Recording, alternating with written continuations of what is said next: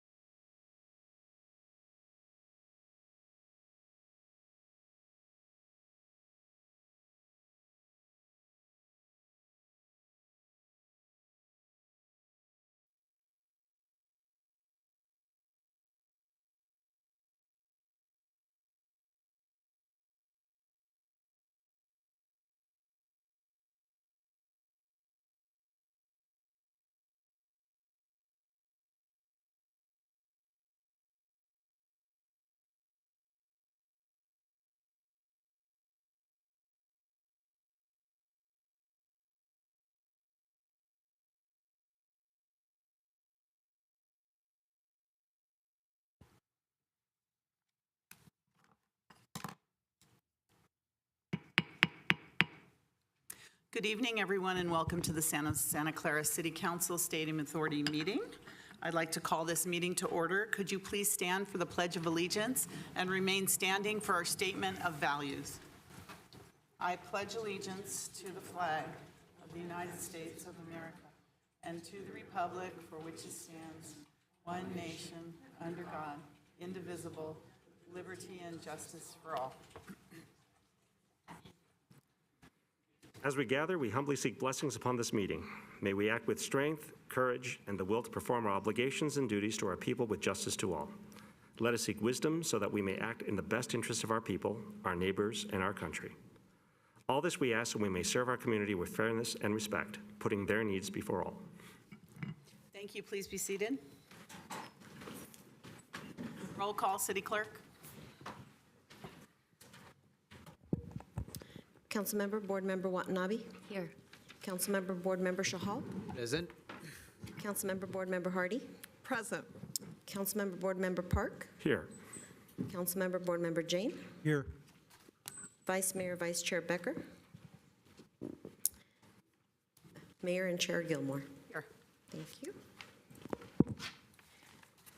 I'll read the announcements. AB 23, members of the Santa Clara Stadium Authority, Sports and Open Space Authority, and Housing Authority are entitled to receive $30 for each attended meeting. Statement of Behavioral Standards. The City of Santa Clara has adopted a code of ethics and values and behavioral standards for public meetings to promote and maintain the highest levels of conduct. This includes mutual respect, robust discussion, and allowing city business to be done in an efficient and consistent manner. Please note that as a presiding officer, the mayor and chair's direction in matters of process and decorum should be followed, and that use of the gavel indicates all conversations must conclude and everyone in attendance should come to order and attention. Welcome and thank you for your participation. For those joining us this evening in the capacity of a registered lobbyist, we ask you to please identify yourself as such and disclose the clients and/or organizations that you represent. This is pursuant to City Code Section 2.155.110. Thank you. Thank you. So good evening, everyone, and welcome. For today's meeting, the council's back in person and is conducting its meeting in a hybrid manner. The public is welcome to attend in person, and the city also continues to use a Zoom feature to allow participation from the safety of your home or office. Members of the public can still join via the link and/or call into the Zoom meeting phone number shown on the screen now. If you'd like to speak on an agenda item or during public presentations, please raise your hand on the Zoom application or press *9 on your phone. Please only raise your hand while the item you're seeking to speak on is presented. Staff will enter your name or the last 4 digits of your phone number, and I will call on you to speak.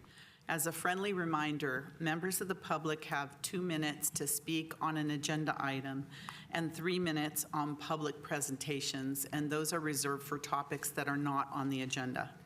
Prior to each agenda item, staff will lower your hand to ensure members of the public are seeking to speak on the appropriate agenda item. So we will move on to the council agenda now. All right, reports of action taken in closed session, City Attorney. Thank you, Madam Mayor. 2 evenings to report on tonight. First of all, May 20th, 2024, and then tonight's meeting. With respect to May 20th, there was no reportable action as a result of the May 20th meeting. However, there was general direction to proceed to settle terms of outstanding disputes with the 49ers on the terms presented, with a public announcement and the sharing of the settlement agreement itself upon finalization and execution, and this occurred on May 23rd. Tonight, Council did meet in closed session on the item listed, but there was no reportable action. Thank you, Madam Mayor. Thank you. Continuances, exceptions, reconsiderations. Do we have anything from council, public, staff? All right, seeing none, we are going to move on to our special orders of business, and we have quite a few. I'm going to go down for the first one and second one.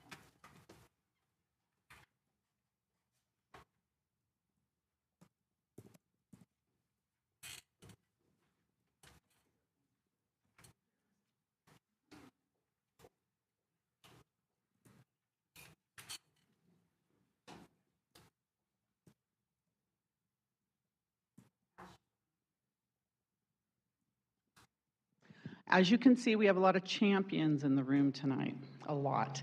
So for our first item, we're recognizing the incredible athletic achievements of some of our young people. This year, Santa Clara High School girls varsity basketball team won their division title. Yes, clap. That's good.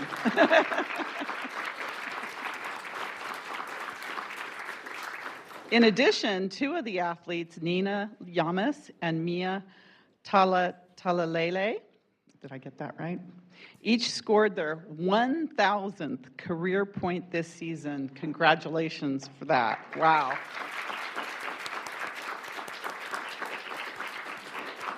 Also, we're acknowledging Angelina Sky de Leon. Angelina made Santa Clara High School's history when she was the first sanctioned female wrestler to qualify for the state championships, where she took second place. Wow, that's pretty amazing. So I'd like to invite Coach Didi Kyoto and Coach Garcia to the podium to speak. You can speak on that side.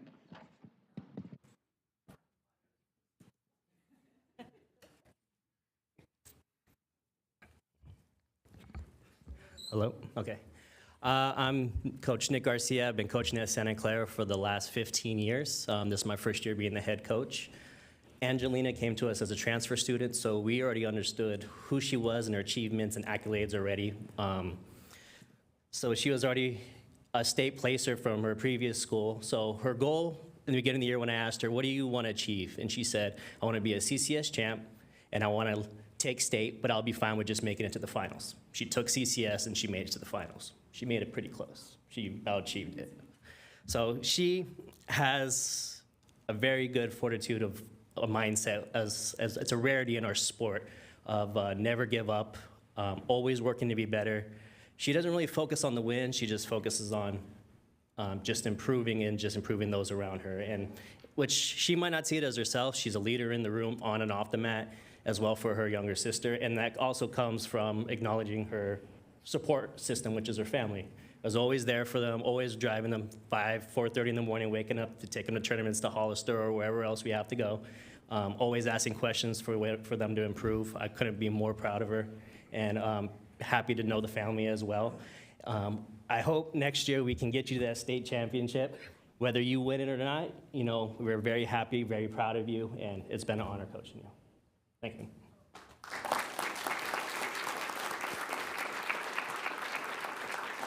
Coach Garcia, go ahead. Madam Mayor, council members, thank you for this opportunity. We really appreciate it. This season, it was definitely a long season. We had a lot of injuries, some really gruesome injuries. So getting to the last game, our senior night of another team, that was the night that we actually won the league. So it was down to the wire, and you know, we pulled out the win probably in the last 2 minutes of the game. So, you know, it wasn't like we just won the league outright. It was a nail biter all the way into the end. These girls worked hard. They worked their butts off. We were in the weight room some days at 6 o'clock in the morning. So they put a lot of effort into this season, and we had a lot of help. You know, credit to all the coaches and all of our helpers coming out. We really appreciate all that we did, and the parents, all the support. And then the 2,000-point athletes, Nina and Mia, you know, it's not 1,000 points may not seem like a lot to many people, but in a 4-year career, 1,000 points is a huge accomplishment. And for them to get it, they got it in the same night against the team that we lost to previously. So being able to do that together, you know, is just awesome. And for them to do it together, you know, you can't ask for much more. And for Nina to get it her senior year is a huge thing for her. I know she was excited because she didn't think she was going to get it. And then for Mia to get it in her junior year, I mean, not many people get it in a 4-year career, so for someone to get it their junior year is just unbelievable. So credit to all the girls. We don't have a whole team because, you know, we have a lot of activities this last week of school, but thank you for being here. We really appreciate it. Thank you all for having us. And to Sky, congratulations on your huge accomplishment. I know that's a really huge task to do, so proud of you as well. And then thank you to our parents and Mr. Shelby, too, for being here. Congratulations, Nick.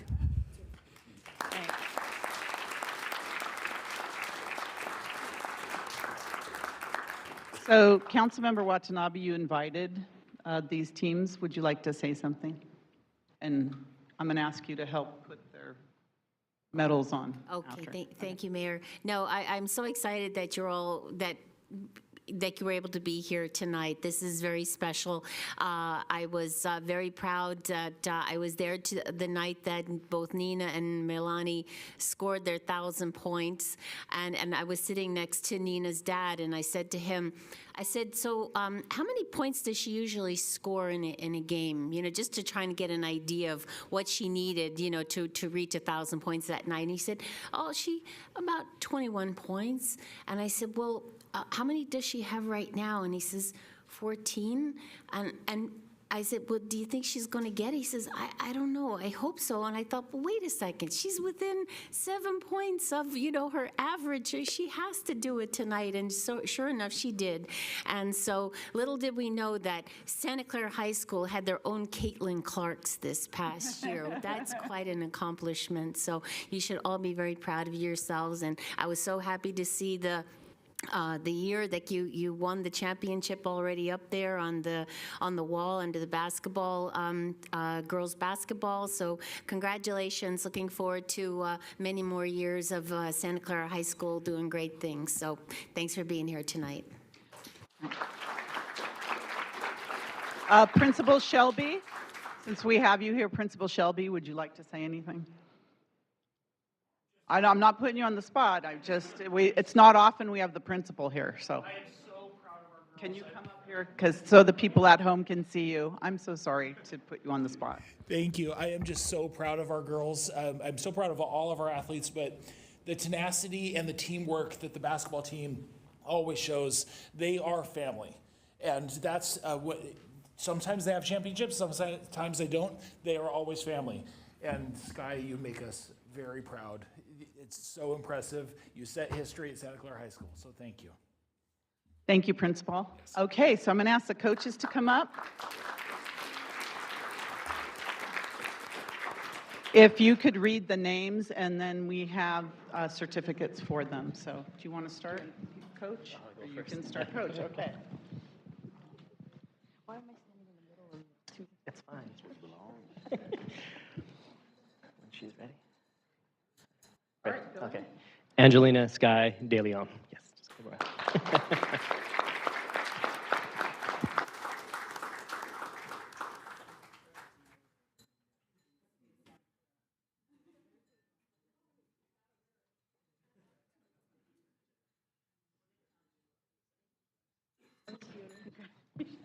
Sky, we're going to have you stand like up here. We're going to take pictures all the way.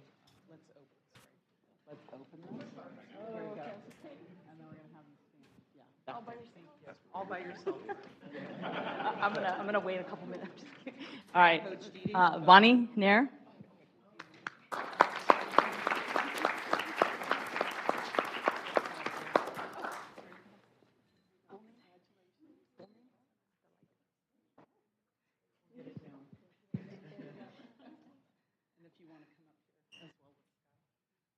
Atalaite Vehikite.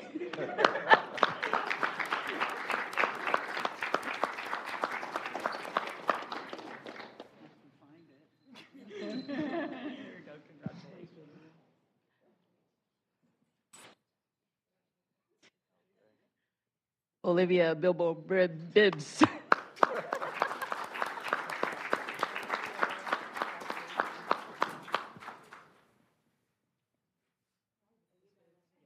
What's Victoria Calvillo.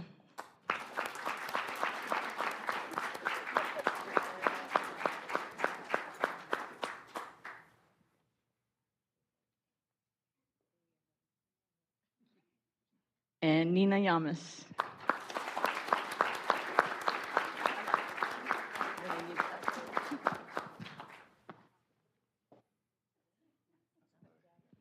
Okay, could we ask the coaches, principal, please come up to join us?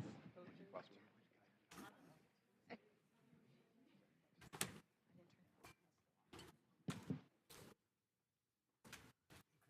How you doing?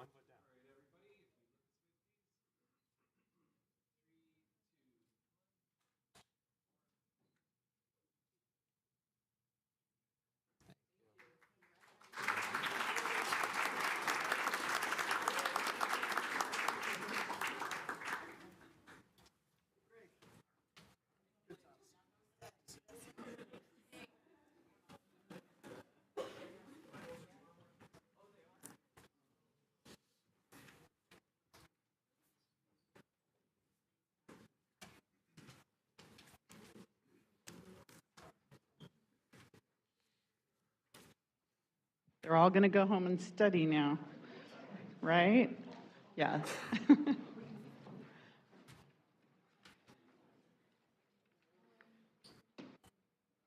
All right, for our next special order of business, we'll be recognizing the Wilcox High School Robotics team, Robo-Apocalypse. Did I get that right?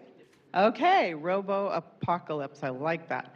This is the first year that this team has been able to attend the World Championship, First Tech Challenge Robotics Competition, World Championship. This team received the Think and Inspire prizes.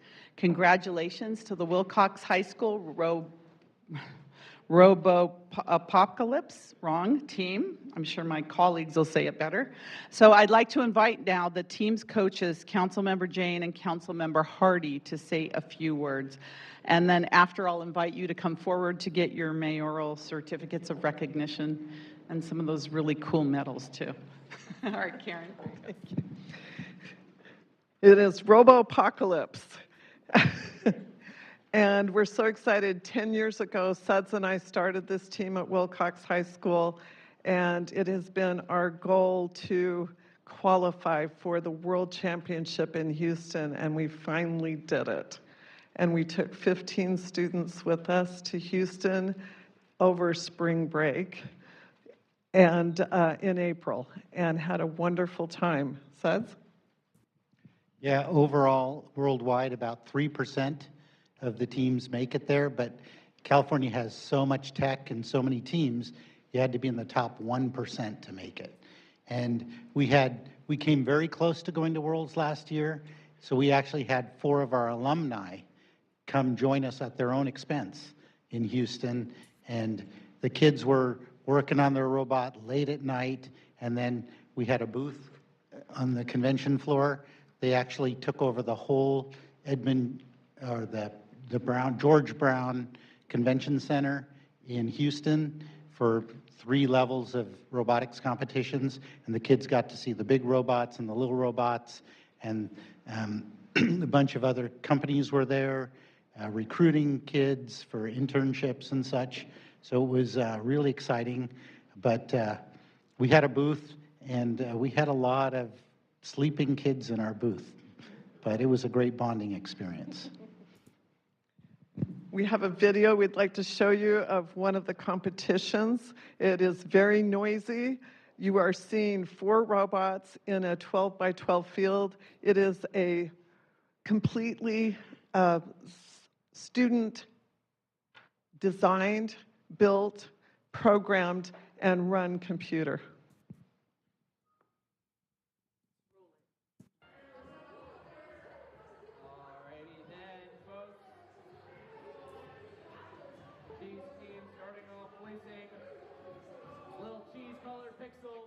We are 8872, you will notice. And the idea is to put those little pixels up on that board.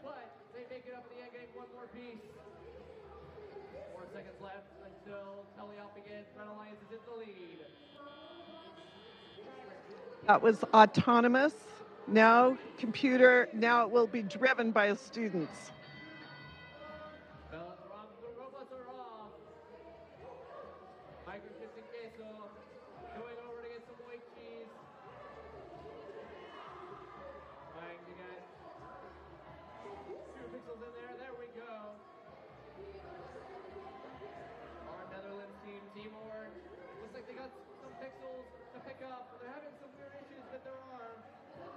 they grab the green cheese. It can't be healthy.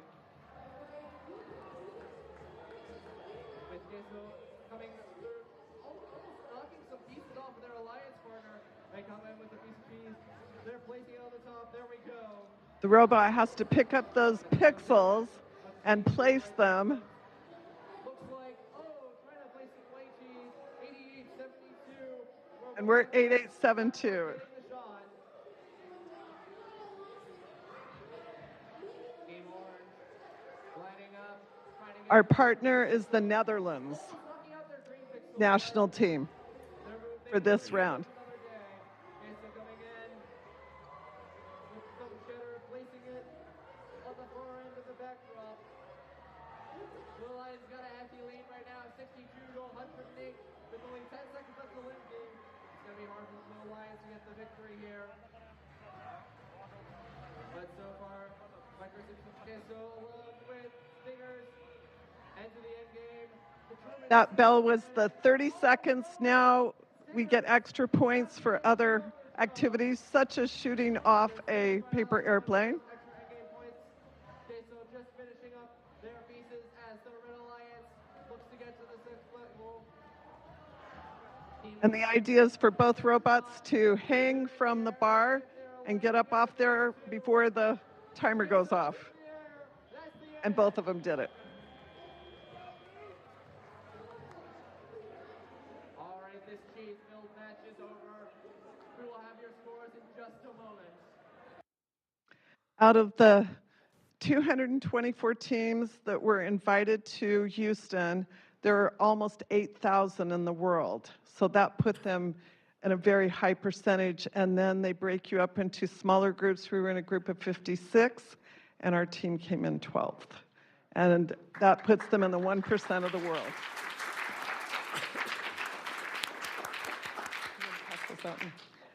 There's a few of the students here. There's 11 of them are seniors, so they have no reason to not be here because they don't have finals. Classes ended today. But I'll read their names, and the ones that are here says if you want to give out the... Chloe Chen, who I don't see here. Yotem Dubinair.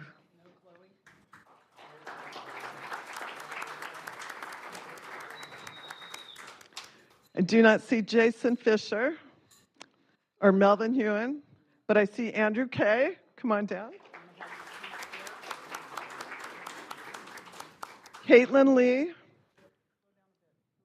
Yeah, this is Andrew Sudsnose.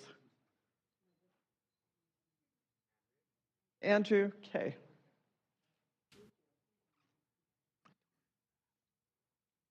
Caitlin Lee and Melvin Matthew are not here. We'll have to, and Samet Mungantha. But Elijah, I almost said EJ because we call him EJ. Elijah Parks, who is next year's captain. Ian Ponanuru, did I say it right?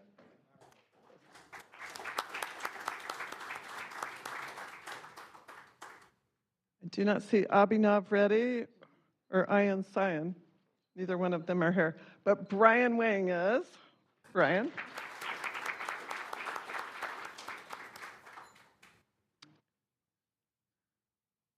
Michael Yamada's not here, but I see, we call him PY. And this is why, because his name is Pranav Yaramanani.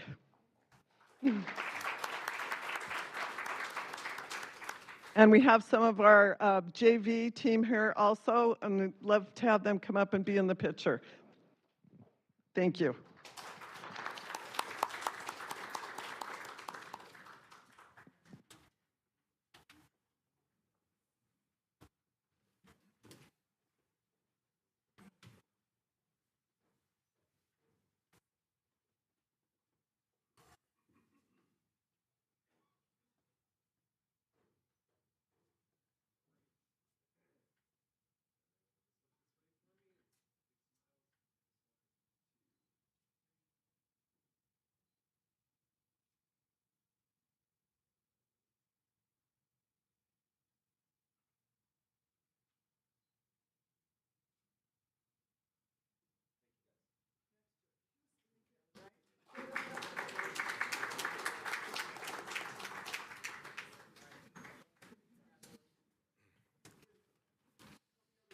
Baton. See you in Japan.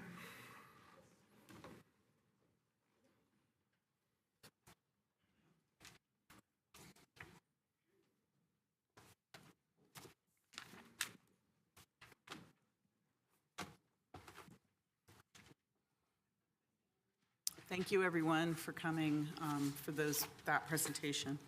And congratulations to our council colleagues, Karen Hardy and Suds Jane. I think it's such an honor to have that level of representation at a world event from our city. We're very, very proud of all of them. So for our next item, the council is honored to recognize Silicon Valley Power Sustainable Futures Program. We have 3 outstanding Santa Clara University fellows here tonight. I'd like to welcome them. This is the 2nd year of the fantastic program.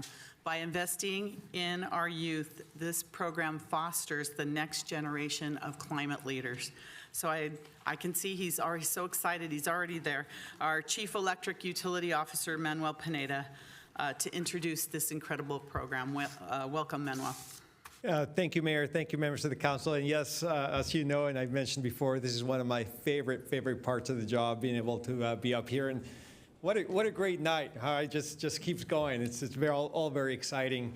But the Silicon Valley Power Sustainable Future Program is one of our scholarship programs, and always excited to see new people, new faces, and just people who are excited about all the work that they're doing. The program's goal is to develop a pipeline of strong, diverse future leaders in the sectors of sustainability and clean energy, and provide scholarships and fellowships to our future leaders. Obviously, you don't want to hear from me today, so I am very excited to present Santa Clara University Representative Wilson Garone, Vice President of Finance Administration, who will introduce our 2nd year of SVP Sustainable Future Fellows to present the work they completed in partnership with the city this year. Thank you, Council. Thank you, Manuel. Welcome, welcome.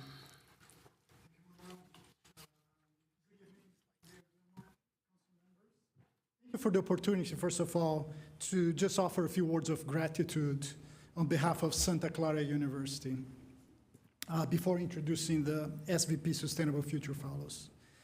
Since I joined Santa Clara about a year ago, I've been deeply impressed by our interactions with the city staff and offices. The university has added several significant solar and smart grid projects on campus. In March, we activated 2/3 of our new 1.4 megawatts solar system.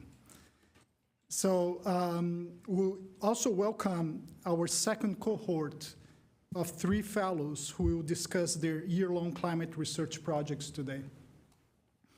And we also have 8 undergrad scholars studying on campus through the program, most of these students being first-generation students in Santa Clara.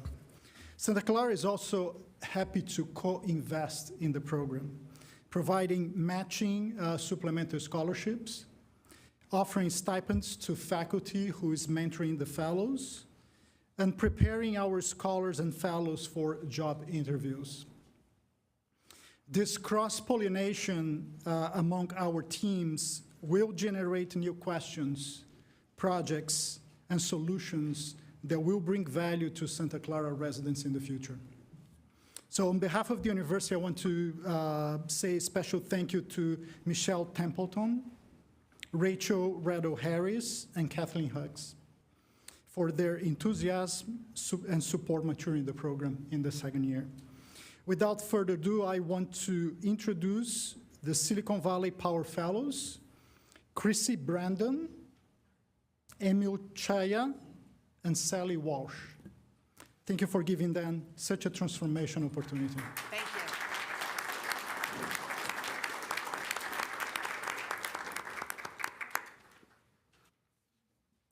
Hello, Honorable Mayor and Council. My name is Sally Walsh. I'm a senior at Santa Clara University studying psychology, sustainability, and environmental studies.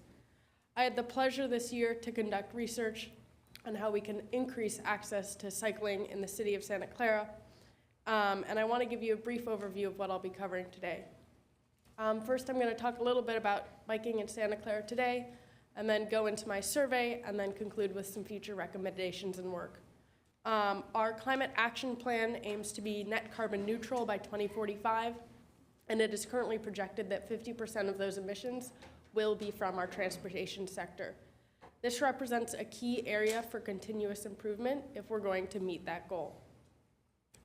Santa Clara has a high car culture, and this can be seen by the 2018 census, where 75% of households in Santa Clara have access to more than 2 vehicles, and only 3% of households in Santa Clara don't have access to a vehicle at all. This is important to keep in mind because our biking system needs to be enjoyable, as it is not currently a requirement for our citizens for daily living. Additionally, there is a disconnect between our north and south connections provided by Highway 101 and the Caltrain corridor, as well as the prevalence of data centers in central Santa Clara. So I aim to understand what kept our Santa Clara residents from cycling for short distance trips. Over the course of 7 weeks, I conducted a survey that garnered 177 responses, and we know that 40% of respondents identified as interested but concerned in cycling more in the city of Santa Clara.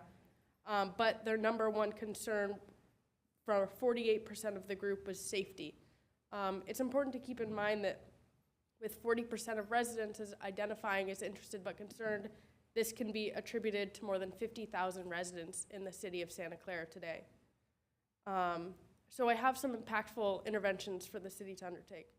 First, we'd like to see more Class 2 and Class 4 bike lanes. This includes buffered and off-street trails, as well as we'd like to see improved crossings and connections that are maintained for safety. This is specific to Highway 101, 880, and the Caltrain corridor so that people are able to commute over these distances as they pose a significant safety threat. People also cited wanting to continue to see the El Camino Real specific plan worked on, and a high priority for our citizens is safe and adequate bicycle parking. This one is important to emphasize because it was only listed as an other option amongst my survey, and it was cited very frequently. For future work, whether through the fellowship or the city, I recommend additional survey and community engagement to inform current and future infrastructure investment. Thank you. Thank you. Thank you. I just wanted to say something. That was very impressive information. I hope that we can get a copy of whatever you have done so that we can talk about it, because your responses were more than some of our own surveys here. So I appreciate that. Thank you. A policy brief from all of us is coming. Awesome. Wonderful. Thank you. All right. Emil? Good evening, Honorable Mayor and Council members. My name is Emil Chaya. I'm a junior finance major at Santa Clara University, and I'm Silicon Valley Power Sustainable Futures Fellow. Tonight, I'll discuss my research on the critical role of green bonds and credits in supporting decarbonization initiatives among minority-owned small and medium enterprises in Santa Clara. Santa Clara is home to a diverse array of SMEs, many of which are owned by marginalized communities and significantly contribute to our local economy. However, the accessibility of these instruments remains a significant challenge. Green bonds and credits are innovative financial tools designated for long-term, large-scale impact in green assets and projects that not only provide vital financing, but also promote accountability and transparency through improved environmental disclosure and assessment. The adoption for these initiatives is inspired by the city's grant program and the potential to promote a greener city. Inspired by the successful municipal green credit programs who have developed green transits and various energy efficient initiatives, and my background in finance, I found an opportunity for the city to enhance investor engagement to support similar projects. By focusing on this, my research aligns with the program's goal of supporting underrepresented socioeconomic backgrounds in sustainability. Specifically, my proposal emphasizes strategy C1 of the city's climate action plan to improve community resilience and ensure preparedness for climate and non-climate emergencies. My research was based on a sample of over 2,400 bonds between 2014 and 2024, sourced from the S&P US Municipal Green Bond Index, which resulted in high coefficients in environmental innovation among companies with a green credit showing consistent adoption as a tool for development growth when supported by a government body. Based on this, I propose 3 key initiatives for the city to enhance their impact and role. Firstly, simplifying the access to green financing by streamlining procedures to make it easier for businesses to secure funding. Secondly, developing a green credit investment program, encouraging community investment in green projects as part of the city's grant program. And lastly, promoting educational programs and resources to make these opportunities available. By replicating success stemming from a clear and transparent allocation of funds, strong environmental and social impact, and investor engagement, Santa Clara can drive green initiatives, growth, and an equitable and green economy for businesses that don't have that financing available. I look forward to sharing my policy brief on implementing proven strategies to ensure that Santa Clara creates a greener, more equitable future for our community. Thank you for your time. Thank you. Thank you, Emil.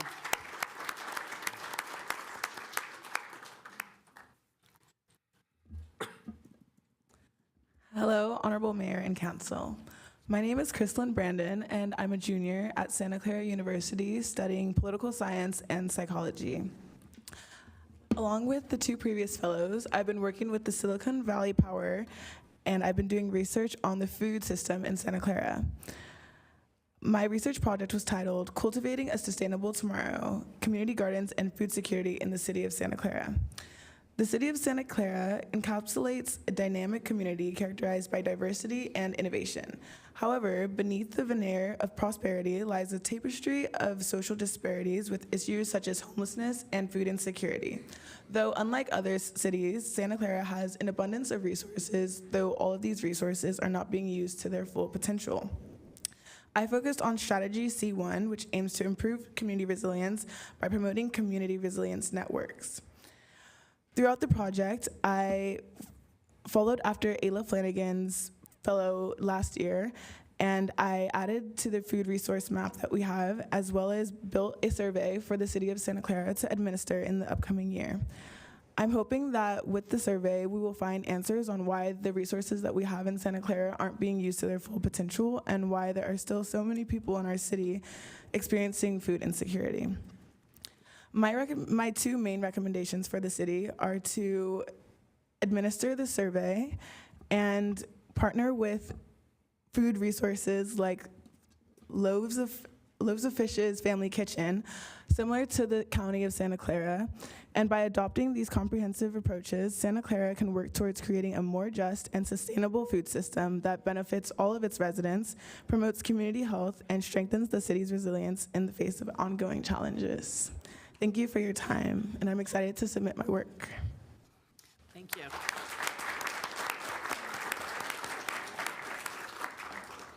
Thank you to all 3 of you. Those are just amazing projects that you've done, and I look forward, I'm sure the council does too, to seeing everything that you have accomplished, and I know you're going to send that to us. And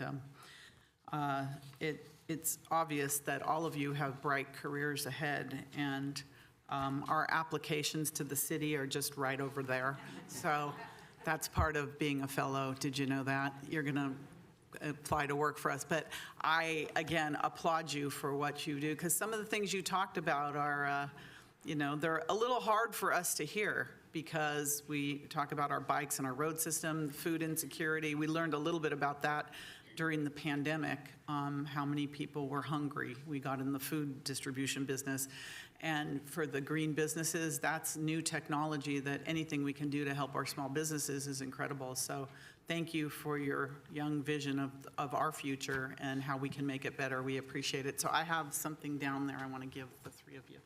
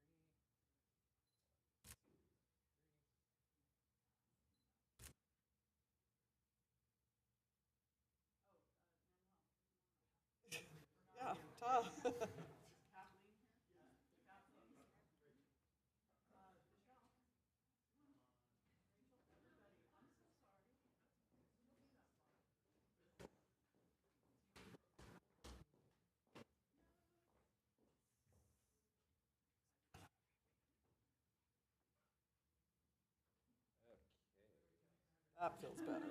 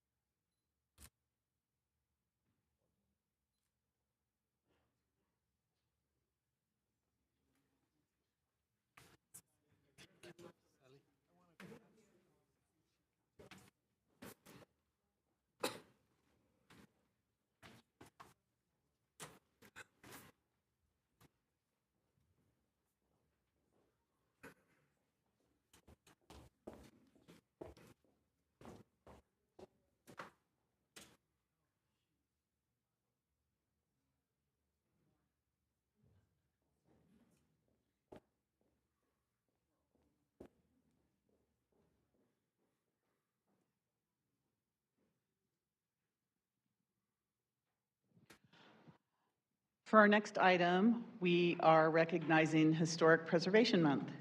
It's a time to promote historic places and demonstrate the social and economic benefits of preservation. I invite Historical Landmarks Commission Chair Anna Vargas Smith to the podium to give us a brief overview of the 2024 Historical and Landmarks Art Meets History Project. So, Anna? Good evening, everyone. Mayor, City Council, staff, everybody. We're pretty excited about this project. Oh, yay. See, we got more of the team here. Not everyone could be here tonight. We all have tough lives. Living in Silicon Valley, right? We're grateful for this project. We're very proud of it. We're celebrating National Preservation Month. It's a tradition that dates back to 1973 to celebrate with events that promote historic places, heritage tourism, and also social and economic benefits of historic preservation. This year's theme was People Saving Places for the National Historic Preservation Organization. Their point is to shine a spotlight on everyone doing the great work of saving places and inspiring others to do the same. We thought that by shining a light on our many historic properties, iconic characters and events, through public art with our Art Meets History banner program, we could catalyze and inspire the community to want to learn more about saving and preserving these places in our historic city. That said, we think the momentum of the banner program that we launched will excite support for HLC top priorities for 2024. And these are just our top ones. Preservation, education, community outreach, and reviewing existing processes to support that. Number 2, review the local preservation ordinance. We think it's outdated and it lacks the functionality to preserve by district. 3, growing our HRI inventory. Many new properties and neighborhoods to consider, and they're coming our way, and really explore grant opportunities to preserve the existing city-owned properties, which are very essential to us too. We're a highly motivated commission and ready to engage the next generation of community preservationists. So grateful for the support of the mayor, council, everyone, HLC subcommittee commissioners Romano and Kirby. Kirby actually brought us the artist who did all the work for us. We also want to thank the local artist, Cameron Baker. She was very creative in bringing our vision to light. And thank you, Elizabeth and Sheldon, for advocating for a new page on the city website so you can really view our banners there and engage us from that city website.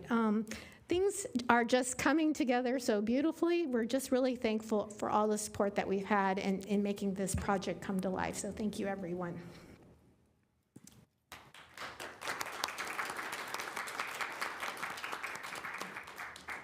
So thank you, and I'd like to acknowledge all the Historical Landmarks Commissioners that are here today and ask them to join us up here for a photo. We have, of course, our Chair, Anna Vargas Smith, our Vice Chair, Kathleen Romano, Michael Kelso, I don't think he's here, Michael. Patricia Leon is here as well. Yvonne, is Yvonne Inciarte? Is she here? No? Amy Kirby, Ed Stocks. I'm going to keep going.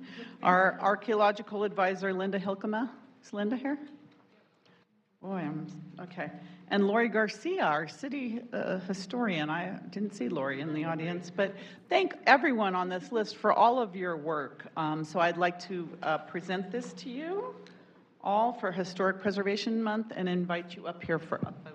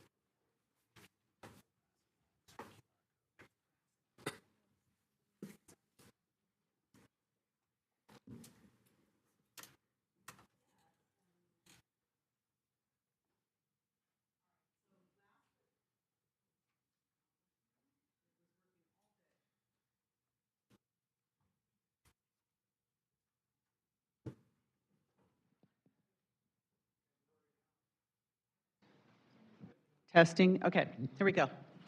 Last but not least, under our special order of business, we are recognizing Affordable Housing Month. Affordable housing continues to be a top concern in our city and throughout the entire region. We want to create a community where all of our residents have a safe place that they can call home. Effective partnerships are one tool to boost affordable housing production. The completion of Monroe Commons is an example of this type of partnership. In this project, the city developed a vacant, city-owned property into affordable housing, which is probably the coolest name of a development company I can think of. Freebird Development Company worked closely with the city to design the development. I'd like to invite Robin Zimber, founder and manager of Freebird Development Company, to the podium to speak.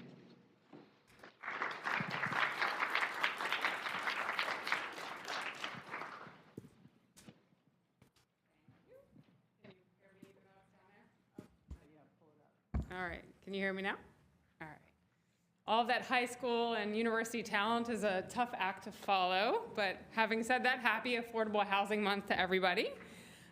My name is Robin Zimbler, and I'm the founder of Freebird Development, the developer of Monroe Commons. We finished Monroe Commons last October, and as of January, we are pleased to report it has been 100% occupied. It is a model of inclusive mixed income housing, and what I mean by that is it has 65 units, but 25% of those units, so 16 units in total, are set aside for people with intellectual and developmental disabilities. And the balance of the units are studios, 1, 2, and 3 bedroom units that are targeted to 3 different income tiers, up to 80% of AMI. Our project houses people with a wide variety of incomes, family sizes, and abilities. From a 36-year-old with developmental disabilities living independently from his aging parents for the very first time in his life, to a mom and her 2 sons who had been living in their car since 2022, to a family of 4 who were living in the living room of a family member and now have a place of their own with bedrooms for their children and for the parents. And to an elderly couple, one with dementia, whose husband has expressed to me how therapeutic it has been for his wife to have her own gardening bed. All of our residents come together to enjoy the many community amenities our project offers. Classes our services providers host in our community room, and the various community programming that we have had, including a recent welcome party for all of our residents. I can't thank the city enough for entrusting us, a small, woman-owned, emerging developer, with this very important site. The city has been a great and true partner throughout the process as we've faced obstacles as any affordable housing development has over the last years. I also wanted to get a quick shout out to our neighbors. We had 12 public meetings and community meetings and public hearings throughout our entitlement process. I looked back at our first presentation at our very first community meeting, and it had 3 goals in there. One was housing for a broad range of incomes and family sizes. One was for housing for diverse abilities. And the last one was to be a good neighbor. We hope that we've lived up to that and that the development is something that both the neighborhood and the city are proud of. So thank you again. We hope this is just the first of many projects we do in Santa Clara.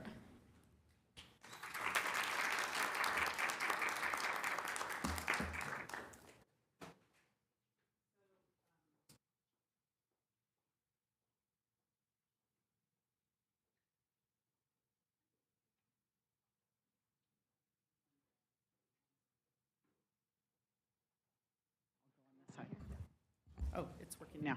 So for those of you who don't know where this is, it's on the corner of Santa Tomas Expressway and Monroe in Santa Clara, right across Santa Tomas Expressway from the Eddie Souza Park. So it was a very difficult site, and thank you so much for outreaching to the community and being such good community partners with our neighborhoods and coming up with this very wonderful development. So thank you so much. I was going to ask our housing director, Adam, I don't know if you want to come up and say anything or not. That's up to you. Otherwise, it's for a photo. So I'm going to ask you to bring your team up and your team as well so that we may have a photo with the council. Thank you.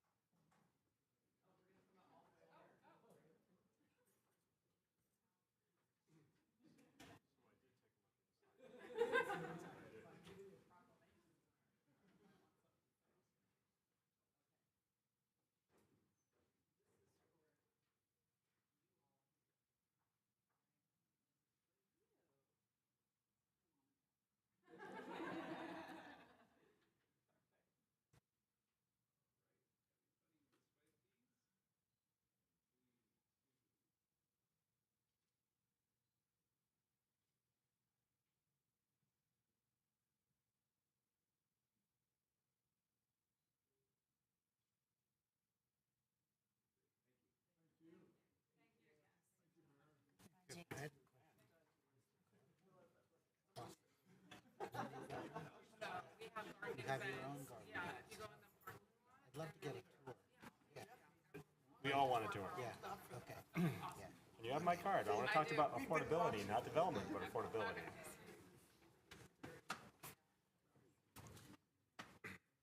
Yeah. 2 items. G. Yep. Yep.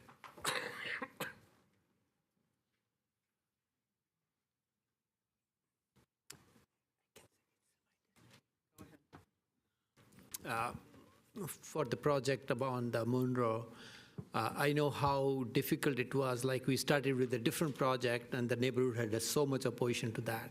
And then Freebird came on board and I'm glad this thing happened. And the communication you did with the neighborhood, that was great. And moving the footprint away from the neighborhood and creating that zone over there, that really helped us. That shows like if the developer or whosoever is trying to work out with the neighborhood, every project can be very successful. So I commend the team and creating affordable housing in the city of Santa Clara for that matter. Thank you very much. Appreciate all you did.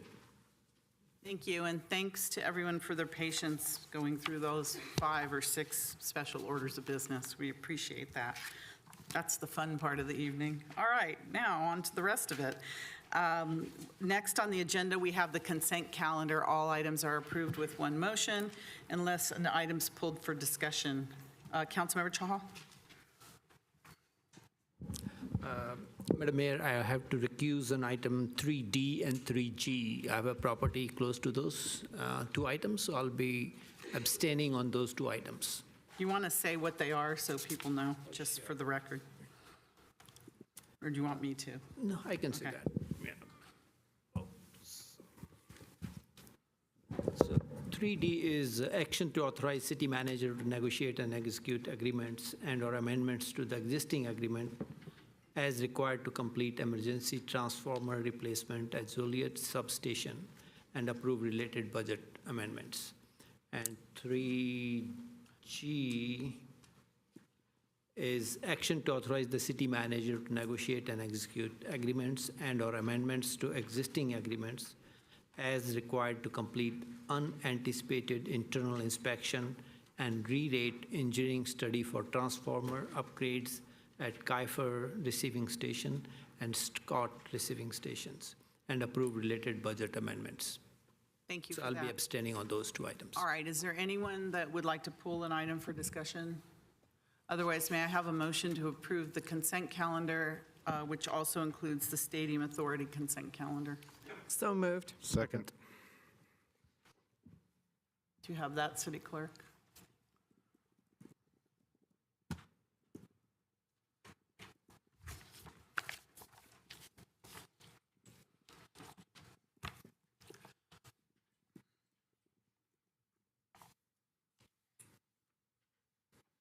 Please register your vote, noting the abstentions from Councilmember Chahal. Councilmember Jane, will you be casting your vote? Thank you. And that passes unanimously. Thank you very much. That moves us to public presentations, and these are limited to items that are not on the agenda. Is there anyone here in the audience that has a public presentation? So please come forward. Seeing none, City Clerk, do you have any cards for public presentation? Is there anyone online? I have no cards for public presentation, and there are no hands up on. No hands up for public presentation? Okay. All right, we are moving on then. Next, we have a public hearing. Before we do this, I see we have a lot of swim folks in here. I'm going to move up after the public hearing since we need to hear that now. The update on the swim club. After that, I know it's not very long, so City Manager, after the public hearing. So next we have the public hearing action on resolutions approving water, sewer, and recycled water amended rates to be effective July 1st, 2024. It's a public hearing, so I'll declare that open. And we have City Manager. Thank you, Mayor and Council. Javon Grogan, City Manager. And good evening. The item before you tonight is the consideration of rates charged to Santa Clara customers that would begin on July 1st of this year for water, sewer, and recycled water. The council will recall that we held briefings with you in early April regarding these increased rates.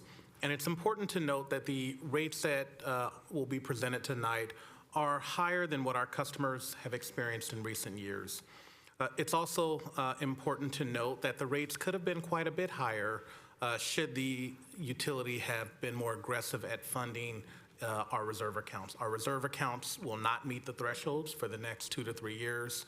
We do intend to reanalyze our reserve needs, but in wanting to be cognizant of the large increases that are proposed for this year, we did not increase reserve funding. There are also various pressures on our utility rates and pass-through from other providers that we will talk about tonight. And tonight's presentation will be provided by Gary Welling, our Director of Water and Sewer. And so I will invite Mr. Welling to the podium now. Thank you. Welcome, Director Welling. Hi, good evening, Mayor, Council, City Manager. Glad to be here this evening to present action on resolutions for approving water, sewer, and recycled water rates. Next slide, please. The agenda for tonight, we're going to discuss a rate-setting timeline, overview of the utilities, capital improvement projects, proposed rates, and the rate drivers the city manager mentioned. We're going to compare our neighboring cities, our utility bill assistance program, and then close the public hearing and set the rates. Next slide, please. Thank you. So the timeline mentioned, we did have council briefings on April 1st through the 4th, so this might seem repetitive. April 8th, we sent out the Proposition 218 notices. They were mailed out to all customers. May 28th today is the public hearing, and then if approved by council, the rates would be effective July 1st. A little bit about our utilities. We have approximately 27,000 connections, 335 miles, 19 active groundwater wells, 7 storage tanks with a capacity of 28 million gallons. On the sewer side, a similar number of connections, 288 miles of mains, sewer mains, 7 pump stations located throughout the city, 2 strategic pump stations, the primary Rebello and Northside pump stations that take the majority of flows to the regional wastewater facility, which we are a co-owner of. And then recycled water connections, about 361. Little by little, those connections continue to add up over the years. We have approximately 20% of our total water sales in summer months attributable to recycled water. On the potable water side, you've seen this map before. It changes slightly year to year. We have about 19.8% from that bluish gray at the top as a PUC. That's a Hetchy system. Percent of our potable water. About 60% groundwater. That's increased a little bit through the calendar year. 2023, we're about 62%. But this is, we're working off fiscal years, so 2022 to 23 is our last available data since this fiscal year isn't over. We've got about 20.2% from valley water, treated water, making up the remainder of potable water sources. And this slide here shows the entire water portfolio. I don't think I've shown this slide before, but this is projected water sources for fiscal year 24-25. The other component that's in here, or the other source, is recycled water. So we have 4 sources of water here in the city. With recycled water, I was always impressed with Santa Clara because that was one of the reasons that attracted me here, was the recycled water makeup. It's increased slightly over the last probably 3 or 4% over the last 6 years as we add on other facilities. But we're at about 20%, 21% of recycled water. We certainly are the exception, and I have to say envy of other utilities and agencies with a portfolio like this, even larger than San Jose, which supplies the recycled water. So it happens because we really have qualified staff that are able to put this together, approve projects, and have a really robust, safe program for cross connections. So just wanted to mention that and highlight that. The award-winning utilities, all 3 utilities, we've been lucky enough to win some decent awards. This year we got Project of the Year for emergency construction on the recycled water line, the Bassett and Chestnut. As you recall, we had a 24-inch line that was damaged by a fiber optic contractor. We're in the process of getting reimbursed for that expense, about $420,000. But staff did a really good job keeping 40 or so customers in water when we had that breach of the line.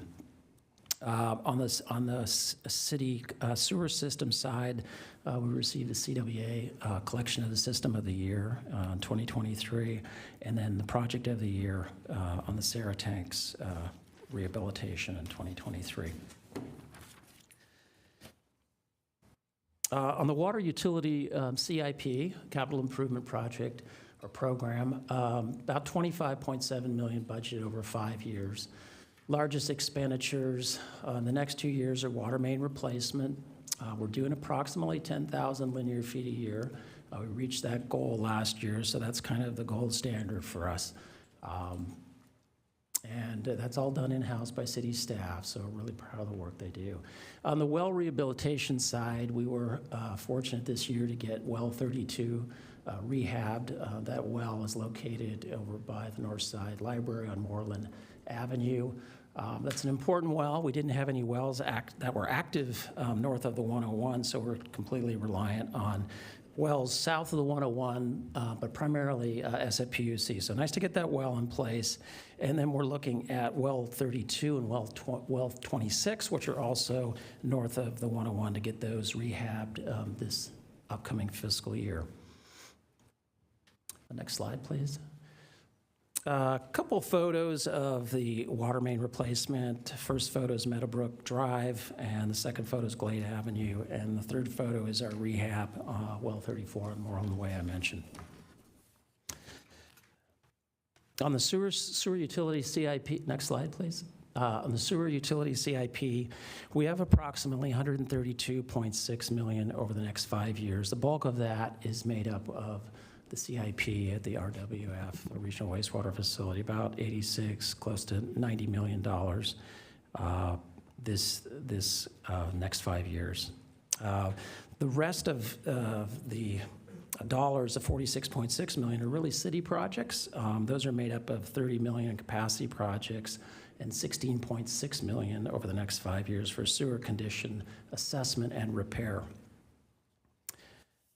Next slide, please. The sewer utility CIP, I mentioned, this is a map showing 10 active large-scale projects currently underway at the Regional Wastewater Facility. The pictures on the right are photos of the digester project, the largest CIP project at the facility. It's about $178 million. But that's going to take the biosolids from the drying beds, helps with the regulatory odor control. Milpitas has been complaining for years about odors, so this is going to solve that issue, hopefully. And then new regulations about disposal of the biosolids and the drying of the biosolids will be much faster and quicker, but it's going to be expensive, not only for the construction, but also the operations and maintenance, and that's really what's driving operations and maintenance costs at the Regional Wastewater Facility, but really cool facility. Next slide. So the proposed water rate increases for this fiscal year are 11.6% in water. On the sewer side, single-family resident, I'll say on the water side, that's general customers, so that applies to everybody. But on the sewer side, single family, 8.5%, multifamily, 7.5%, and the commercial average is 13.7%, depending on the customer class. Recycled water has 11.8%. Next slide. The proposed average residential bill. On the water side, the average resident will see an increase of approximately $11.16, so $11.16 per month. This is based on average use of 12 HCF, and the monthly bill will increase from $95.64 to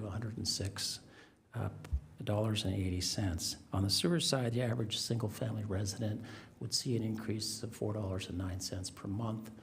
And a multifamily resident would see an increase of $3.43 per month. And so at the very bottom, really the total water and sewer monthly residential increases would be $15.25 for single family and $14.59 for multifamily. City manager mentioned, pass-through costs, and primarily pass-through costs are going to be these wholesale water supply costs from SFPUC and also from Valley Water, but primarily Valley Water because we purchase 80% of our potable water from Valley Water. And that's 58.4% of that percentage increase I mentioned on the water side is coming from those pass-through wholesale water costs. On the sewer side,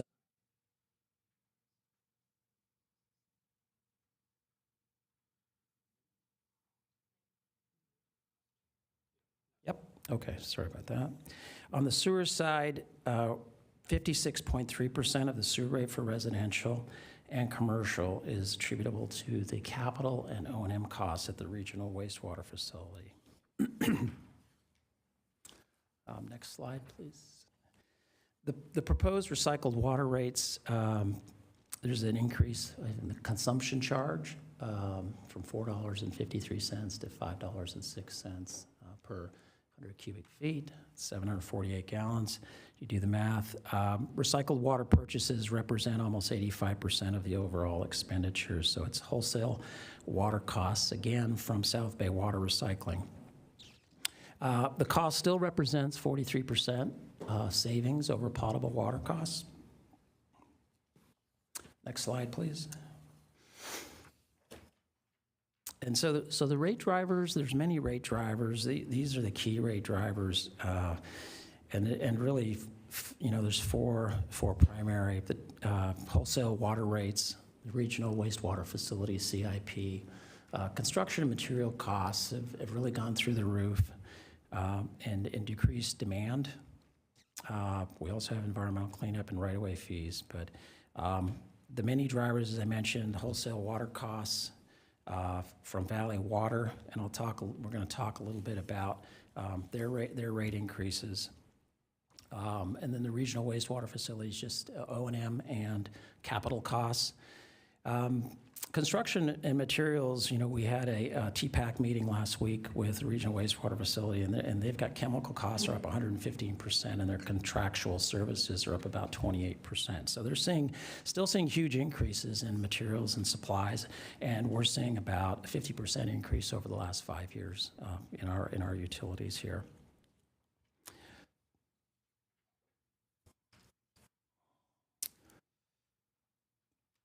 I'll mention conservation, because conservation is a huge driver on the water side and on the sewer side. Obviously, residents and customers are doing a great job of conserving. There's regulations out there. We're dropping our per capita use, which is great. It's sustainable. We're making use, we're lengthening out the use of limited supplies, which is great. But we've saw in the last couple of years a 12.5% drop in water sales revenue, and that's attributable to the great job everybody's doing on conservation.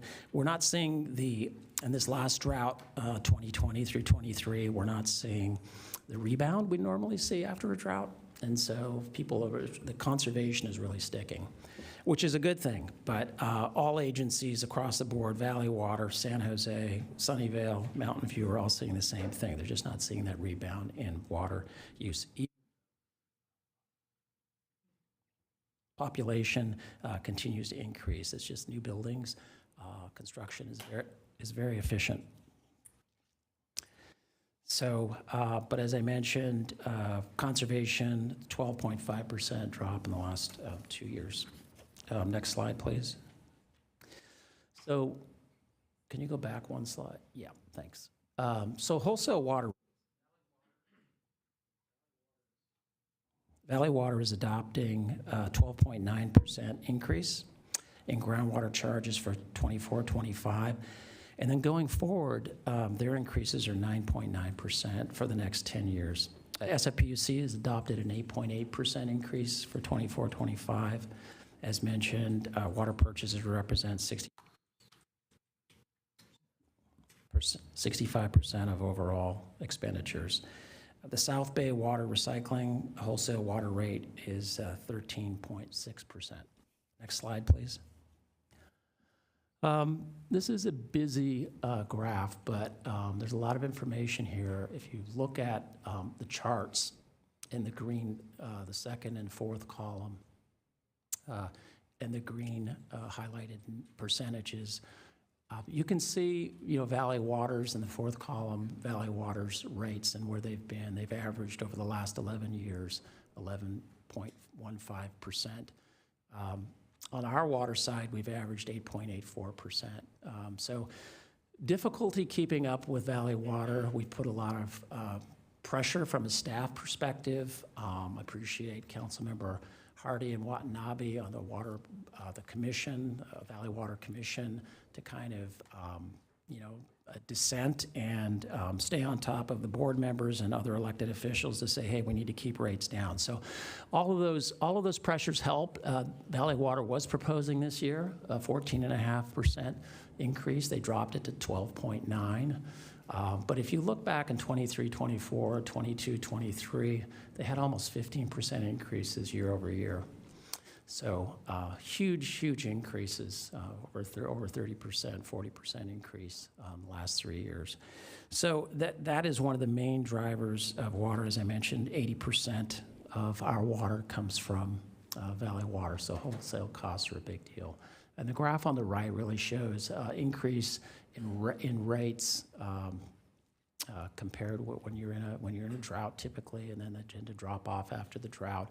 But since we're not seeing the rebound, we tend in 23, 24, and 24, 25, we're seeing rates climbing again, even though we're out of the drought. And as I mentioned, this is pretty typical of most agencies that we compare with in Silicon Valley. Next slide, please. This shows city water demand as of 2023. You can see the population line curve, and we've got this teal and dark blue lines showing demand decreases. And we've got residential water sales in the teal color and the dark blue commercial. And you can see they're trending very closely, but they're both trending downward even though population continues to increase. And as I mentioned, has an impact on revenue for sure. It's great news as far as sustainability and water supply. And this is a trend that BOSCA represents us and 26 other agencies. They're seeing the same trend up the peninsula with all of the 26 agencies. Next slide, please.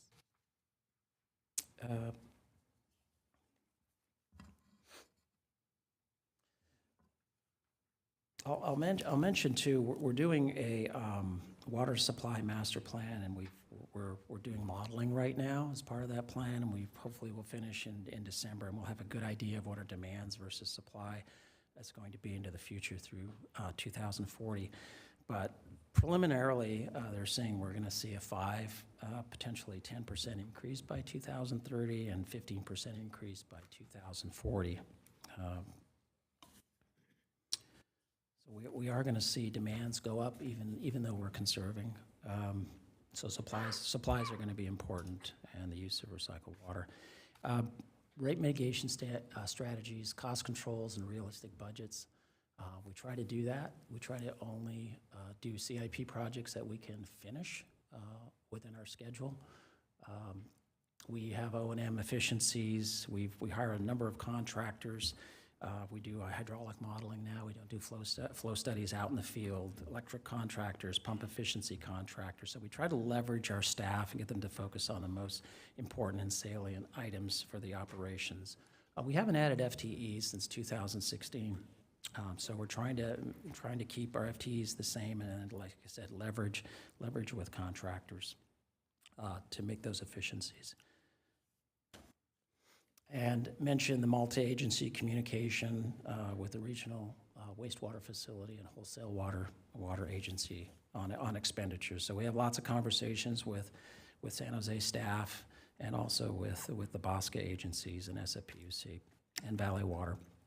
Next slide, please. So this is the water and sewer rate comparison with, got 1, 2, 8 agencies, cities. We're tracking pretty well as far as when we combine rates with sewer and water. On the sewer side, we're pretty competitive. We're within 4% of 5 of the agencies. We're higher than San Jose on the sewer side and San Jose Water Company, and very close to Palo Alto and Mountain View. On the water side, we're definitely lower than many of the cities. San Jose has seen some pretty big increases, I think 18% last year and 12% this year. So, but Sunnyvale is probably the outlier there. They've got a pretty low water rate. I'll mention that we have that water portfolio of 4 different sources, and cities like Sunnyvale, as an example, are primarily using Valley Water and SFPUC. They don't have a lot of groundwater. Groundwater wells, we've got 19 wells. It's not we have, groundwater rates are lower, but they're expensive to maintain.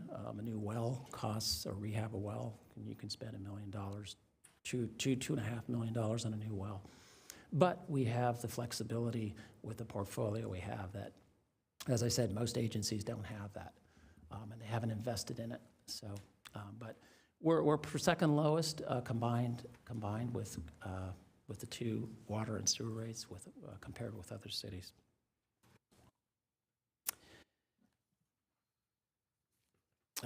Next slide, please. So utility bill assistance, we have a number of programs.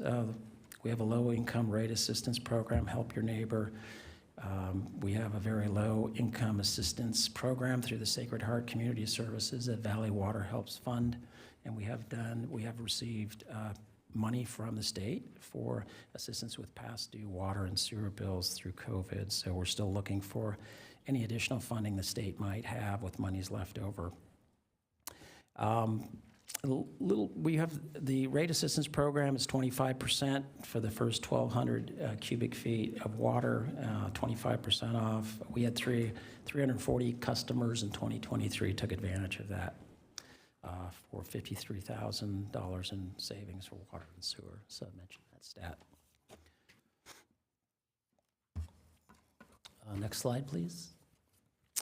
So, the recommendation tonight at the close of the public hearing, if protests from property owners are not a majority, adopt the resolution approving the water rate schedule 2024-01 and recycled water rate schedule 2024-02 for city water service rates to be effective July 1, 2024, and adopt the resolution approving sewer rate schedules S20-24 for city sewer service rates to be effective July 1, 2024.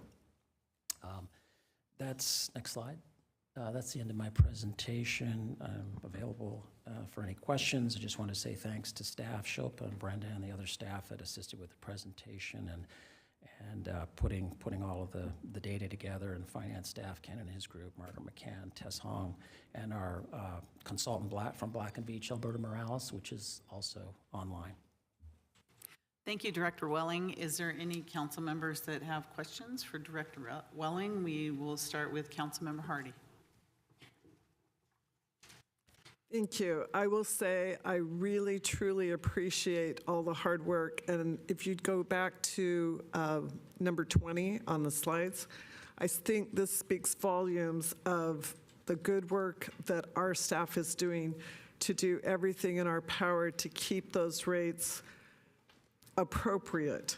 I will say we have safe, reliable water. We have the flexibility of having different sources that Sunnyvale does not have. They have one source of their water, and they're tied directly to that. That would be a lot. We would be in a bad shape during another drought if we did not have that, and I appreciate that that is built into it. And you alluded to it, but I will say the regional water facility is being completely rebuilt as it's being run. It is over 50 years old, the entire system, and that's not something you can turn off and just rebuild. They are rebuilding it as we still run it. So that they're doing an amazing job with that and keeping those rates. I truly appreciate that. Thank you. Councilmember Jane. Yeah, thank you.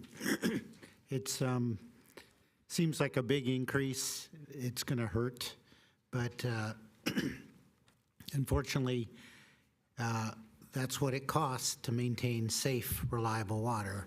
And I've said many times, our tap water is often safer than bottled water. So, and interestingly enough, there's a new regulation coming to eliminate these PFASs, and so that's going to add to the cost. But bottled water regulators don't have those regulations on PFASs and the microplastics that are in bottled water. So, and I'm really pleased that we're expanding our recycled water, because like recycled water is like 50% of fresh water. And I think it's important to lower water bills to provide for the recycled water for people that have to maintain lawns and such. Thank you. Thank you, Councilmember Chahal. Thank you, Mayor.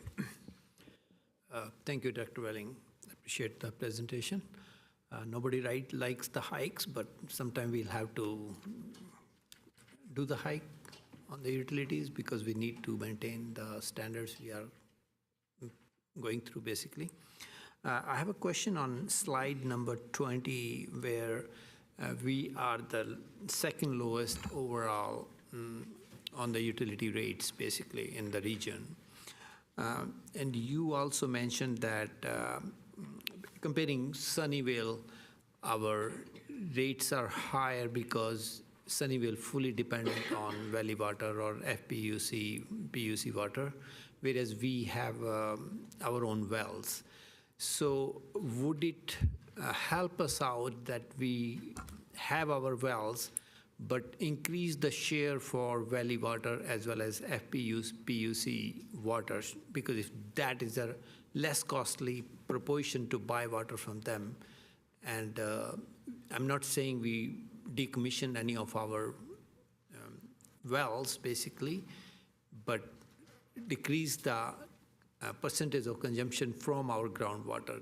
In long term, like we are preserving the groundwater, that's a one sustainable thing anyway.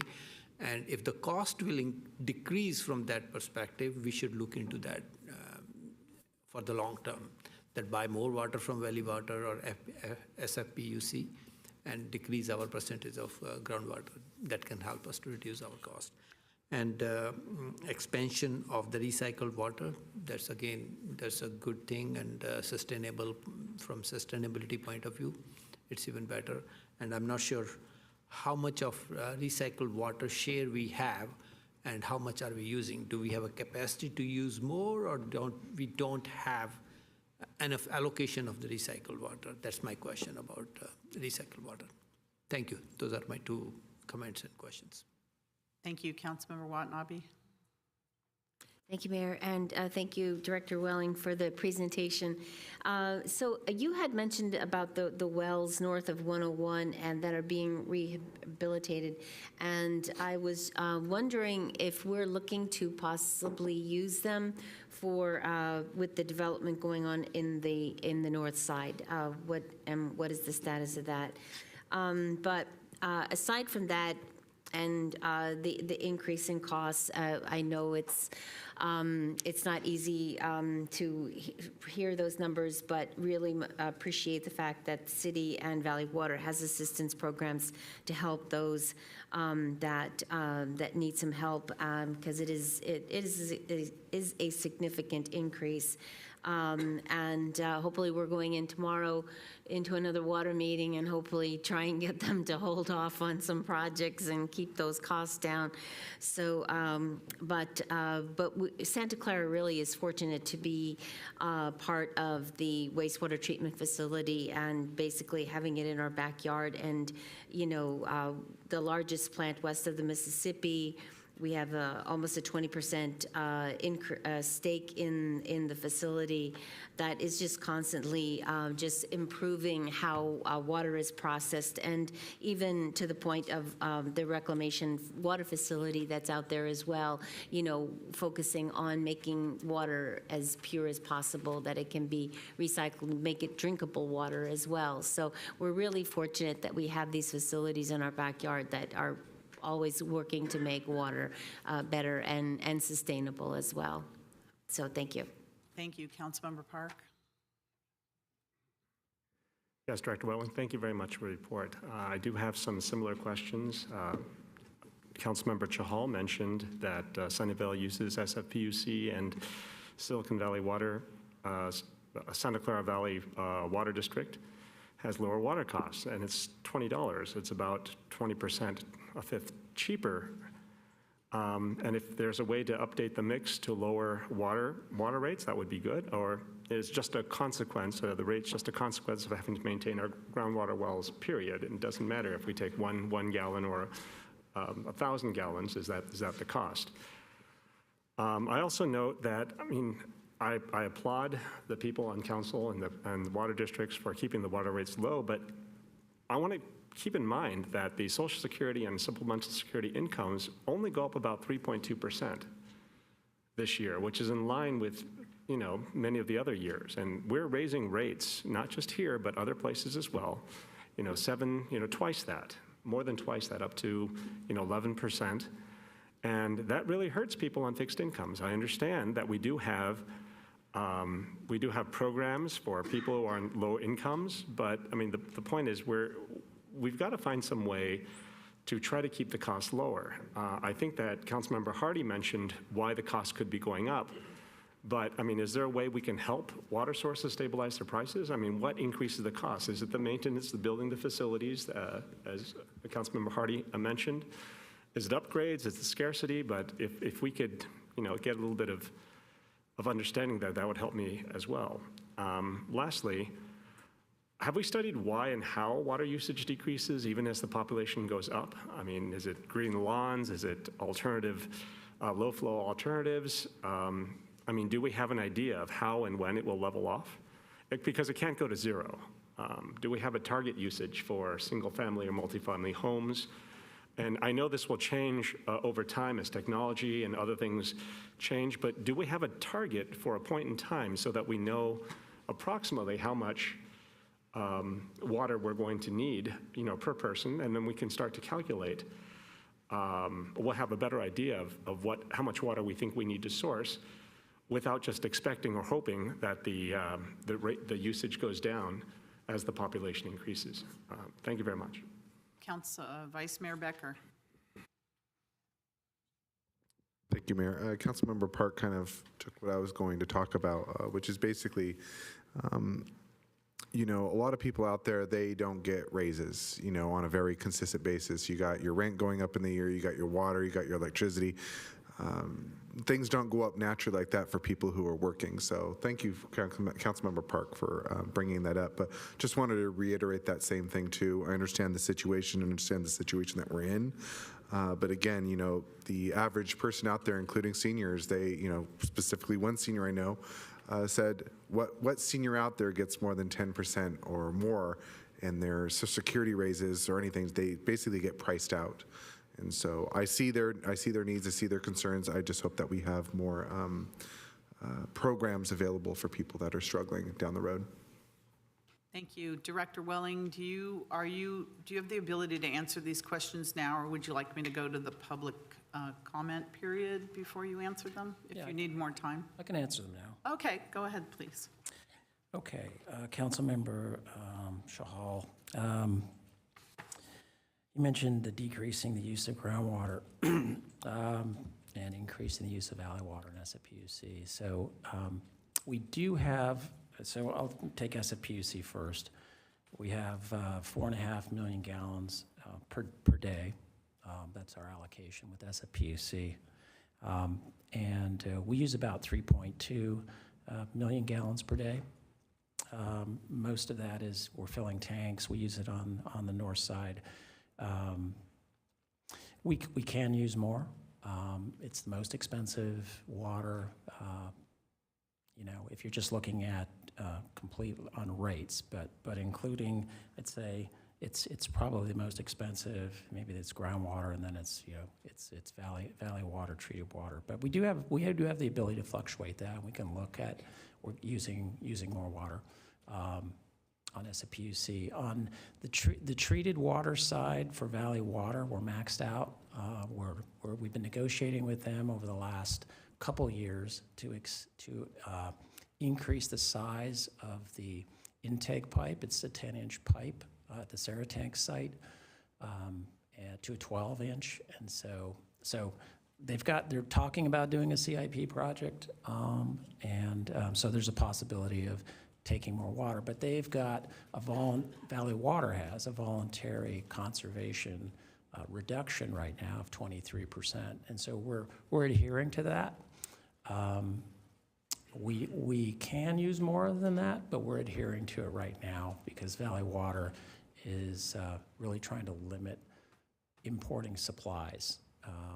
So So even though the drought is out, Valley Water has that conservation number in place. So, we're 23% below what we could normally bring in, but bringing in treated water from Hetch Hetchy and bringing it in from Valley Water is better. It's good for the system because we have chlorine residuals throughout the system throughout the city. Groundwater has no treatment, has no chlorine residual. It's great tasting water, along with Hetch Hetchy, but so we can look at that, but we are looking at expanding Valley Water and then hopefully increasing that amount. With the wells, we get operational flexibility with the wells. Everybody knows we have. They look at us and they say, "Wow, you guys have so many wells. If you ever lose Hetch Hetchy, you have the ability to pump," and we do. In an emergency, if Hetch Hetchy went down, we can pump groundwater to the north side too. A lot of agencies don't have that type of flexibility, but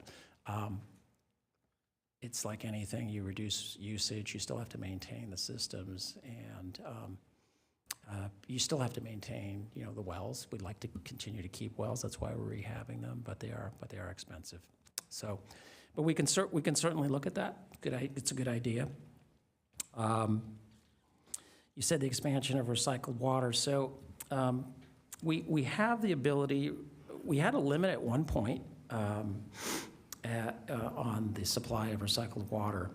But there is a potential. I was talking to the staff just last week. At the regional wastewater facility, there's a nutrient loading regulation that's in the process, or their permit is in the process of being revised by the state board. Part of that is the nutrient loading parameters are dropping, and it's going to be harder to stay in compliance. To stay in compliance, they may take more wastewater out of the discharge, out into the bay, and to do that, they can increase the amount of recycled water.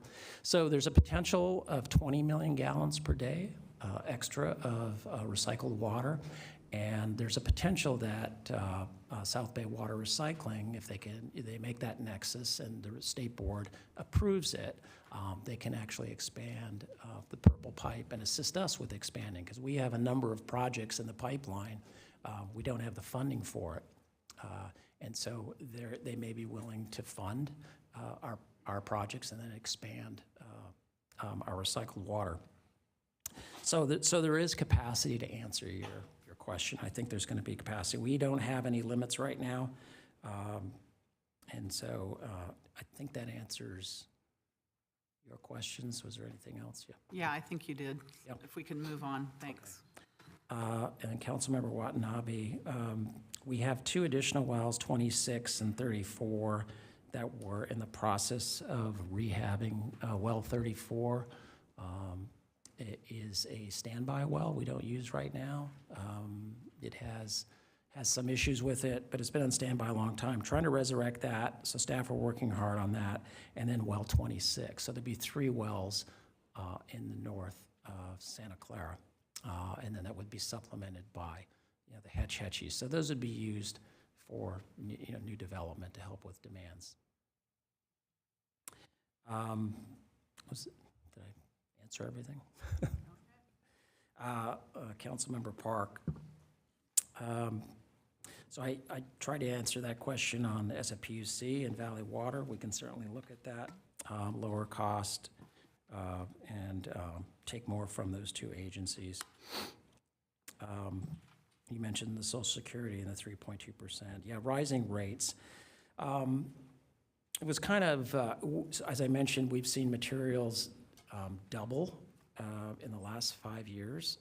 Contractual services, paving, they're double-digit increases. It's not staying current with the consumer price index. I think is 3.8% for the Bay Area, and you mentioned 3.2. And certainly, I can identify, yes, with those living on a fixed income, they're not getting those increases. The wholesale water rates, we've been beating this drum with Valley Water for the last, I don't know, since I've been here. Elected officials have been, as I mentioned, Councilmember Hardy and Watanabe, and even the mayor has been at some of these. And it's basically, they're the largest driver of costs, and their costs, their CIP programs are in the billions of dollars. They're doing purified water projects. They're rehabbing their transmission lines. And so they just are coming almost every year with 9%. I said in the last 3 years, it's been an average of about 15% per year. It's like a 45% increase. So it's, they're not sustainable, but SFPUC, on the other hand, has the highest wholesale rate, and they've backed off a little bit in the last couple of years, but this year they've popped up to 8.8%. Next year they're looking at a much lower rate, but that could change next year.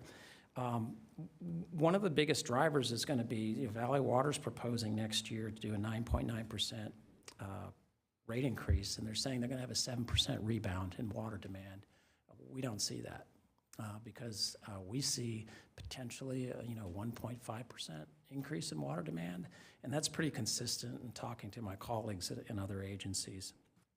So demand is down. You have to maintain the infrastructure, and the costs for maintaining the infrastructure, hiring contractors, construction work is just gone through the roof. And we're waiting to see when this is going to kind of level off, and we haven't seen that yet.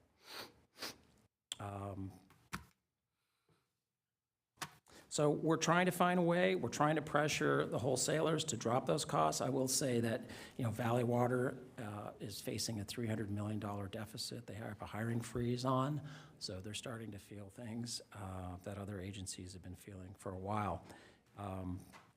But I know that during the drought, imported water was super expensive, and so that was a big driver of the costs also. And they're also upgrading their treatment facilities. Rencanata treatment plant is going through a major rehab where we get most of our treated water, and so those are huge drivers too. And then they're looking at purchasing water supplies for the future. Developing those supplies, and Councilmember Watanabe mentioned the purification facility that we're trying to do a joint project with them at, and that's going to be that's Valley Water paying for it, but it's $1 billion, but ultimately we pay that through our rates. And I try to address the less water.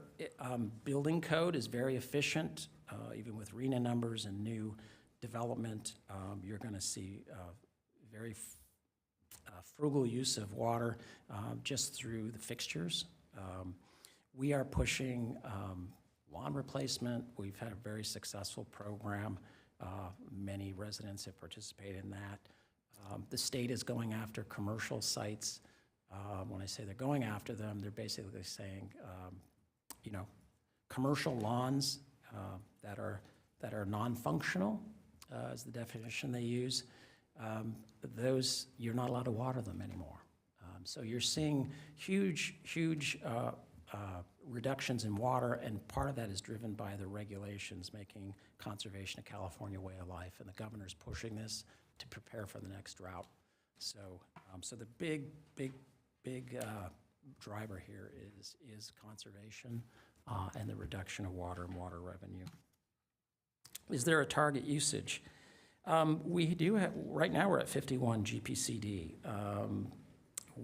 I think 2030, we need to be at 42 GPCD as gallons per capita per day, per person for residential. We are in the process of doing a water supply master plan. That is going to inform our water demand, look at water supply, and where we need to be from a gallons per capita per day usage. So we'll know more at the end of the year. Santa Clara will when we complete our study. I think I answered your questions, and then Councilmember Becker, I hear you with the rate increase, and we'll look at additional programs. Thank you, Director Welling. I do want to get to the public, but I see, Councilmember Chahal, you still have your light on. I do want to get to the public. Do you have a short question with a short answer? Yes, just a short follow-up question. On the recycling part of it, you mentioned we do have a capacity, but we don't have capital investment to expand the purple lines, right? We in SVP, we use like when we build a substation, whosoever the user is, they participate in the capital investment. Are we looking at that model, like if there is a new big development coming up, a specific area plan or some big development is coming up, so that they can save long-term in their water usage prices, because recycled water is much cheaper than the potable water, right?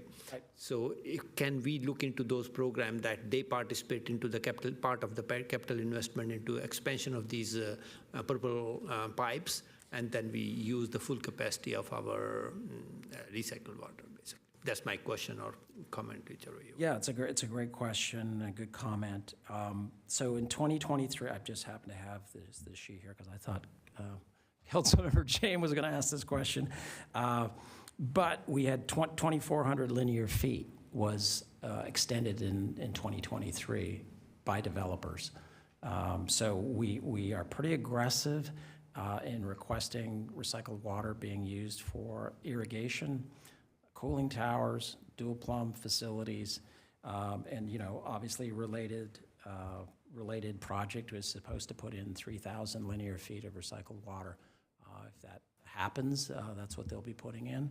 But this year we've got about 200 linear feet. I think this year we're looking at potentially 2,000 linear feet extension of purple pipe. So developers are expanding, but I'm hoping that SBWR, South Bay Water Recycling, has $2 to $3 million to spend so we can expand recycled water to the parks, because we've got the projects already ready to go. And so it's on paper, we know what we want to do. You want to call them shovel ready. It's just a matter of having the funding, because from a Prop 218 standpoint, if we do an extension, it has to benefit all customers. So if we do a water tank, that would benefit all customers, right? And so we have money available for projects. We're proposing to potentially do a tank in the north side in combination with South Bay Water Recycling. But so I think there's going to be money available. We definitely are having developers extend the line and use the recycled water. Thank you. All right, this is a public hearing, so I want to ask at this time if we have any member of the public, please come forward, that would like to speak on the rates for water, sewer, and recycled water. Welcome. Council members. I thought that was an excellent presentation. John, if you could speak in the microphone, thank you. I thought that was an excellent presentation, and it seems like we have a very well-run water and sewer utility with knowledgeable leadership, and so I'm impressed by that. I also like what Councilmember Shahal said about preserving our groundwater resources. I thought that was smart, and also sounds like it would save money, too. My main concern here is both macroeconomic and microeconomic. I think we may be on the edge of a recession, and some of our major water consumers, this may be the straw that breaks the camel's back. And so then, which leads to my microeconomic concern, which is like, when you increase the price of something, you're going to decrease demand even further, and it becomes a kind of a downward spiral. And so raising rates will decrease demand and may decrease net revenue, so that we'll be in a worse situation. And it sounds like we're almost a victim of our own recycling success. And it almost leads to an unfair result, because the citizens of this city, the residents of this city, they cut down on consumption, and then the price goes up. So it's not really right. So basically, I'm concerned about just basically the laws of supply and demand. You raise the price, you're going to lower the demand more, and we're going to have less revenue. And so I don't know how you're going to stop that. If we don't have a recession, we might be okay, but if we continue to have this declining usage, it's going to mean maybe declining revenue too. Thank you. Thank you. Please come forward if you'd like to speak on this issue. Welcome. Good evening, Mayor and Council. My name is Vikas Gupta. So I can turn off some lights, maybe even some appliances, recharge my cell phone much less because I know I need to use it less, but I can't stop drinking water. And I can't stop using it for cooking and other uses. A according to the mailer I get every month, I am amongst the lower users of water. Yet my water bill is higher than my electric bill, which to me makes no sense. And so I think we need to do more. I heard some encouraging comments and suggestions from all of you. I think we need to do more to reduce water cost. Water is essential. And I am a supporter of municipal water. And like Councilmember Jane said, and I've said this before too, we should ban single-use plastic water bottles in the city. Thank you. Thank you. Anyone else here in the chambers? Do we have anyone online, City Clerk? We have no hands, Mayor. All right, so is there a motion to close the public hearing? Second. We have a motion and a second to close the public hearing.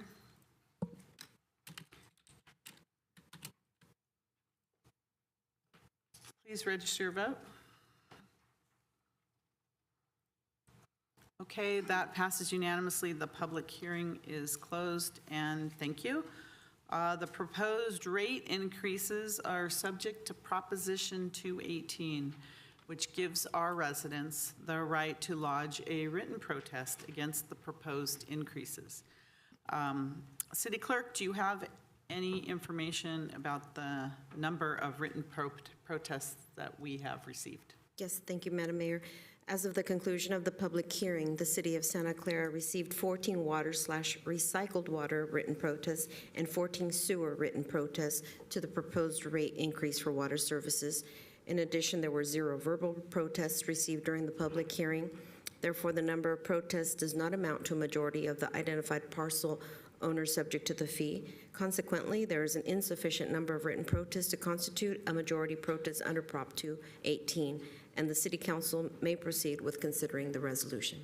Okay, thank you very much. There's no majority there, so we will now, I'll ask for a motion. Councilmember Hardy.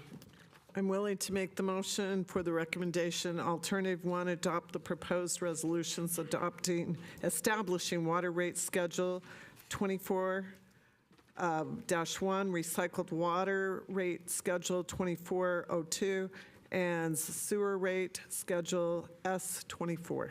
I'll second. We have a motion and a second for that. Any other discussion? All right, City Clerk, when you're ready.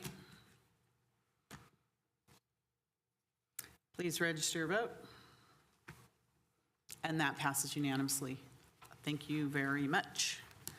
Thank you, Water Department, Director Welling, and everyone. All right, we're going to move now to it's an update on the George F. Haynes International Swim Center. And the action would be to note and file the report. City Manager.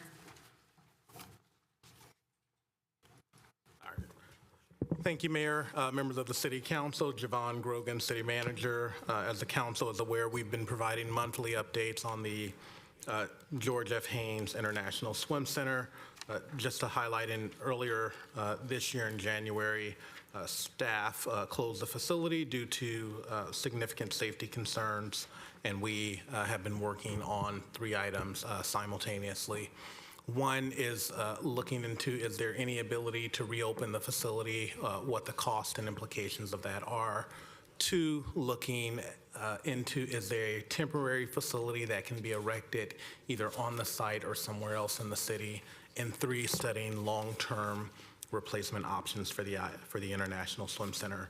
And so within your packet is a roughly 3-page report that provides a written update on where we are. Just a brief highlight, your last report was at your April 23rd meeting. Since that time, a number of things have occurred. In that April report, however, we noted that the cost to reopen the facility on a temporary basis for approximately a maximum occupancy of 200 individuals would be roughly $1.9 million. Also, on an annualized basis. Also, in that report, we noted that staff is continuing to work with our consultant team to explore other options, including both temporary and permanent solutions. That work has continued. And over the last month, staff has held a number of meetings, including a meeting with all swim clubs, where we went through various potential options and are continuing to make progress on that front. We are preparing for the next monthly update to be at your June 25th meeting, at which time we believe that we will have sufficient details to put forward a decision to the City Council on temporarily reopening the aquatic facility or looking at other options. Also within the report, a number of other things are noted.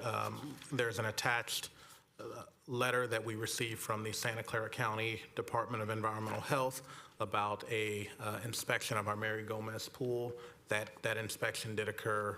We need to spend a few $1,000s to remediate a couple things there. We also note within the report that with regard to looking into a modular facility, we had mentioned Murtha Pools, but there are other manufacturers. The swim clubs and the city team have met and discussed that, and that does not appear to be a viable option at this point. And so we have a number of items on that to share with you, and we will certainly do that at the June 25th meeting. And lastly, noted in the report that remediation efforts for the canopy were underway and would be completed shortly after the Memorial Day weekend. That would allow the restrooms to reopen that were closed as a result of the safety concerns that were noted. I did hear that that work has been completed, and we're working on finalizing that to reopen those restrooms, and that would eliminate the need for the temporary portable toilet facilities that are there and return those restrooms to the park as well as our lawn bowler users. Thank you. I don't see any of the lights, but City Manager, I have a question. I know our next progress report is until June 25th, but I know one of the most pressing issues is to get the pool, at least 2 of the pools open for the summer. And now we're going to June 25th, and I don't know what progress has been made to get them open for the summer, but if that's not going to happen, then are we going to be able to make the fall if we can't make it for the summer? Because I know you closed them in January, and as of right now, I mean, every time we have a report, I hear this, that it's going to cost $2 million to do that, but you were going to look into other ways to not spend that much money to reopen those pools. So do we have any progress on that? And are we going to be able to open it for the fall? That's my question. I don't see any other questions. Sure. So at a high level, we will be able to temporarily reopen the pool based on the information that we have. The question is, how much is it going to cost, and is the City Council desiring to make that cost benefit? What we also know, and we communicated this at our last April meeting, is that at a minimum, even if we are able to delay the replastering of the pools and only do a patch, we are still dealing with equipment that we know failed over 100 days last year. And so what we will be presenting to the City Council is the full complement of information. It will cost several hundreds of thousands of dollars at a minimum, and you will certainly need to make that decision. On replastering, because at the April meeting, we did mention that the county was requiring replastering of the pools. We have had subsequent conversations with them. I do not have the final information to provide to you tonight, but I can say that the county is willing to allow the city to reopen the pools without replastering for a limited duration of time. We're still confirming how limited that duration of time is, but I will tell you that it does not appear that we would be able to, for example, reopen for an entire year without replastering the pools based on what the county health department is requiring. And so we are still working with the county to identify their specific requirements, and then we'll bring that to you on June 25th. Absolutely, I do think that we will not be able to open for the beginning part of the summer, and I also know that the swim clubs are working on alternative plans for the summer, and we absolutely have had conversations for them about what the fall will look like, and we will continue to have those conversations. Could you please bring, my request is that you bring the action for us to determine, I mean, we've talked about this for several months now, of what it's going to cost, and then the possibility that, it's old equipment and it may not, it may fail. But please bring it to us so that we can make a decision and decide if we want to invest in the facility for the future. Because I just don't want to go another month and have the same exact report that we're working with the county and it's going to cost $1.9 million. Like, just bring us an action so that we can make a decision one way or another. That's my ask. Councilmember Park. Yes, thank you for the report. I understand the updates on what it takes to get the current facility going, but one of the other requests that we had from council was we need alternate sources for long course water right now. We know that the short course season is over, but for the summer, we're looking for alternate sources of long course water. I've talked to a number of parents. I've talked to a number of people who have been intimately involved in this. And right now, people are going, 40 minutes, 50 minutes out of their way, 20 minutes, even 20 minutes is up to 40 minutes an hour if you have to take into account parking and walking and getting to know the facilities. And I also talked to somebody who has children in multiple programs, and that's just not doable because they're often going to multiple different places, which are only 20 minutes away, but 20 minutes away in opposite directions. So I would like to know what we're doing to try to negotiate alternate water. I did talk to San Jose State. They have an aquatics facility there. I don't think that they have a diving well. But when I talked to parents, they said, well, that's not any closer than the other water that we're using. But I'd like to still know what we're doing to talk to, which organizations we're talking to make that water available. Thank you. Councilmember Jane? Yeah, I had heard that there was an urgency to get the pools open for Olympic training. I wanted to understand either from you or from the community how the Olympic training is being impacted. And then it sounds like the county would make us replaster. How long is that process? How long would the pool be shut down for replastering? All right, City Manager, those are the questions. Sure. Replastering is approximately a 3-month process, and we estimated that, as you know before, at roughly $1 million for the 2 pools that would need to be replastered. With regard to other facilities that staff and the swim clubs have been working to secure, absolutely we recognize that there is an impact, and there's frankly not a reality around making water available, right? There are a limited number of pools in our area. All of those pools have use groups that use them. And I know that the swim clubs have been hard at work trying to find space, and the cost of that space is significant. And so we have provided an update on the various facilities that we have contacted, and so we will certainly come back to the City Council and reiterate that information and provide you with an update when we come for that full decision on does the City Council desire to reopen the pool in its current state. Thank you, City Manager. So it's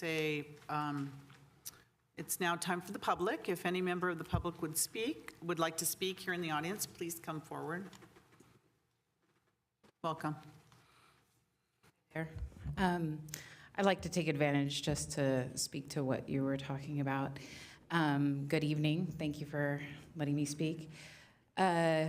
We have worked very hard to secure pools. We are swimmers that are going to Olympic trials are training.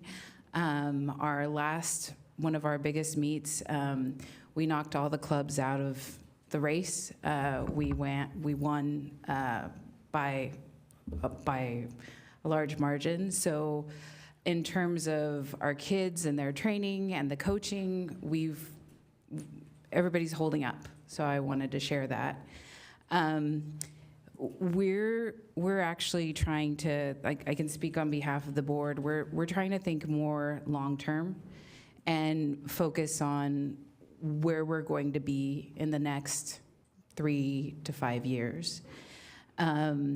This summer we have secured some long course. Of course, it'd be great to have more, but it's very difficult. Funny enough, all the pools seem to have been built at the same time. So pretty much all the pools in this area are facing issues.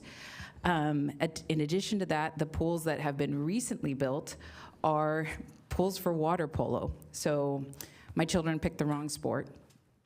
So there's a lot of water polo pools out there, but not enough 50-meter pools.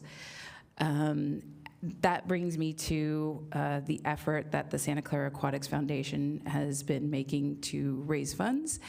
And just want to put a little plug there that we have filed for 501c3 status, and we will be moving forward with fundraising as soon as we get it. So thank you. Thank you for the update.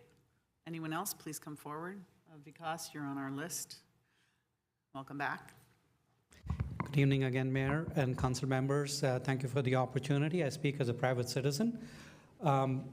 So over the last 4 days, the George F. Haynes International Meet was held in Morgan Hill, unfortunately. I mean, thank you to them, of course, but traditionally, as you know, it used to be held at the ISC. It used to be a big event. There would be NBC with their large cameras on 2 podiums and a camera on a trolley televising it live. There would be swimmers of international fame. Michael Phelps has set a record at such a meet. Ryan Lochte, Nathan Adrian, and so on and so forth, Ryan Murphy. And it used to inspire our kids. The young kids, 10 and under, would take the athletes' baskets during the championship finals parade. My son has done it for Nathan Adrian, and it meant a lot to them. None of that is happening because now this meet has lost its touch. And we need to be bringing it back, not just for the athletes, not just for the legacy or the pride and the fame that it brings to the city, but also for the revenues it generates for the club, for the community and the businesses around it. I'm sure the coffee shop close by, the donut shop close by, the bagel shop close by, the restaurants, they're all not getting that revenue. And so we need to do what we can, and I'm glad the city staff are working on it. Like you requested, there could be some more expediency put into it. So thank you. Thank you, Vikas. Please come forward. Welcome. Thank you. Just wanted to address Councilmember Jane's question about the Olympic training. Olympic trials are June 15th. So we're past that time, right? We're getting those kids in the water. We luckily had, I think, at least one more qualifying event this past weekend. We had a total of almost 10 athletes qualify at the meet. So it was a success. We are making it work. We do appreciate everybody's efforts. We appreciate the city manager and the communication that has gone on and the meetings that are happening. So thank you. Thank you. Anyone else here in the chambers? Do we have anyone online, City Clerk? No hands. No hands? All right. Well, Councilmember Watanabe? Thank you, Mayor. Vikas, I'm glad you mentioned about the businesses because I actually visited the businesses over in the plaza there. I went into the bagel shop. Unfortunately, they just changed hands. So the lady that would have had all the information isn't there anymore, and I know her personally. But I also went to Stan's Donuts, and I also went to Eric's Deli and spoke to them, and they all stated how there's been a drop in business. They don't see the club coats coming in, the swimming regalia coming in and buying things before meets and after practices. So there's definitely been an impact to the local businesses as well. So thank you for bringing that up. All right. Thank you for that. I see no other comments. We look forward to the report and possible action the end of June. City Manager. So is there a motion to note and file? Motion second to note and file this report. And thank you for those that attended from the swim clubs. Please register your vote.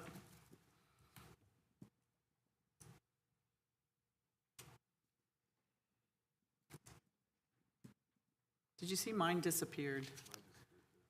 I touched it, disappeared. Do you want to just cast your vote? Yes. Thank you. Yes. And that passes unanimously. Thank you very much. All right, next item we have on the agenda is, one second, please. Item number 6, action on amendment number 2 to the ground lease and amendment number 1 to the restated and amended stadium lease to implement the settlement agreement and mutual release buffet and public safety cost arbitration with 49er SC Stadium Company LLC and 49er Stadium Management Company LLC, and approve related budget amendments. City Manager. Good evening, Mayor, members of the City Council, and Chair of the Stadium Board, and members of the Stadium Authority Board. For this item, you are sitting as both the elected City Council as well as in your role as members of the Stadium Authority Board. The title slide you have up before you has a few annotations, but it's really just to highlight that you are taking a number of actions. You're being asked to take a number of actions tonight. Action on an amendment number 2 to the ground lease for the stadium, amendment number 1 for the restated and amended stadium lease. These are put before you to implement the settlement agreement and mutual release related to buffet and public safety costs with regard to the 49ers and various entities. We do have a comprehensive presentation prepared for you tonight. But before I begin, I just want to make a few opening remarks.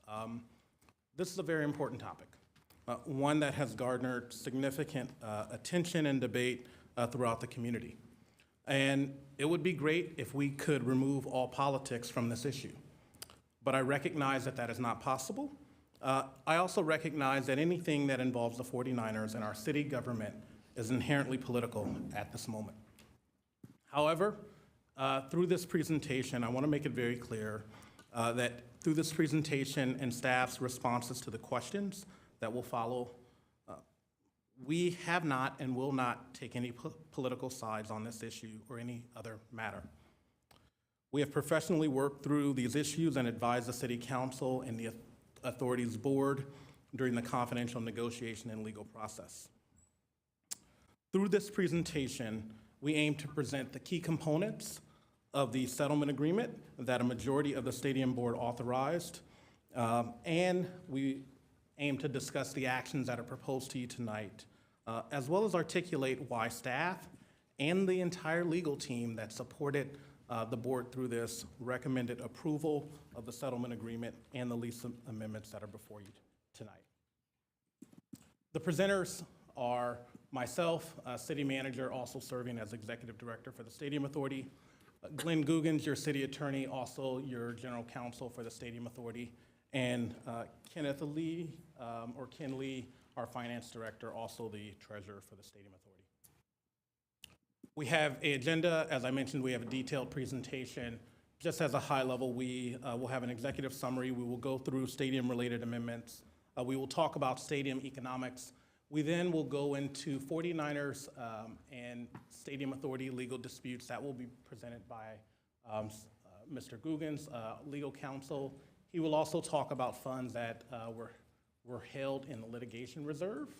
We will also then go into detail about the public safety cost dispute and the buffet cost dispute.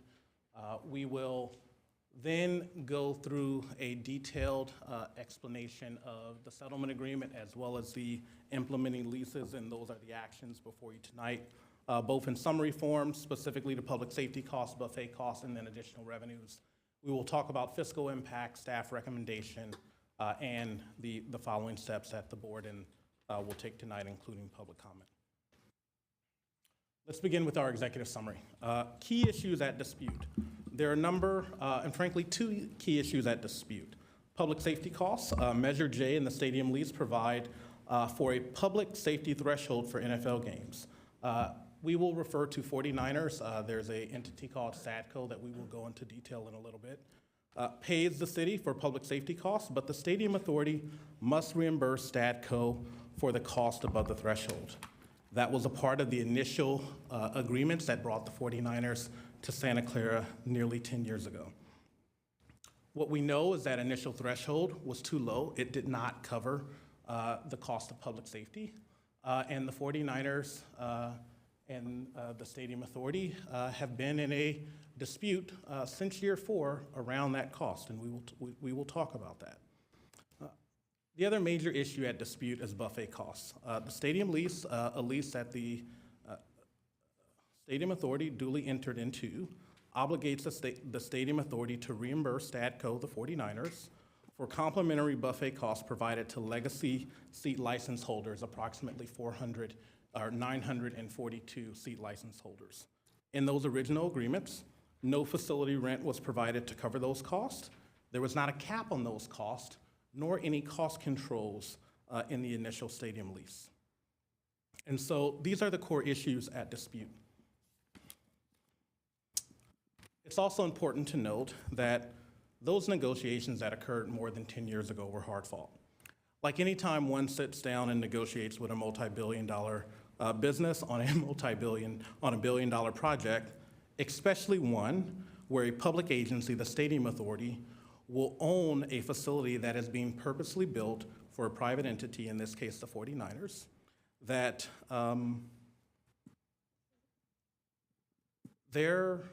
it's important to first begin that the 49ers had a desire to come to Santa Clara. They were also attracted to Santa Clara by Santa Clara officials at that time and enticed to move from San Francisco to Santa Clara. Those negotiations that occurred more than a decade ago included various trade-offs. And it is important to note that while there were a number of things that are at dispute, there were also significant benefits to those original agreements. And it's important to talk about those. One, the community received a state-of-the-art billion-dollar stadium financed without money from the city's general fund or the city's utilities. We see evidence of stadiums all across the country that are built with public dollars. This was not a publicly financed, this was not a project that was financed using city general fund dollars. For example, Allegiant Stadium in Las Vegas utilized $750 million of public financing. The original agreements also included the fact that the Stadium Authority would hold events that would enhance the cultural, economic, and entertainment vitality of Santa Clara and the Greater Bay Area. Those agreements also provided for funds that the city would receive, funds and guaranteed ground rent to the city for 40 years. Also important to note, those original agreements provided for a supplemental revenue for senior and youth fees, something that is not common for stadiums. Those original agreements also provided for the possibility, not a guarantee, of performance rent payments. Those original agreements also provided for, if there was excess revenue, for those excess revenues to be provided to the city of Santa Clara. Also worth noting is no money from the general fund was used, and the stadium or the city is not responsible for any stadium expenses, debt, or liability. Also included in those original agreements is that if the city wants the stadium demolished at the end of the 40-year lease, there was a demolition fund set up where money was set aside in a reserve account, and the 49ers/Stadco are responsible for demolition of the stadium.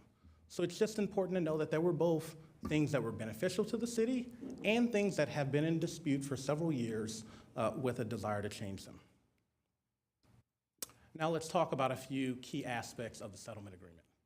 The settlement agreement resolves long-standing disputes between the Santa Clara Stadium Authority and the 49ers. It also addresses $22.3 million that the 49ers have as a claim against the Stadium Authority for old buffet and public safety cost reimbursements. What's often not mentioned or talked about is no matter how this issue ended, the Stadium Authority would owe Stadco, the 49ers, money. We, in fact, stopped paying those reimbursements for public safety costs that were in those original agreements in 2018. The settlement agreement reduces the amount owed to the 49ers from $22.3 million to $14.8 million and provides a structured repayment process with no interest, and we will talk about that. The settlement agreement also amends obligations for buffet cost, public safety costs, and creates new revenue for the authority and accelerates funds to the general fund, as well as other terms. There are various other less than desirable terms that were in those original agreements, such as the calculation or the formula for performance-based rent, the formula for waterfall, as well as the escalator, or frankly, the lack thereof of an escalator for senior and youth fees that are addressed with this settlement agreement.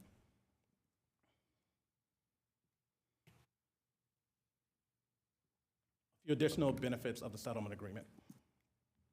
The settlement agreement avoids the cost and the uncertainty of litigation and an arbitration proceeding. Additionally, if the stadium authority prevailed in arbitration, the arbitration would be solely focused on public safety cost as well as buffet cost, and it would not address other items that are addressed in the settlement agreement.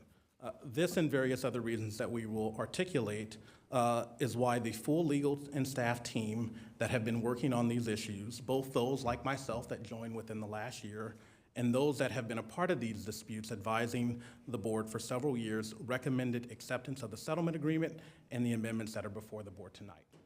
Those items that would not have been addressed if this had gone solely to arbitration are providing a cap on the stadium authority's buffet cost, providing a new ticket surcharge revenue, providing new public safety credit carry forward terms to ensure that the city receives performance-based rent at least 50% on an annual basis, a restructured waterfall, and we will talk about that, as well as an increase to the amount and the cap of senior and youth fees. Also, it allows the use of the litigation reserve to fund performance-based rent to the city, and we will talk about that. Now let's talk about what the settlement does not do. And so the settlement and the lease terms that are before you do not do two things. They do not alter the 49ers or STADCO's obligation to pay the city of Santa Clara the actual and reasonable public safety costs. I know that has been talked about and that has been mentioned. It in no way alters the obligation of the 49ers or STADCO to reimburse the general fund for the cost of public safety. The settlement agreement also does not impact the Santa Clara Police Department's ability or authority to determine the public safety needs and make deployment decisions at Levi Stadium, the surrounding neighborhoods, or any other area within their jurisdiction. I just want to make that clear because these issues address terms in the contract, threshold, cost caps, but they do not impact the police department's ability to protect Levi Stadium. Lastly, in our executive summary, tonight's actions that are before you are lease amendments and budget amendments. These items are necessary to implement the settlement agreement that the board authorized on May 20th, and there are a number of actions. As I said before, there's the first amendment to the stadium lease, the second amendment to the ground lease, as well as providing authority and delegation to the executive director and city manager to execute those agreements and budgetary changes. Next up, we'll have a brief history and summary of Levi Stadium development and operating terms. We will also provide an overview of buffet cost and public safety cost disputes. We will provide a summary of the settlement agreement and how those issues were resolved within the settlement agreement, and then we will present the lease terms that are before you tonight. And again, we're taking some time to go through the background because we know that this is a very important issue, one that has garnered significant attention. And sometimes the details can be lost in some of the dialogue around it. So first, let's talk about Measure J. Measure J was approved by Santa Clara voters in June 8th, 2010. Also important to note, sort of divided from the start. Measure J was put on the ballot by the Santa Clara City Council in a 4-3 vote in February of 2010. And passed with 58.2% of the vote. It permits the development of a stadium for a professional football team on city property. It also established what we talk about and refer to as the Santa Clara Stadium Authority, a joint powers authority. It's important to note that the Santa Clara Stadium Authority exists as a public entity, separate and distinct from the City of Santa Clara, that was established to provide for the development, ownership, and operation of Levi Stadium. The Santa Clara Stadium Authority owns Levi Stadium. However, it leases the underlying land from the city and subleases the stadium for 6 months of the year to a 49ers entity called Stadco. And for the other half of the year, the Stadium Authority contracts with another 49ers entity called Manco, and we will go through all of these entities in detail, to manage the stadium to put on non-NFL events.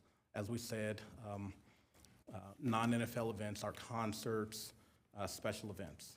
The elected members of the City Council serve as the Stadium Authority Board, and various other city staff serve in roles as the stadium with the Stadium Authority.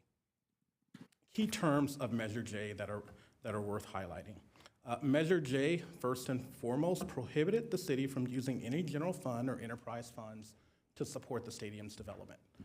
Again, no use of the core monies that provide for city services and programs. The lease also mandates a fixed ground lease payment totaling just over $40 million over 40 years. And starting in this 11th year, that is an annual guaranteed lease payment of $1 million to the city. It also provides for what's called performance-based rent on a formula, should performance-based rent be available, again, not guaranteed. However, the agreements note that performance-based rent is less any expenses from non-NFL events, but it is needed to provide a complement of full market rent, right? Base rent plus performance equals market rent, but it's not guaranteed in the agreements, important to note. Neither the city nor its redevelopment agency is liable for any Stadium Authority obligations. Again, or continuing, Measure J provides for, the stadium provides for lease payments, but I want to highlight Bullet 2, because as I said earlier, the initial agreements provided a threshold for public safety costs of $170,000 that would increase by 4% annually. However, the agreement and Measure J also provided that any excess costs are due to be reimbursed by the Stadium Authority from its discretionary fund or from performance-based rent.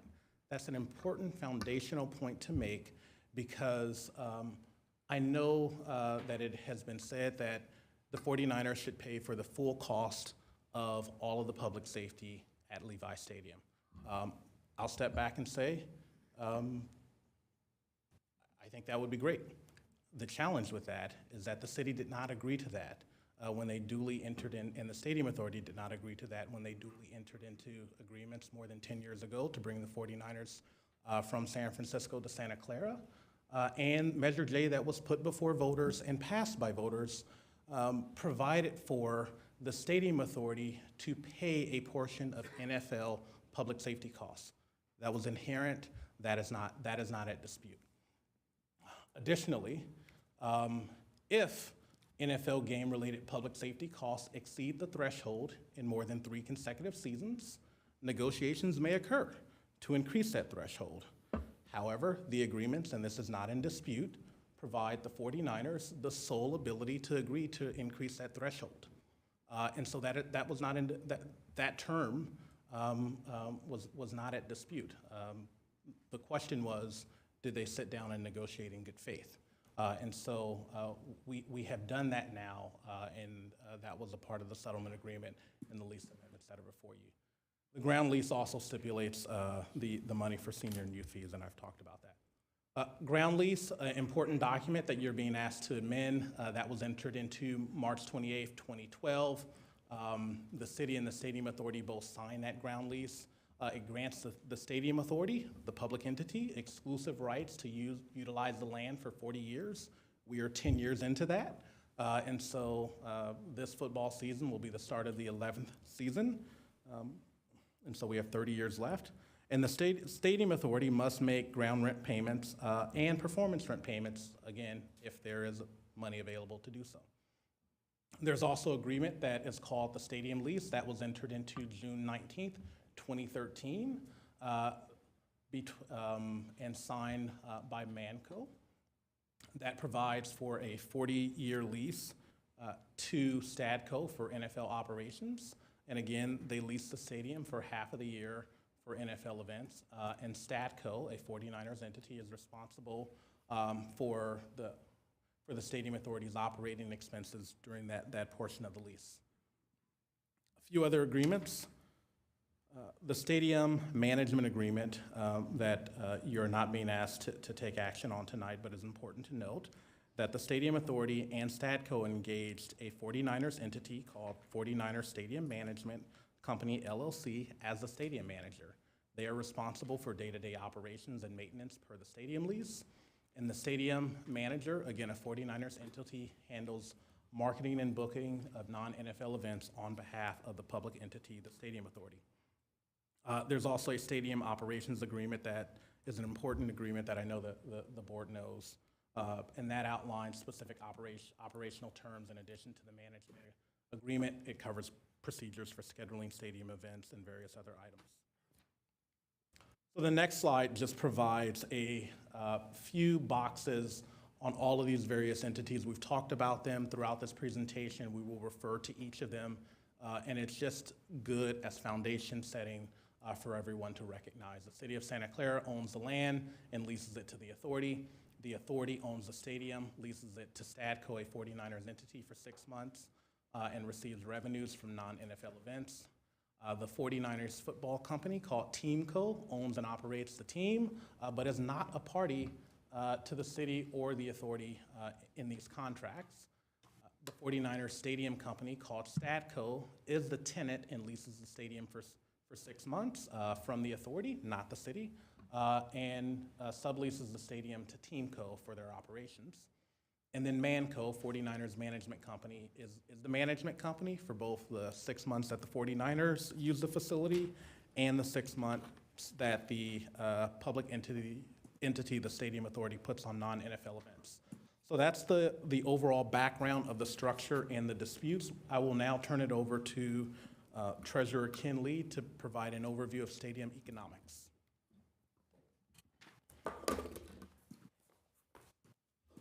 Great, thank you, Executive Director and City Manager Grogan. Good evening, Mayor and Chair Gilmore, and City Council, Stadium Authority Board.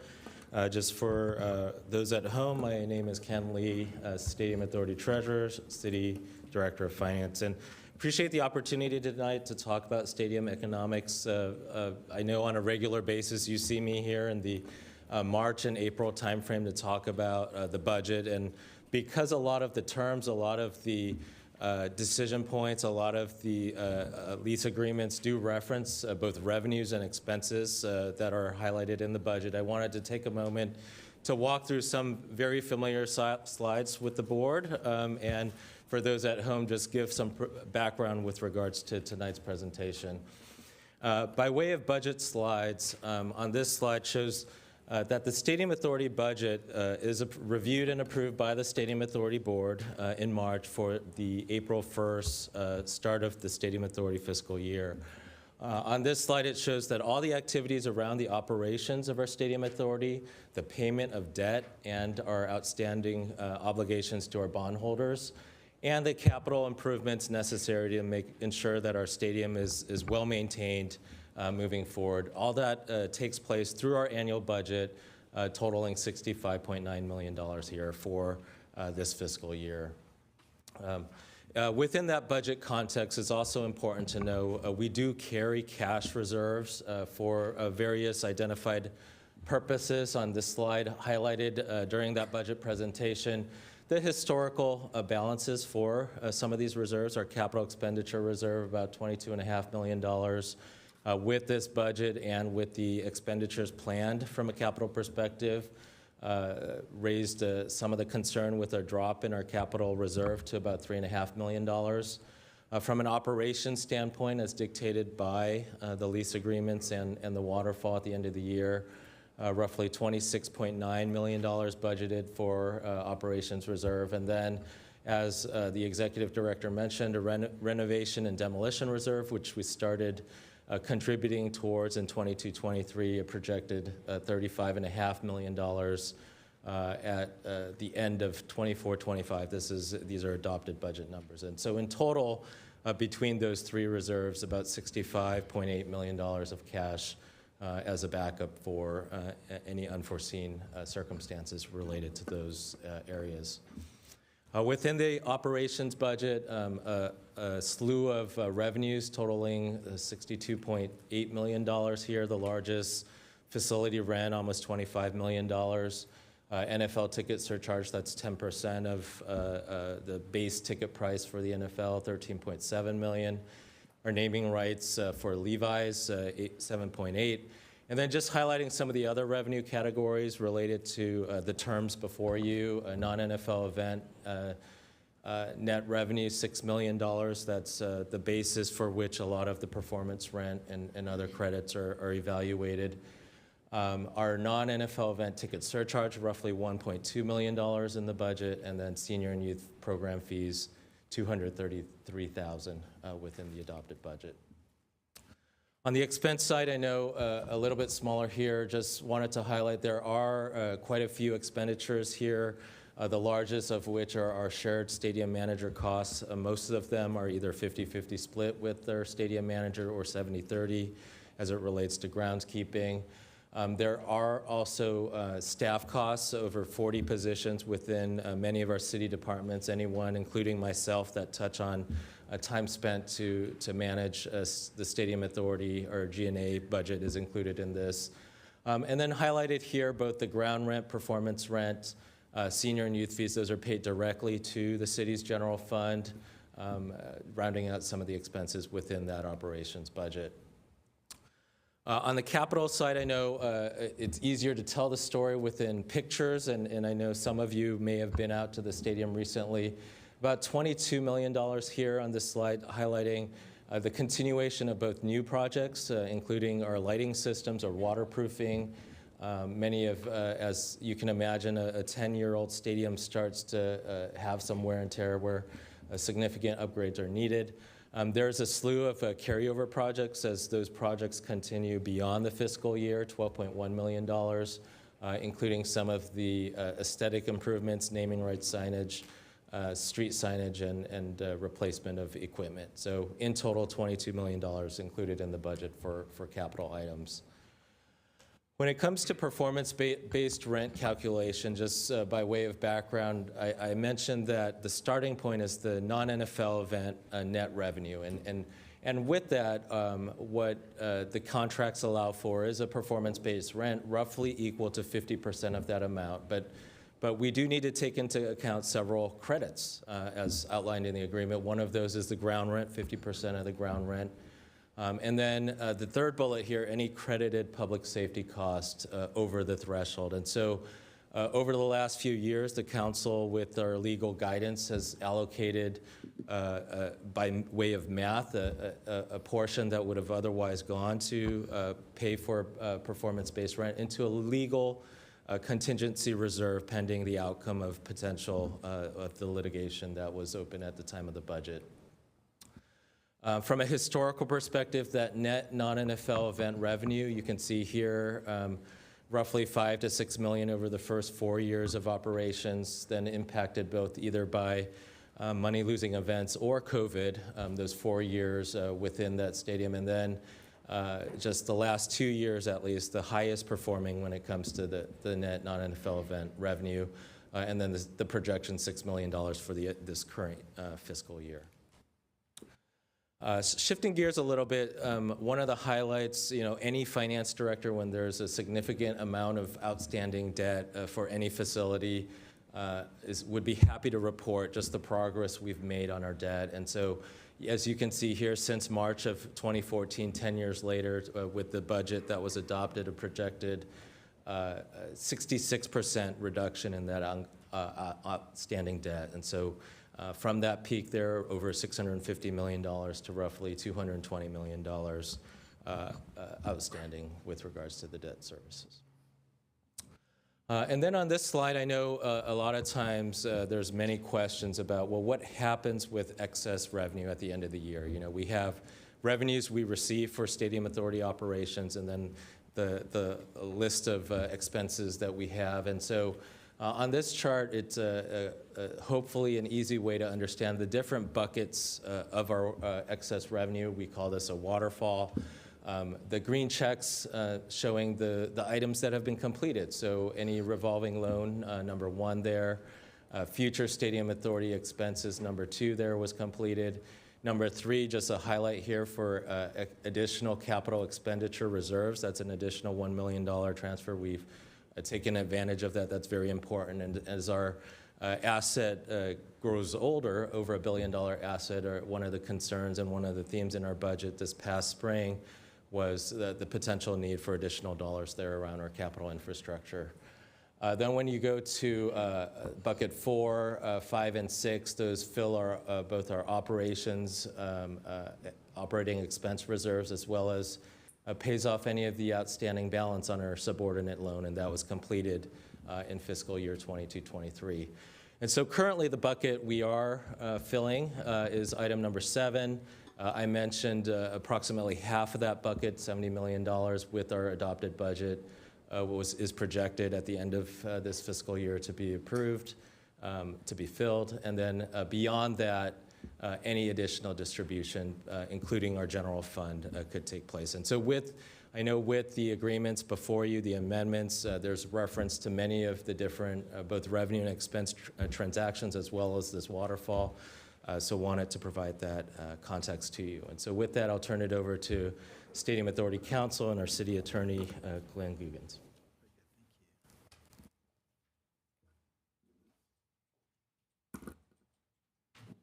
Thank you, Treasurer Lee. Madam Mayor and Chair, council members and board members, Glenn Guggens, Stadium Authority Council, and your city attorney here. Good to be with you to present at least a portion of this very substantial presentation to you tonight. As usual, the attorneys don't get the particularly fun portion of the presentation. Certainly very different from Law Day, but at least my PowerPoint is working, so that's good. For context, in very summary fashion, I'm going to go over the origins and the history of the disputes involving the stadium. All of you have lived through at least some of it. A couple of you have lived through all of it. But a good reminder, and I think helpful for the public too, observing this and understanding how we got to where we are today with the settlement established and now implementing aspects of that.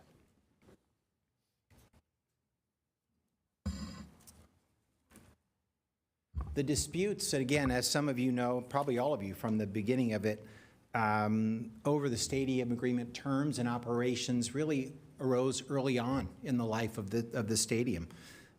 During, in some cases, but certainly immediately after the first operating season, and then continuing intensively through 2019, and then of course in a series of actions that followed that until today. Many of the disputes included accounting transparency requirements, management standards for the non-NFL events, conflicts of interest, reimbursement obligations, cost calculations. Those are the main categories, but there's even more than that. And then in 2018, as part of all of this, with significant matters at dispute, the Stadium Authority decided to stop paying Stadco any public safety cost reimbursements that Stadco claimed it was owed. It's a fair decision, matters were in dispute, and we decided not to make any continuing payments until the matter was resolved. In March 2020, Stadco then issued the Stadium Authority its first invoice for all those years of operation of buffet costs that it claimed it was owed for the years 2014 through 2019. Stadium Authority made some initial payments, as you'll see, but then ultimately declined to pay, particularly going back any number of those years. Litigation ensued. That's kind of the lawyer's version of the rest is history. This next slide shows a litigation timeline with a couple gaps I'll fill in, at least verbally. The graphics are nice, though. The first piece of litigation to note it was a initiation by Stadco of binding arbitration under the terms of the agreement with respect to the public safety cost issues. As most of you know, the manner for resolution of disputes under the terms of this contract, the vast majority of them are through a binding arbitration process, and the disputes that were settled recently were part of that, process, a combined version of that. The context for this initial arbitration filing by Stadco in 2019 was, as I indicated, there had been some dispute about the public safety cost amounts that were owed. There was a process going on to reset the threshold, which we'll talk about in a little bit, and the Stadium Authority had stopped reimbursing Stadco for the amounts that it had incurred over the public safety cost threshold. Not listed here and in between, but certainly a significant part of the litigation history in this was litigation filed by Stadco and Manco in 2019 against the Stadium Authority, followed by cross-claims by the Stadium Authority against Stadco, primarily, and Manco, primarily focused on the management issues with respect to how the stadium was being operated, management and operations of the stadium. These were filed both in Superior Court and as arbitration proceedings. Following that, in 2021, as the disputes roared on, Stadco also initiated buffet cost arbitration as a matter of one of the additional disputes. This was closely timed after the Stadium Authority declined to reimburse Stadco for the past costs that it was claiming. The public safety costs and the buffet costs arbitration ultimately were merged along with remaining arbitrations in the other lawsuit so that they could be managed better. And around this time, the city wisely began setting aside some of the monies that might otherwise be paid and run through the system into a litigation reserve. Started setting aside funds because with litigation pending, it was unclear what direction those funds would go. They could go to pay the city performance-based rent. They could have to go to the Stadco for reimbursement of costs. It was unclear, right, where money was going to flow where, and we knew that we needed, though, to start setting aside funds. Did that in 2022, and we've accumulated, and you hear this reported every year to you in your most recent budgets, how much is being set aside. We currently have a balance of $11.1 million in the litigation reserve fund in order to address these issues. Continuing this story, again, as you all know, on August 31st, 2022, the city, the Stadium Authority, and Stadco and the stadium manager settled the management and operational disputes. You'll remember that were filed in Superior Court and in arbitration from that back in 2019.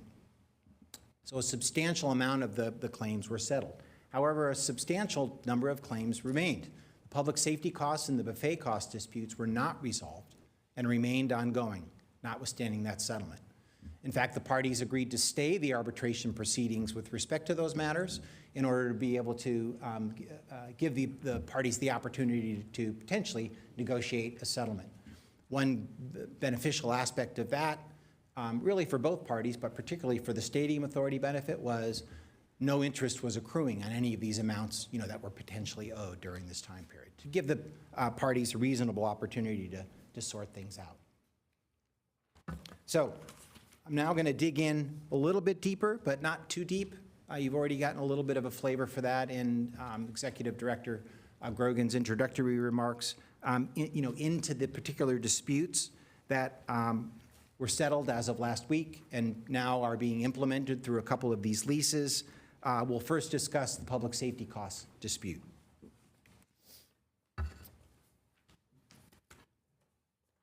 First, a few key facts. These will sound familiar, but again, important, really foundation for these disputes and the resolution. As you know, the city provides public safety services for stadium events under the contract. Stadco reimburses the city for all NFL event public safety costs. This includes police costs, includes traffic management, and parking support costs. As you might imagine, and as you know, with respect to non-NFL events, it's the stadium authority that pays the city, for these amounts. Again, as contemplated by Measure J, even though Stadco pays those amounts to the city, and the city gets all of its, under the contract, actual reasonable costs for public safety, costs exceeding the contractual threshold by this are reimbursed by the state authority through payments out of the authority's discretionary fund or as credits against what otherwise would be Stadco's facility rent obligation. And then here's the trouble that you heard already, but you're hearing it again because it's kind of at the crux of this. The initial threshold for this public safety cost amount was set at $170,000 per game, increasing at 4% annually, but set at that amount. In the very first season, this threshold was exceeded by $75,000 per game. And then the public safety costs for each subsequent season, except the COVID season, of course, also have exceeded this threshold. In the in this existing year that just closed out, but we don't have final numbers yet, it's estimated that the public safety costs are going to be $521,494 per game, and this exceeds the threshold if you took the $170,000 and increased it by 4% each year by approaching $300,000 a game. And in a 10-game season, that's a $3 million, doing the math, amount that is potentially above the threshold that under the contract is obligated to be reimbursed by the stadium authority out of stadium authority revenues. A lot of pictures, they say speak 1,000 words. I think this one really does and kind of shows this phenomenon very vividly. The bars demonstrate from the very first season all the way up through this most recent season the amount of public safety costs that Stadco paid, the city in connection with the provision of public safety services for NFL events. And the green line shows the original threshold amount increased by 4%, each year. Clearly a significant delta, one that's been growing particularly in recent years, and very much at the core of the dispute. So those are the basic facts. Now the dispute itself. There is a provision in the stadium lease, as City Manager Grogan mentioned, that allows threshold adjustments after 3 consecutive years of exceeding the public safety cost thresholds. Good faith negotiations are required, with Stadco, though, retaining sole discretion to approve any increase in the threshold.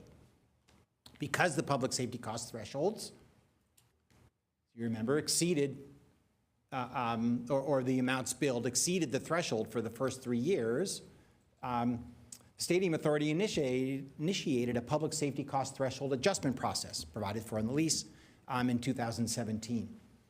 Disputes immediately arose over the appropriate year 4 threshold adjustment, with parties taking wildly and widely divergent positions on what that amount should be. In 2018, in light of the dispute, the authority, again, as I mentioned, stopped paying Stadco's public safety costs. However, notably, Stadco did continue to pay the city the full amount of the public safety cost bill. They did not dispute, that amount and continued to pay that amount. So at least during this time period, the city was being fully reimbursed. Due to these disputes and the uncertainty of the outcomes regarding the amount of public safety cost credits accrued, also during this time period, no performance-based rent was paid over to the city since 21-22. That decision was made. Again, because it wasn't clear if and how much public safety cost, performance-based rent would be paid to the city until the disputes were resolved. So it was a very prudent process. Bottom line, complicated, but wanting to bottom line it, I think, for everybody's understanding. Essentially, the parties have been disputing the amounts by which the public safety cost threshold should be adjusted since we initiated this process. Stadco claims public safety costs owed for fiscal year 2018 through this most recent year is approximately $15.5 million, and that going forward, the threshold should be closer to the original contractual threshold.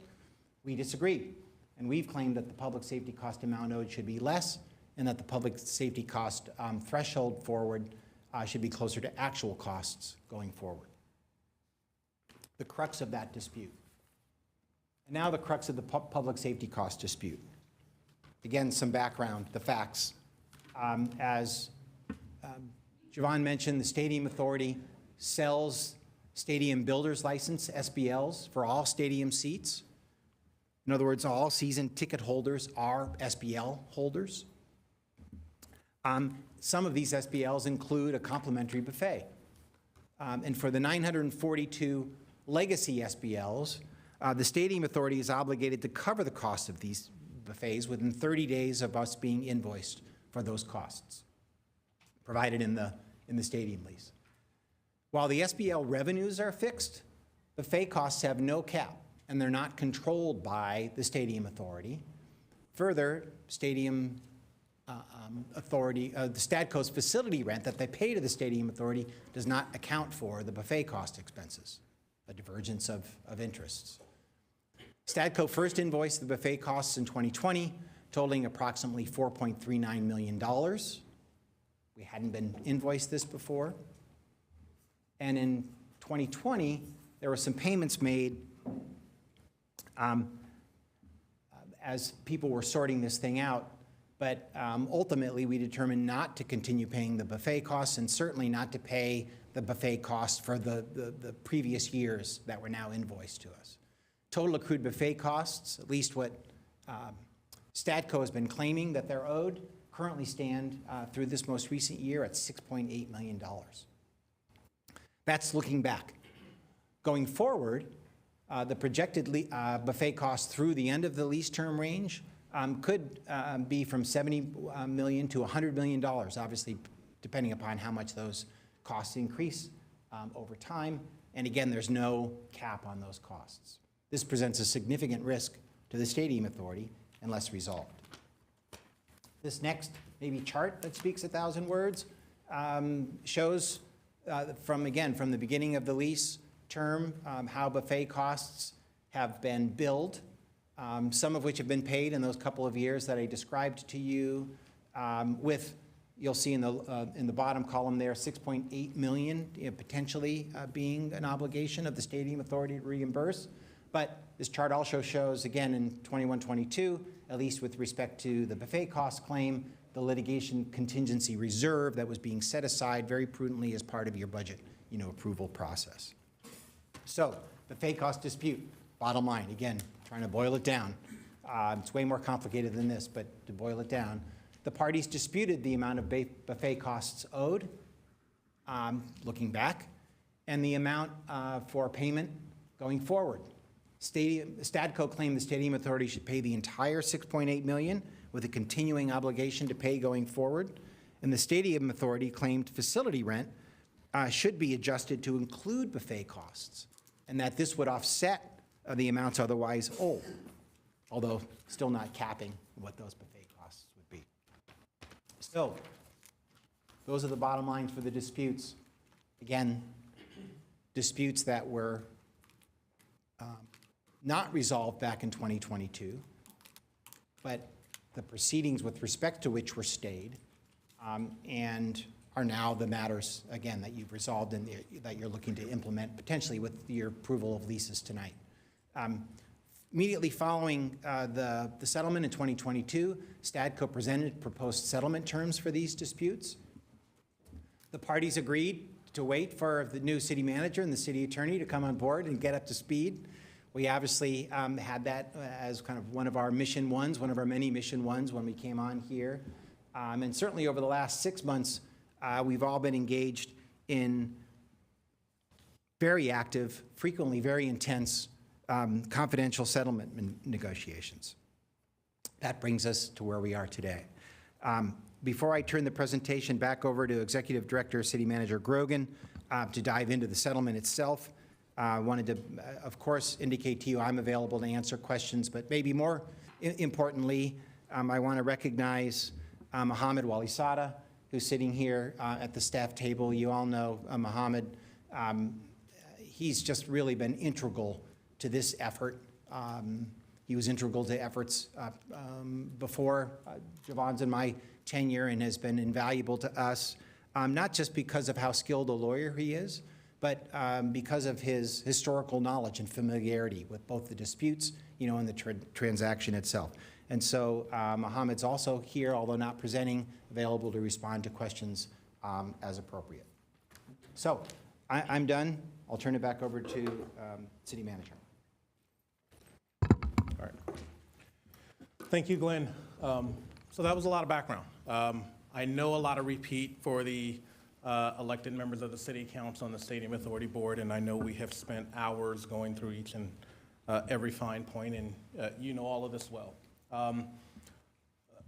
Now let's talk about the settlement agreement and a summary, and then we'll delve into these specific terms. So as the board knows, just a little while ago on May 20th of this year, the Stadium Authority Board and the City Council authorized the settlement of the disputes related to public safety and buffet costs and authorized the Executive Director, City Manager to sign the settlement agreement subject to legal approval. That occurred, and when that was finalized, actually that very same day, just a few days later on May 23rd, that agreement was made public and available to the public. And the settlement had a number of goals. One, it aimed to resolve these long-standing disputes that we've just gone through. It simultaneously was aimed to boost Stadium Authority revenue, increase financial stability for the Stadium Authority as well as the city, and we'll talk about that as we go through the fine points of the settlement agreement. We also negotiated for terms that directly address the disputes, but also extended beyond them to address aspects outside of the issues that would be before the arbitrator. And many of the deal points require inclusion in amendments to the ground lease and the stadium lease, which is, of course, the actions that are before you again tonight. So a few high-level benefits of the stadium agreement. One, it will generate $20 million to the city's general fund over the next 2 years, and we'll go through the details. So in total, because of the settlement agreement and funds already identified within the agreement, a total of $20 million will come to the city's general fund over the next 2 years, again, subject to your action tonight. It reduces the amounts owed to the 49ers, or the entity that we refer to as STADCO, from $22.3 to $14.8 million. It also increases the threshold, which right now sits at around $251 per game, to $360,000 per game. So a significant increase in that threshold that STADCO, the 49ers, pay per game. It also provides a cap and a flat fee on buffet costs beginning at $90,000 per game. And of course, as we said, the original agreements provided no cap, no limit, and the current costs were averaging over $100,000 per game, and that will go up by an inflator that we'll talk about. Additionally, it provides a new revenue source in a $4 ticket surcharge for non-NFL events to offset costs for public safety. It also restructures the waterfall to accelerate revenue to the city's general fund, increases the senior and youth fee, and provides a higher funding cap, and provides various mutual releases of specific liabilities. So now let's talk specifically about the mechanics of the settlement agreement related to public safety costs. So there was a claimed amount of $15.5 million that was reduced to $14.9 specific to public safety costs. And then we needed to find a way to pay that because that is actually more than the city has put away in its liability reserve. And so we're paying for that in a few different mechanisms. And I said the city there, but I meant the Stadium Authority. Partial payments. So we will partially pay $3.4 million from the litigation contingency reserves that the Stadium Authority put away. The remaining balance of $11.5 million will be paid in a structured method, paid over time with no interest out of excess revenues from a restructured waterfall. Important to note that when your treasurer went through the waterfall, we would not receive any money from the waterfall based on the original agreements for several years, potentially 3 to 4 years, until that waterfall that is currently projected to be $35 million reaches $70 million. This settlement agreement restructures the waterfall such that only 50% of excess revenues will go into the demolition fund. 25% will go to pay the balance of public safety costs that are owed, so chip away at that $11.5 million. And then 25% will be made available to the city's general fund. And so that is providing immediate funds to the city's general fund that would not be available. As designated in the agreements, the demolition fund is to be accessed in year 40. And so this is going to slow down contributions to that fund, but by the time those funds are needed, either for demolition or renovation, that fund will reach $70 million. And it also allows for performance-based rents to be paid for the city for years 9 and 10, the 2 prior years, based on the successful operations at Levi Stadiums. Without this settlement agreement, the monies owed, or the public safety credits, would have eviscerated that performance-based rent, and it would not have been paid to the city. And so this settlement agreement allows for the payment of those performance-based rents for the last 2 years. And that's reflected in the amendments that are before you, paragraphs 14.7 and 14.8 of the lease. As I mentioned before, it increases the threshold. We've gone over a number of times. The initial threshold was set at a level not high enough to cover public safety costs. However, the original agreements provided that the Stadium Authority would cover the delta. That is still true, but this settlement agreement increases the threshold from the current $251,000 to $360 per game. That is estimated to be an additional $1.1 million a year for a 10-game season, regular games, not playoff games. And Stadco still has the sole discretion after good faith negotiations to not increase the threshold. Key point with the settlement agreement, they are not exercising that right that was given to them more than 10 years ago to not increase the threshold. In fact, they are saying, we agree to increase the threshold with the settlement agreement. Now let's talk about, again, really briefly, public safety cost and deployment. The settlement agreement does not impact deployment of public safety. It in no way changes or compromises the police department's ability to protect the facility. The Santa Clara Police Department now and in the future will assess the threat level per NFL event and non-NFL event. The police department will determine the appropriate deployment and coordinate with Stadco as well as the stadium manager. And the Santa Clara Police Department makes the final decision on all public safety and deployment levels.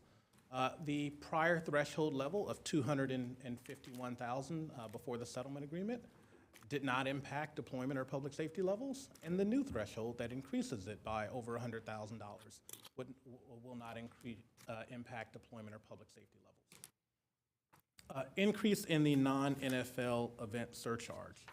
So future public safety cost under the settlement agreement, as we mentioned before, creates a new $4 ticket surcharge on non-NFL events. So that brings the total ticket surcharge to $8. As the board knows, there's an existing $4 ticket surcharge. $2 goes to the discretionary fund, and $2 go to fund Stadium Authority operations.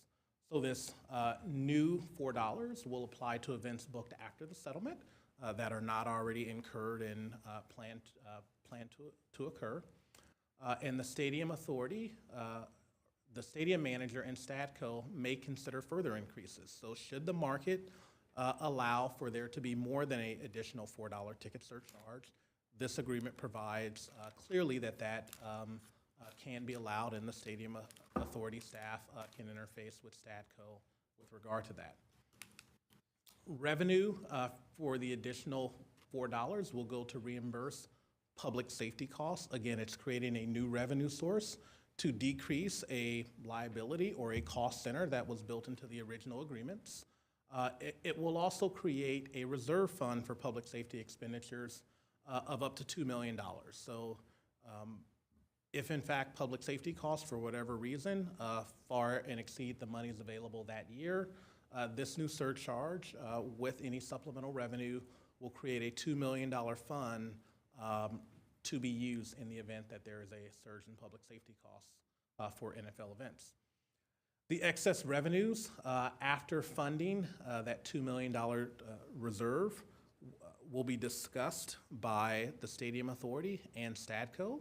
However, it does include a provision, knowing that disputes can last quite a long time, that if we do not come to an agreement, the additional funds will be put into a capital facility reserve, and your treasurer talked about the significant needs for capital investment in the facility.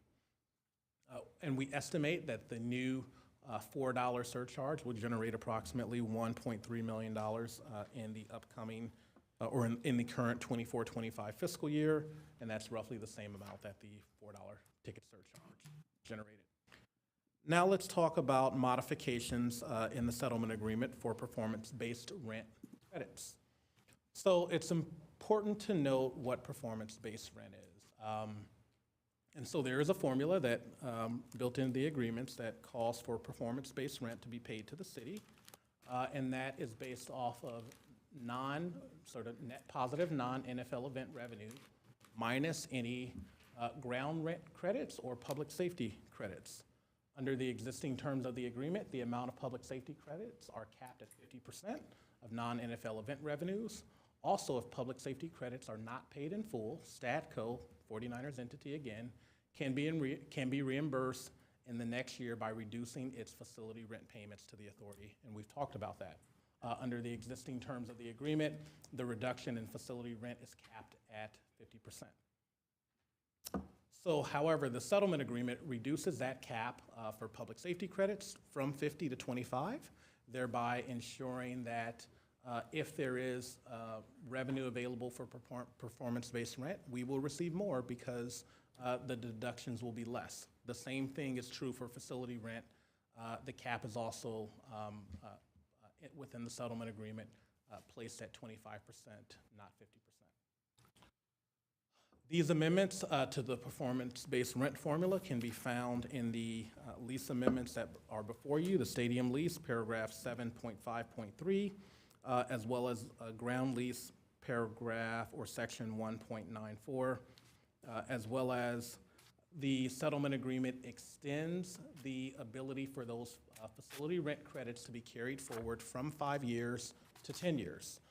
That was certainly a concession, ensuring that because of other terms of the deal, that those credits would not expire in 5 years, but will now expire in 10 years, and that is paragraph 1.95.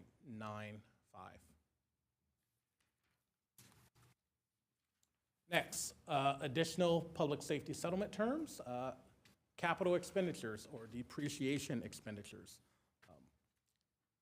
On non-NFL events, they will actually be corrected going back to year 17-18, so 2017-18, and they will no longer be deducted.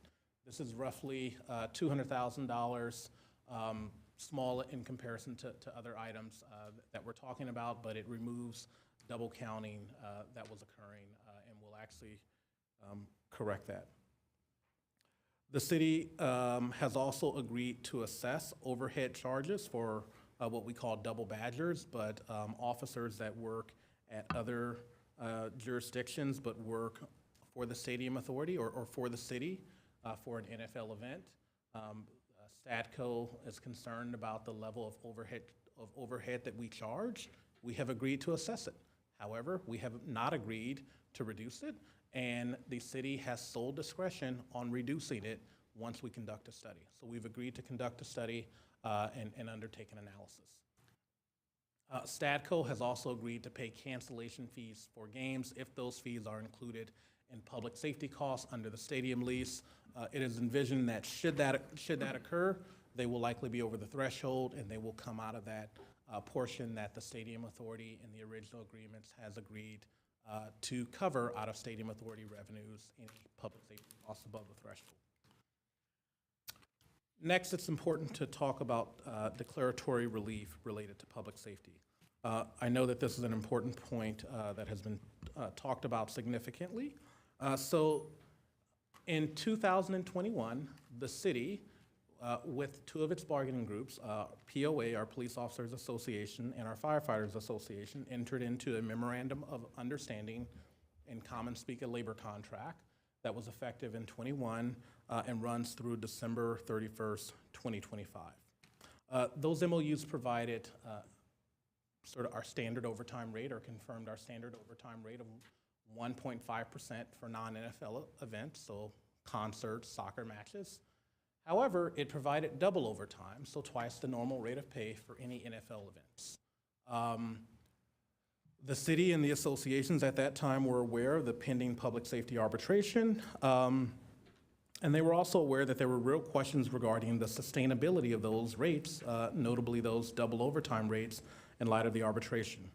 Accordingly, the parties agreed to include specific terms in the MOU to lower and reopen negotiations of the double overtime rates for NFL events if the arbitrator issued decisions regarding the reimbursement obligations. So to address this, the settlement agreement includes provisions for the 49ers and the Stadium Authority to pursue an arbitrator decision on public safety cost terms and the threshold obligations. The settlement is not conditioned on any decision that would remain in effect regardless of an arbitrator's determination. We are several steps away from any actual impact on public safety rates paid. First, the process to obtain declaratory relief findings are part of a confidential public safety arbitration proceedings between the 49ers and the Stadium Authority. Second, the process and terms with the city and its labor groups would only get started if the arbitrator issues such decisions, and the outcome of city negotiations with the Police Officers Association and Firefighters Associations are a separate and independent process that are not decided by the settlement agreement, and most importantly, it's not decided by the Stadium Authority, it's decided by the City Council in your separate capacity. So it's also important to note that this is about rates paid. This is not about reimbursement. Any costs, as we've said before, that the city incurs will be reimbursed by Stadco, and then the Stadium Authority has the obligation to reimburse Stadco anything that they've paid that's over the threshold. So the city, in no event, as we've said before, would be subsidizing public safety costs for the stadium, and we will remain compliant with Measure J. Now let's talk about the specific terms and mechanics of the settlement agreement with regard to buffet costs. So the settlement agreement of buffet costs really has two parts. One, it resolves the accrued balance to date, and it sets a fixed amount for future buffet costs, including the Stadium Authority's liability and establishing an accounting process. A few key details. One, a few key details. The Stadium Authority did not fully pay buffet costs due to pending litigation. We've talked about that, right? $6.8 million of accrued benefits that we have not paid. Through the settlement agreement, Stadco has agreed to waive that accrued liability. That liability, let's be clear, was a liability that was within the agreements that were signed more than 10 years ago because of the commitments that the Stadium Authority made to cover buffet costs for roughly 942 of the highest SBL, Stadium Builder license holders. The Stadium Authority received $80,000 for each license. That went to fund construction costs and initial cost. And the Stadium Authority, in the agreements, agreed to pay for buffet costs for those SBL holders for 40 years. And so going forward, the Stadium Authority, as we've talked about, the settlement agreement provides a flat fee of $90,000 per game with an annual 3% inflator, and so it caps that cost and it creates a known cost that we can budget for. Because again, that term or that agreement that was made more than 10 years ago was not in dispute. It was something that was duly entered So the current buffet cost average roughly $104,000 per game for a total 8-game season, and this is an 8-game season here, of $1.2 million. Buffet costs have exceeded $90,000 per game in 6 of the last 9 years, and so that's set there to say that by negotiating a $90,000 initial starting fee going forward, that's less than the current costs have been. And so that's a savings of roughly just under $15,000 per game and a total annual savings of $174,000. And it, again, provides predictable budgeting, a flat amount that we can budget for in the stadium budget to account for that commitment that was made. Next, we want to talk about the buffet cost settlement risk analysis. So starting with the settlement agreement, starting in year 10, there's a $90,000. The Stadium Authority can request a accounting and has audit rights to ensure that the amount that we've paid, that it's actually not less than $90,000 per game. There is an additional 5% accounting fee for that request. However, there are terms within the settlement agreement where STADCO will refund the greater of the difference between the actual cost or the 5% accounting fee. So for example, if we do trigger a accounting of that, and for example, the fixed payment was $1 million and the accounting fee was $50,000, if the actual costs were in fact $975,000, STADCO will refund us the full $50,000 accounting fee. If the actual cost was $900,000, STADCO would refund the full $100,000 difference of the overpayment.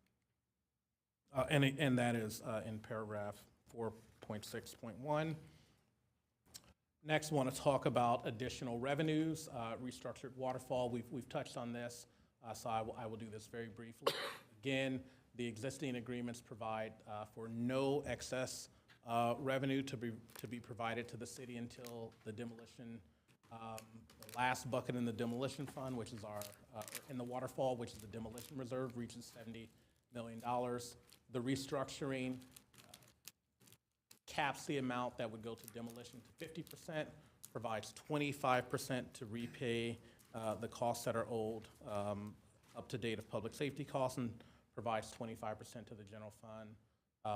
And once that balance is repaid, the city would receive the full 50% to the general fund. We're estimating that $3.1 million would go to the general fund based on the current year projections. And this is within the stadium lease. Lastly, a modest increase in the senior and youth fee program, increasing from 35 cents to 40 cents on a per game. That is projected to provide an additional $35,000 or $40,000 annually, but over the next 30 years, $2 million. Again, a modest increase, but it is $2 million over the next 30 years. With that, slide 64 talks about all the various lease amendments that are captured within the presentation, and we wanted to turn it back over to the treasurer now for the fiscal impact. Thank you, Executive Director Grogan. So in this next section, I know there were a lot of numbers and a lot of revenues and a lot of expenses that were discussed in the presentation. I wanted to summarize the fiscal impact of the items before you just in several different buckets. And so I know with regards to public safety costs, the number of $15.5 million of what's outstanding was mentioned as part of the agreement. STADCO does agree to, or the agreement does include a waiver of $664,000 related to fiscal year 17-18. And so what that does is reduces the amount owed to $14.8 million. As part of the actions, including the budget amendments before you, recommendation here based on the agreements to pay down $3.4 million of that outstanding balance that will leave roughly $11.4 million left outstanding. Because the current fiscal year is still ongoing, Currently, a projection of $3.1 million would be used to pay down that balance, and roughly over time, assuming an assumption of $2.5 to $3 million a year, thereafter that balance would be paid off anywhere between 4 and 5 years. With regards to the buffet costs, as the executive director mentioned, $6.8 million of a balance through last fiscal year. And so that balance is waived with this settlement agreement. And so with regards to the budget for 24-25, that was originally planned for but set aside as part of a litigation reserve at $1.1 million.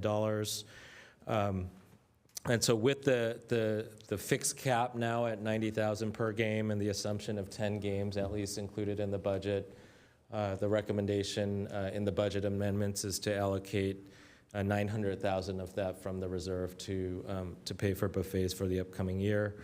The difference there, $200,000, would flow through excess revenue depending on the actual amount at the end of the year. With regards to the legal contingency reserve, when you include the 11.1 currently in the balance and a projected increase during this fiscal year, 14.7 million was programmed in the budget for legal contingency reserves. That with this settlement, it would require the liquidation of those reserves, and those funds would be used for payments based on the terms of the agreement, planned expenditures in the current year budget, or would be allocated to excess revenues at the end of the year. With regards to the renovation and demolition fund reserve as part of that last bucket in the waterfall, excess revenue waterfall, the budget that currently is adopted projected a balance of $35.5 million, a little over half of that $70 million obligation. With the lease adjustments and the liquidation of the legal contingency reserve, that would require an adjustment to this demolition reserve of roughly $5.3 million, bringing that new balance down to $30.2 million. And then on this next slide, with regards to the excess revenue distribution, as the executive director mentioned, the adjusted distribution for this current adopted budget would be changed to 50% for the renovation and demolition reserve, 25% used to pay for the outstanding balance that's carried over from prior public safety costs, 25% to the general fund. And so with that, 6.1 million based on the current budget would go to that reserve, 3.1 to Statco to pay for those outstanding credits, and then 3.1 to the general fund. Again, those are projections based on current year activities. The actual amount will differ once all the revenues and expenses are accounted for. With regards to performance-based rent, the agreement before you allows for payment of performance-based rent from fiscal years 22-23 and 23-24. Those were set aside in the legal contingency reserve, and this would release that to the city, $7.1 million. And then based on projections for 24-25, an estimate of 2.5. Again, that number will change based on actual activity from the year. And then with regards to senior and youth program fees, the increase of 35 cents to 40 cents per NFL ticket in this year, based on the budget, is anticipated to bring an additional $35,000 to the city to support those events. I wanted to shift gears. I know there was mention about $20 million of payments to the city within the next 2 years or 24 months. I wanted to highlight on this slide where that $20 million comes from and is anticipated to come from for the next 2 years. I do want to point out the base rent, the $2 million, and the majority, about $230,000 of the senior and youth program fees were based on the original agreement that was already assumed in the budget. And so what the agreement amendments before you allow for is both the performance-based rent, $9.6 million. I mentioned the 2 years that would be released, and then the $2.5 million based just an estimate based on the current year. And then the year-end excess revenue, $7.7 million, Those are all estimates based on reconciling items in the current fiscal year, 24-25, and then projected for 25-26. So in total, over the next 24 months to the city's general fund, about $20 million. And then on this slide here, just a summary of the various budget amendments based on the lease agreements before you and the ground lease amendment before you. A change in your fiscal year 2024-25 adopted budget. And so increases in our senior and youth program fees, the reallocation of the litigation contingency reserves, both for performance rent for public safety costs, transfers to the general fund, and the allocation of the revised SBL complimentary buffet. So in total here, just all the transactions line by line to the budget with the agreements before you. And so with that, I'll turn it over to our executive director to close it out and talk about both the recommendation and the next steps. Thank you, Council Board. There are really 4 recommendations before you. The first one is to authorize the city manager to execute a second amendment to the ground lease with the Stadium Authority. Recommendation 2, authorize the executive director to execute a second amendment to the ground lease with the City of Santa Clara. Recommendation 3, authorize the executive director to execute a first amendment to the amended and restated stadium lease agreement with the 49ers SC Stadium Company, LLC. And then as your Treasurer Finance Director just went through, approve the following 24-25 fiscal year net budget adjustments to the Stadium Authority operating budget as listed below. Lastly, the next steps for tonight are council/board questions on the staff presentation, public comment, council/board deliberations, as well as finally any council or board action. I will mention that Jihad Beachman, a executive vice president and general counsel with the 49ers, is here tonight and has asked to address the board. And so, Mayor, I think your decision on if that happens now or later. I would rather go to council questions first, and then you can talk with public presentations. Thank you. Okay, questions from the council. Councilmember Jane. Thank you.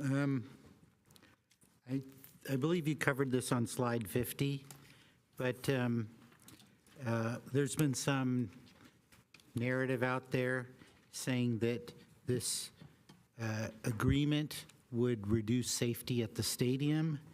And with this settlement, can the 49ers dictate how many police officers will be deployed at NFL games and concerts? Can they say, you're only going to put, 60 people out there? And then how much control do they have over the expenses that the city spends on safety at NFL games? And then I believe this was covered. Can you confirm that if we went to arbitration, then the terms of the contracts that we already have, the stadium lease agreement and the ground lease agreement, those could not be changed? I believe in the current contract, it says that for non-NFL events, there's a ticket surcharge of $4, and the city cannot ask for that to be changed or demand. They can demand, but they cannot make a change to that. Only the 49ers have full, in the current contract, have full discretion over how much the ticket surcharge will be changed.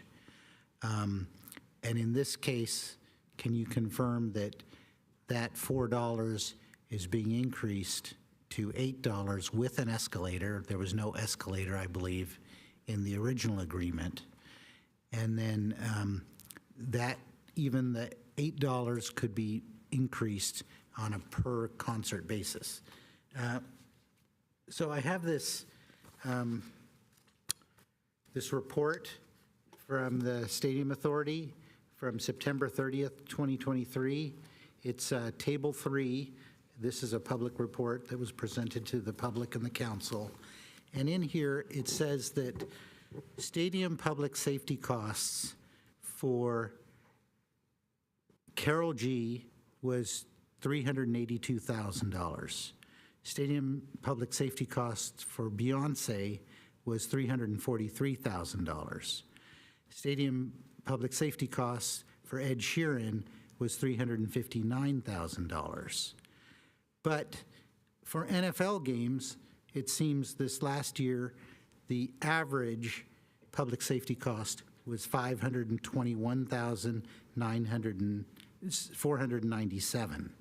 So can somebody explain why public safety costs are higher for NFL games than big concerts? And then finally, I'm looking at the same document, Table 10, and it says that the total budgeted revenue from the stadium operations was $64,885,000. And the expenses were only $23,518,000, which means that there was a profit, technically, of $41 million. And then it says that $25 million of that was transferred out for debt service, and there were other payments to the contingency funds and so on. So it seems to me that stadium operations are kicking out approximately $41 million of profits per year. So can somebody confirm that? Thank you. Thank you. Councilmember Hardy. Thank you. First off, happy birthday to our city manager. I'm certain this is exactly where he wanted to be on his birthday. It's first choice.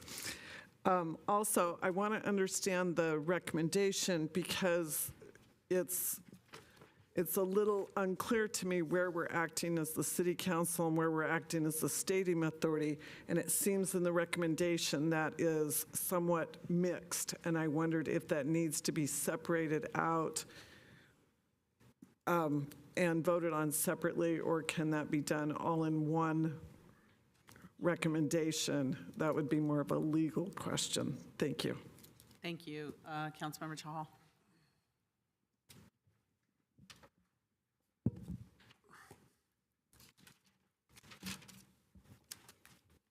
Thank you, Mayor. First of all, thank you to staff, city manager, city attorney, and finance director, and Hanson and Bridget for presenting this all details. Like, I know it was redundant for some of us, but it was good presentation for the residents and everybody for transparency point of view. What was the background, what we signed, and what we inherited, and what we are dealing with, basically. And that presentation itself gave a lot of background and gave a lot of the facts, which are part and parcel of the whole of this settlement, basically. I understand Councilmember Jain asked some questions regarding some of the aspects. If we would have gone to the arbitration, he covered some aspects that they would not have been touched, like surcharge was not to be touched if we go to arbitration. That would not have been changed in any way. I have additional clarification. I understand that answer is yes, but for the public, excess revenue usage, like we are revising that, like how city general fund can get more excess revenue from the changes. Can you please confirm that? And similarly, performance-based rent, like this has been a big issue, like we are not getting performance-based rent, but with the change formula, I wish we had a change formula from the very beginning, but at least we are here at this stage. We are changing something which is giving us a performance-based rent. So if we would have gone to the, and third is the youth and senior and youth services fund, basically. So none of these three, along with the surcharge, would have been part of the arbitration process. Please confirm that. And I noticed, like on some of the slides, we took buffet cost for 10 games, and some of them we are taking it for 12 games. Can you clarify why we are doing that? Why we are taking 10 games? Like even for public safety car, we took some time. We are taking it for 10 games average, and the buffet cost we took for 12 games. Like I need some clarification on that. Why we are doing that? So these are my questions. Thank you. Thank you. Councilmember Watanabe. Thank you, Mayor. Let's see. There was a comment made early on. It was on slide 19, and it focused on the lease of the stadium lease and how Stadco leases the stadium for 6 months out of the year. And I know there was an issue about that a while back about how often the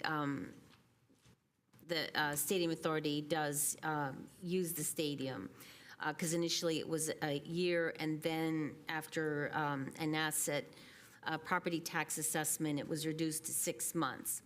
However, I found this interesting because then it talks about how TeamCo subleased leases from Stadco for an additional 6 months. And so I was wondering what was behind that, and who pays the taxes, frankly.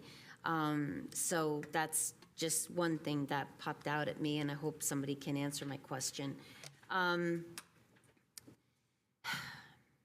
The $4 going to the public safety costs, the additional $4 on top of the current $4.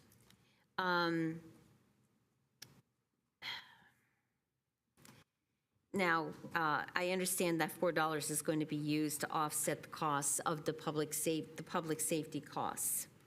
And my issue with that is that the money is coming from the attendees to events at the stadium. And so the general public is being asked to basically pay for additional public safety costs instead of Stadco, which is managing the stadium. And these events benefit Stadco. And so my again, and I may have said this before, but my concern is that, no companies, no corporations in Santa Clara ask for discounts on public safety costs. So why should the 49ers now be getting discounts on their on public safety costs? And then on top of that, the $4 is increased by $1 every 4 years. And there's no cap on that either. That could be increased further, and that is up to Stadco and the stadium manager to make that decision. And I'd like to know why is it them as opposed to working with the Stadium Authority to determine what is a cost that the market will bear.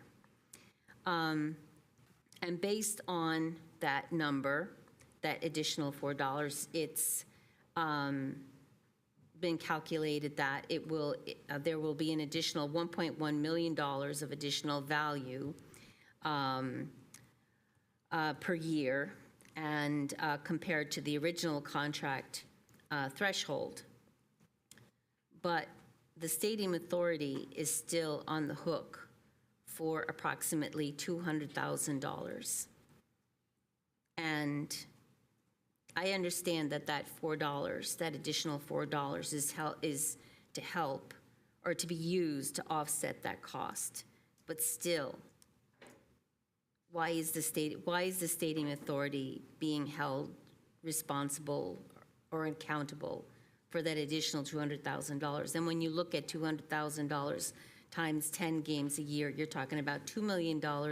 And then over the life of the rest of the lease on the stadium, you're looking at potentially $60 million that the stadium authority is going to be responsible for. And that doesn't include potential increases in interest rates or any additional charges that may come as a result. So I have a problem with that number. Let me see.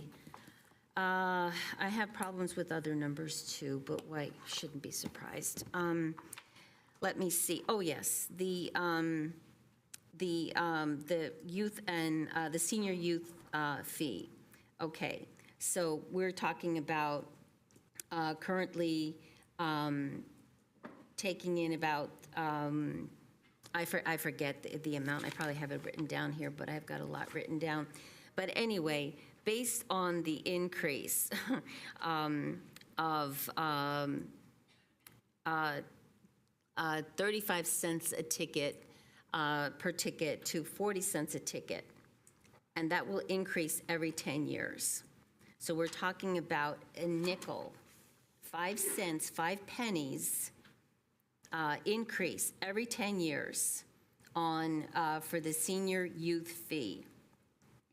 That will generate another $35,000 by the end of this year, once it's put in place. And over every 10 years, that's another $50,000. And when you look at what the Stadco and the stadium manager are going to be getting as a result of an additional $1 every 4 years, and potentially more with the increase in the $4 ticket surcharge, and looking at $1.1 million, I have to say, where's the equity? Where's the fairness? And who is really benefiting from that? So, so these are just a couple of things that I have had an issue with since we had our meeting last week. And frankly, it's part of the reason why I felt when we left that meeting last week that these issues were not resolved, and which was why I was very upset when I was made aware that a settlement agreement had been reached on Thursday night and signed off on. And I felt that there were still nuances to the settlement agreement that were not resolved, and that things had not been fully opined upon to make that final decision to say that people should be signing off on the settlement agreement. So I don't know if I can say any more right now, but I think I've said enough for now. Thank you. Councilmember Jane? You have additional questions? Yes, Mayor.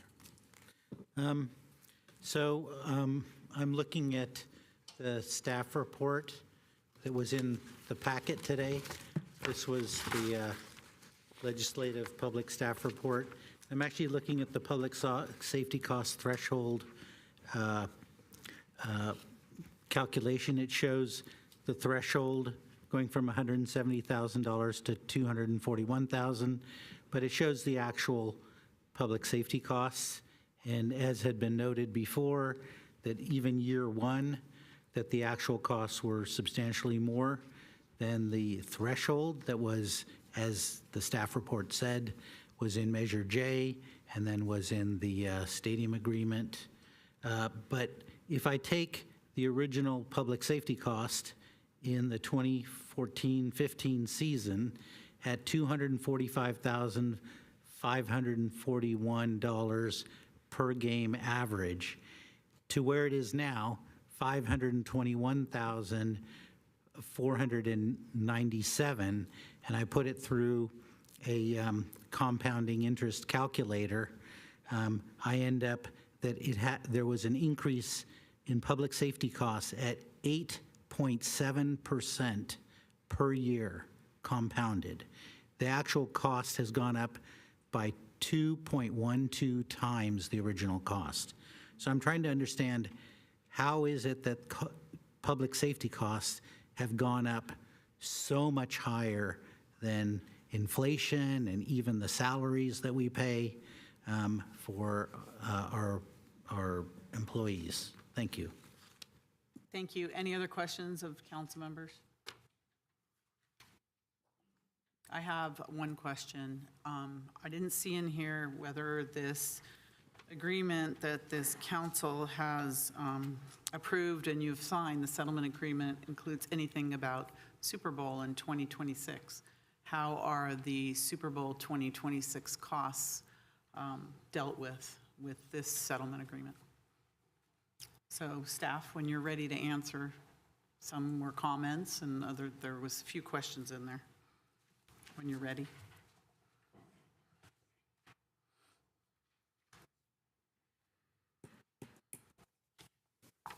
Sure.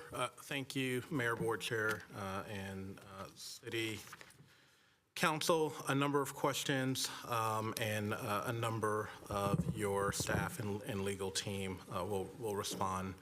Beginning from Councilmember Jane, question with regard to can the 49ers control deployment or dictate costs that the city spends on protecting Levi Stadium? The answer is no. The 49ers in the original agreements nor in the settlement agreement or the lease changes that are before you have the ability to control deployment numbers that the Santa Clara Police Department identifies are necessary, nor dictate costs that the city will incur to protect Levi Stadium. I will also say that on a ground level, staff to staff, our police department, public safety staff at Manco work well on an operational basis. I've been in those operational meetings. I've been at the stadium during events, and they work well together to collaboratively plan for safety of all events, both NFL events and non-NFL events, and so I fully expect that to continue. There was also a question from Mr. Jane around ticket surcharge revenue, and could that have been increased by the arbitrator? I know that answer, but I will turn it over to our legal team.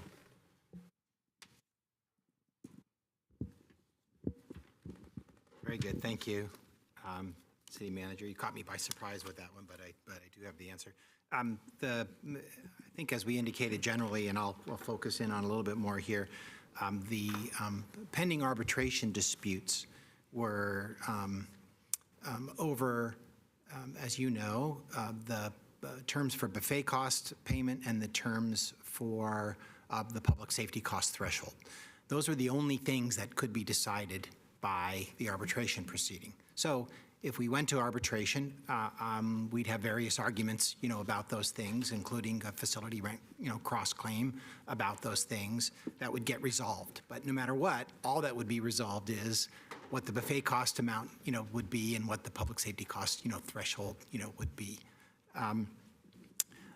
Under the terms of this settlement agreement, although we are releasing claims we might have, right, in those arbitration proceedings, we are absolutely getting things that the arbiter wouldn't be legally entitled to award us. Those include modifications to the surcharge amount. Those include modifications to the performance-based rent structure, which guarantees, a performance-based rent going forward. Modifications to the waterfall agreement, which we talked about probably ad nauseum, for some of you, that provide excess revenues to the general fund sooner than we otherwise would get. And of course, the adjustment in the senior youth fee, relatively minor, but still not anything that we could be awarded in the arbitration. So certain things could be, but a significant number of the things that were negotiated in consideration for our waiving our claims in that arbitration are things we otherwise wouldn't be able to be awarded. I think that answers that question.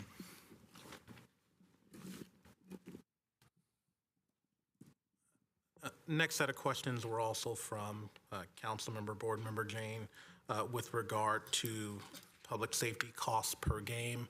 I want to note that when we talk about total public safety costs per game, as shown in the presentation, that includes police, fire, traffic, public works, all city costs connected to a game. You reference a number of costs for concerts and contrast those with the costs for NFL games and asked why is there such a difference from roughly $350,000 for a few concerts to over $500,000 for NFL games. Why is there such a delta there? At a high level, we don't have any representatives from the Santa Clara Police Department here to articulate, but they wouldn't articulate in detail because, as you know, our public safety deployment plans are confidential. But I will say the both crowd control, safety risk, and the deployment plan for NFL events is significantly different from concerts, right? A number of our concerts just have a very lower risk profile than some of the crowd controls at NFL games. You toss into that some of the tailgating activities, and it's just a distinctly different event. Also, Councilmember Jane, connected to your latter question with regard to cost. Why have the cost increased so much over the last 10 years? And you noted that they have increased significantly beyond our personnel rates. I will note that specifically for our police unit, the annual rate of increase total cost has had some significant increases over the last 10 years. And we talked about one of those significant increases was time and a half to double time, but there have also been, when you include total cost of living adjustments, as well as other contractual increases in our public safety costs, there have been significant increases over the last 10 years, and that's borne out by charts that I know we reviewed on annual public safety costs. And there have been deployment changes because of various events that have happened, not just locally, but across the country that I know has changed how the Santa Clara Police Department protect and deploy for NFL events. Council and the board will remember we did have a closed session because it is legitimate to meet in closed session about significant threats to public safety. And you did have a presentation by the Santa Clara Police Department about their deployment patterns, and you reviewed in detail some of those deployment issues. And so I know you've received that information. There was a question with regard to budget and net profits of the Stadium Authority on an annualized basis, and Councilmember Jane, you referenced the number $41 million. I didn't do the math to tie that to a specific budget document, but I will refer to our treasurer just to give a high-level articulation of how the stadium is doing on an annualized basis with regard to net revenue. Thank you for the question. So the difference between revenues and expenses, I want to say a couple things about it. I don't know that I would classify them as profit. Those dollars are used to either pay down debt or go through the waterfall for the various buckets. I think the year that you're probably citing also included some of the settlement terms from 2022. So some of the dollars that were part of the reserves were also flowing through as well. So, but in general, the dollars between revenues and expenses in the good years will continue to finish our debt obligation as well as fill the buckets. Okay, thank you. There was also a question from Councilmember Hardy around just wanted to clarify of the 4 actions that are asked to be taken both by the city council and the board. Which of those you're acting as a city council, which of those you're acting by the Stadium Authority Board. I think in a very simple format, those actions where you're authorizing the executive director, you're sitting as a stadium authority. Those actions where you're authorizing the city manager, you're acting as a city council, and the budget amendment is the stadium authority, so you're operating as the stadium authority for those items. And I will ask the city attorney to opine if need be. I don't think any opining is necessary. I think you described it accurately. It is important to recognize and know and understand that the city and the stadium authority are two separate and distinct legal entities. It's obviously a little awkward to sit concurrently, as both, entities in one action. But I think the actions as they're laid out are clear, that you're acting in certain capacities with respect to some of the actions and in other capacities with respect to other actions that apply to these legal entities respectively. So I'm comfortable with how it's laid out and your action as presented. Okay. So Glenn, if you'll continue, Councilmember Jahal asked about 3 changes to the agreements: excess revenues, performance rent, and senior and youth fee, and could the arbitrator have made those changes? The 3 again? Excess revenue, performance-based rent, and senior and youth fee. Yes, maybe repeating myself, but in response to Member Jane's, I think, version of this question, those aspects of the settlement agreement are not things that we could have obtained through the arbitration process and were able to obtain in negotiations in the settlement. There was also a question about 10 games versus 12 games. In the presentation, when we summarized buffet cost, it was on 12, but when we talked about public safety costs, it was often on 10. What that really is 10 games is a regular NFL season, so when we talked about public safety costs, we said 10 games because we didn't want to assume that they go to the playoffs. And we wanted to talk about a regular annualized season. However, when we were presenting on buffet costs, the math there was the cost that was incurred in the last year, and because there were playoff games, it was 12. But 10 versus 12 is really playoffs or not. As well as it's important to note that for NFL games, the threshold and all of those terms related to NFL costs do apply to playoff games as well. Right? So even though we said 10, if there are playoff games, those will count as well.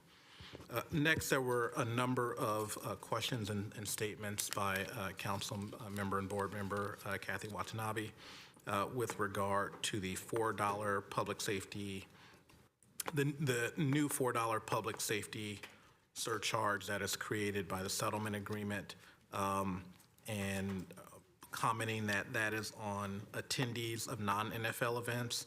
However, the senior and youth fee is on NFL events, and the difference.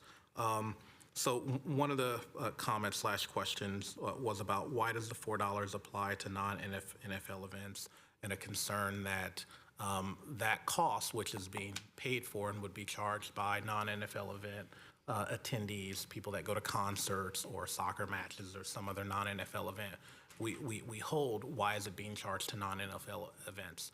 The reason being is that in the original agreements, again, which were not in dispute, the stadium authority, through revenues that the stadium authority would generate, i.e. by putting on non-NFL events, agreed to subsidize or cover a portion of NFL public safety costs. And so Stadco / the 49ers in the original agreements were provided with a threshold.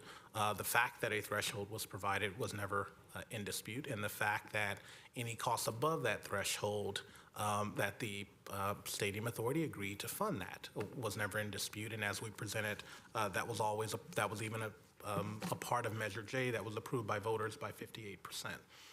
And so that additional $4 creates a new revenue source, a new stadium authority revenue source from events that the stadium authority is putting on, that Manco is contracting for on our behalf to help subsidize costs that the stadium authority would incur. And what creating that new revenue source does is it actually decreases costs that we would have to ordinarily pay out of revenue that could flow to the general fund. And so it does indirectly contribute to additional general fund money in the way of excess revenue because we have that new revenue source. And certainly the comments about other corporations do not receive discounts or subsidize public safety costs. In all of my experience, I would in general agree with that. However, again, the original agreements that the Stadium Authority and the measure that the city put before voters as a part of that package, I'm sure there were trade-offs, but there was the inherent agreement that the Stadium Authority, through its activities, would fund a portion of of NFL event public safety costs. And so that was not in dispute. What was in dispute is what the amount of the threshold would be. And certainly there was an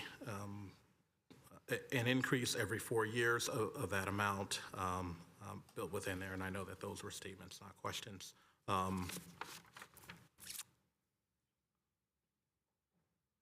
And then, Glenn, can I turn the last question that I think I have? I'm just making sure I covered everything.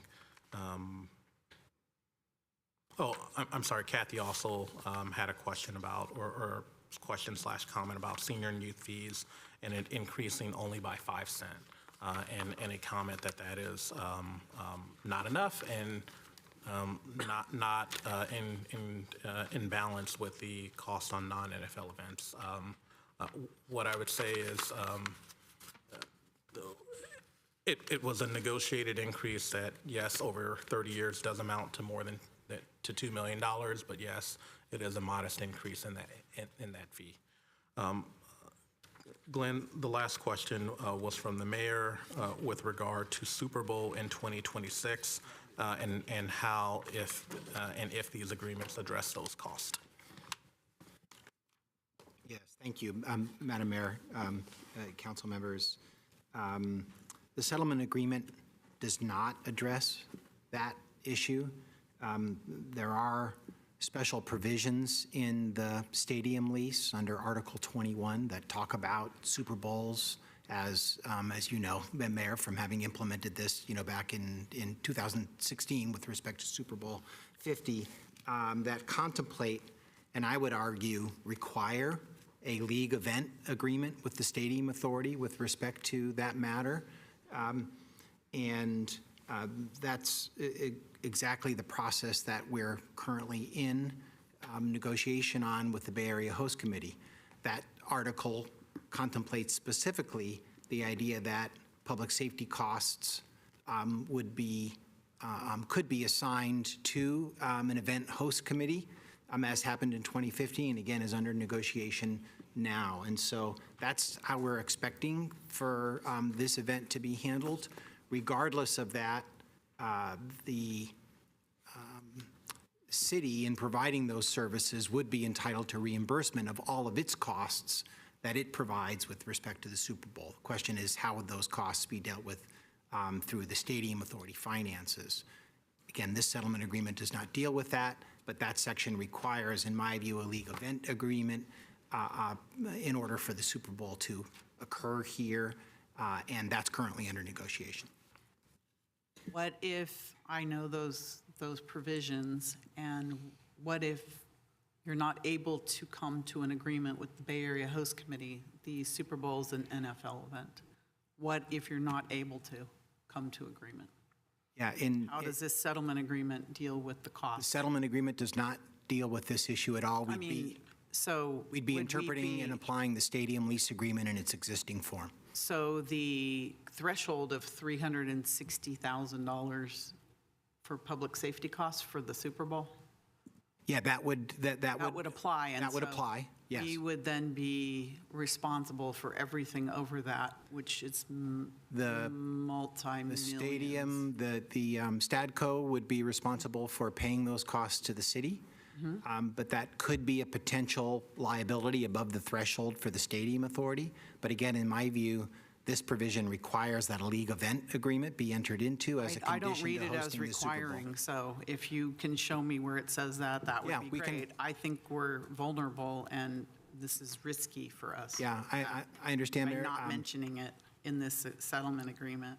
Yeah, that issue was not in play or discussed as part of the settlement agreement. You're right. Oh, I asked those questions of you, city attorney, so yes. No, I know, yeah, I did. understand you asked the questions, Mayor, and I answered them the same way I'm answering them now. And that's the best I can answer for you. Thank you. Okay. All right, we're going to go to the public now. And the first person we have is Jihad Beachman, who represents the 49ers, and he has 4 minutes. When you're ready. Great. Thank you, Mayor and Council. Thank you, staff. I'm here today not to necessarily advocate for any particular decision by the board today, but just to give a little bit more context on the proposal here and how I think it improves on the system that was created in 2013. So we've heard a little bit talk about how, this deal that the public didn't expect to be subsidizing NFL events. And so I want to make sure that we're clear that that necessarily is a critique of the system where public safety costs above the threshold are reimbursed. And that is not a critique of this specific deal. That's a critique of the system that was originally put in place in 2013 and was voted on by the public. The public approved that system. It's gone to the voters. They approved it. That's the system that was put in place. This system actually improves on this system, the proposal that's in front of you today. So what the proposal does is, originally you had a threshold where above that threshold, the SCSA reimbursed from its general revenues, which also decreased the dollars that were then going out to the city through performance rent. What this new system does is it increases that threshold, so it actually increases the amount that the 49ers are paying, while also providing a surcharge on non-NFL events at the stadium that then can go to pay that delta above it. So what we have before us today is a decision between a lower threshold with general SCSA revenue paying the amount above it, and then also this new system where you have a higher threshold where the dollars are coming from a specific account that's being created just for this purpose. And on top of that, the difference just there in terms of the higher threshold and dollars coming from this non-event surcharge, that frees up more performance rent to go to the city. Because we have heard, and the stadium has been wildly successful. The SCSA has received, I think, approximately over $100 million more than expected that's gone towards paying down debt. But we've heard not enough of those revenues have gone to the city through performance rent. Like, we understand that. And so this system that's being put in place now has been very thoughtfully crafted in a way that achieves that goal, and so that it actually frees up more dollars to go to performance rent by allowing dollars that would have gone to paying for public safety costs to then go from this fund to that, so more dollars can go out to the city. And so I want to make clear that the SCSA in Santa Clara makes money from NFL events. Even if you take into account this new fund that's being created to put dollars towards public safety costs at NFL events, what we're talking about is about $1 to $2 million a year at maximum from this fund that would be going to that purpose. Every year, the 49ers pay an NFL ticket surcharge. That amount for 2024 is projected to be $13.7 million. And so when you're talking about NFL events at the stadium, the 49ers, whatever this surcharge amount is going to be, the 49ers pay out a vast larger sum than that for NFL games at the stadium. So this idea that NFL games come at a cost to the stadium authority, to the city, simply isn't true. The 49ers pay out $13.7 million this year in NFL ticket surcharge for our games, and then you have just this small delta, which was built into the original deal, that is being covered by the stadium authority over that amount. And the last thing I just want to make clear about is that the stadium has been so successful to date, and this is the system that we've decided to come into place to unlock some of those revenues, to get the SCSA dollars, and to get the stadium authority dollars. That 360 cap that we've sent on the threshold, that still has us paying more public safety costs than any other team in the NFL. It'll still be the highest number across the NFL, even at $360,000 a game. And so this is really an attempt, if If you just give me an extra minute, please, I'll close, I promise. I'm sorry, I get excited about this stuff because I really Wasting do. time. Go ahead. I really do believe I bet in the you're stadium. excited. Go ahead. I really do believe in the stadium, and I really do believe in the power of the events that we have at the stadium. And I'm really hopeful that this is an opportunity for us to kind of move forward as partners in the stadium. And so I want to move towards a place, and I'm hopeful that we're doing that here, so that we're focused on the amazing events that the stadium has, the amazing impact that it has on people to be coming together for these concerts, games, events, and other things like that, rather than focusing on our disputes and focusing on the litigation, that we can refocus ourselves back on these amazing events and put them on and the benefits to the community and unlocking more dollars that can then go back to the city and the stadium authority to support the many great causes and support the many great things that you guys do, as well as the other city programs and city services that are provided to your constituents. So I'm going to stick around. I'm here to answer any other questions that you guys have related to this topic. But I'm hopeful that you guys can see how this system improves. Thank you, on the Mr. system Beachman. Thank you. that we have. Thank you. We have a long list of speakers. I apologize. Is that your water? You might want to take it. Thank you. Steve Kelly, followed by Danny Mangan. Danny online or here? Here. Oh, here, if you queue up, please, followed by Ashwini Diamond. Welcome. Thank you, Mayor Gilmore, council members. I also want to thank city staff for a wonderful presentation. It really filled in a lot of gaps. You know, back in 2010, when we approved the stadium, it was for entertainment in the northern part of Santa Clara. Over the years, there have been many family fun-filled events at Levi Stadium. Unfortunately, the current litigation and political climate has harmed our ability to get some of the best events and best performers at Levi. So I'm here to say I want the council, obviously, to hold 49ers accountable, but I also want it to improve the climate. I want things to be worked out. Local businesses, our local economy benefits from these events, as does our general fund, as we have sales tax and other benefits that ripple into our general fund. I am glad to see that more revenue will be going into our general fund. And I'd like to see more entertainment in that general area, Great American Mission College. So let's rise to the challenge and work out a compromise. Thank you. Thank you, Steve. Danny, followed by Ashwini, followed by Neha.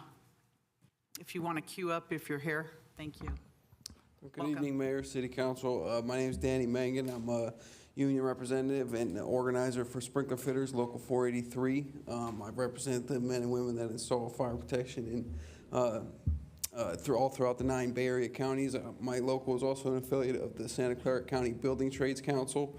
I'll be brief. I just want to say a few things.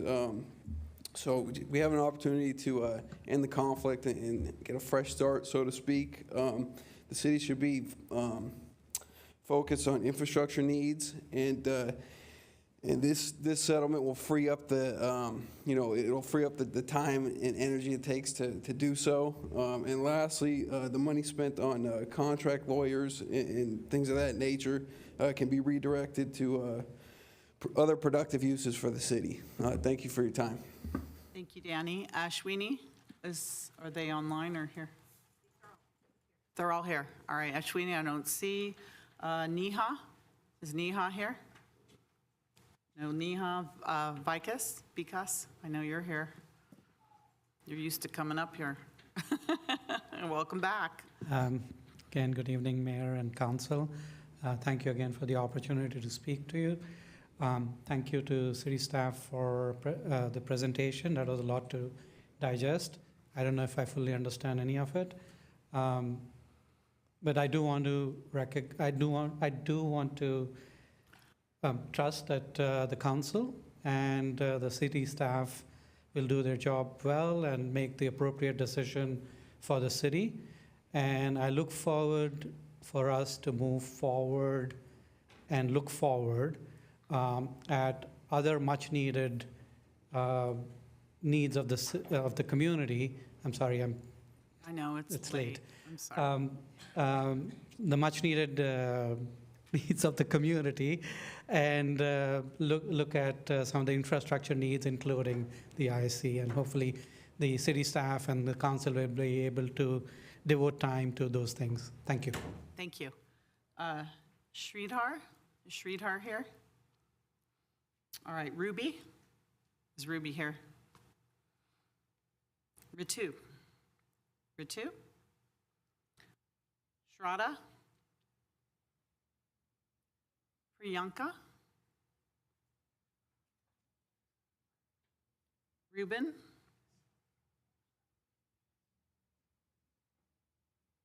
Yay, Ruben's here. Welcome, Ruben. Hi, good to see you, Mayor, City Council. I just want to come to put in my little 2 cents about everything that's been going on for the last several years with the Niners and the stadium.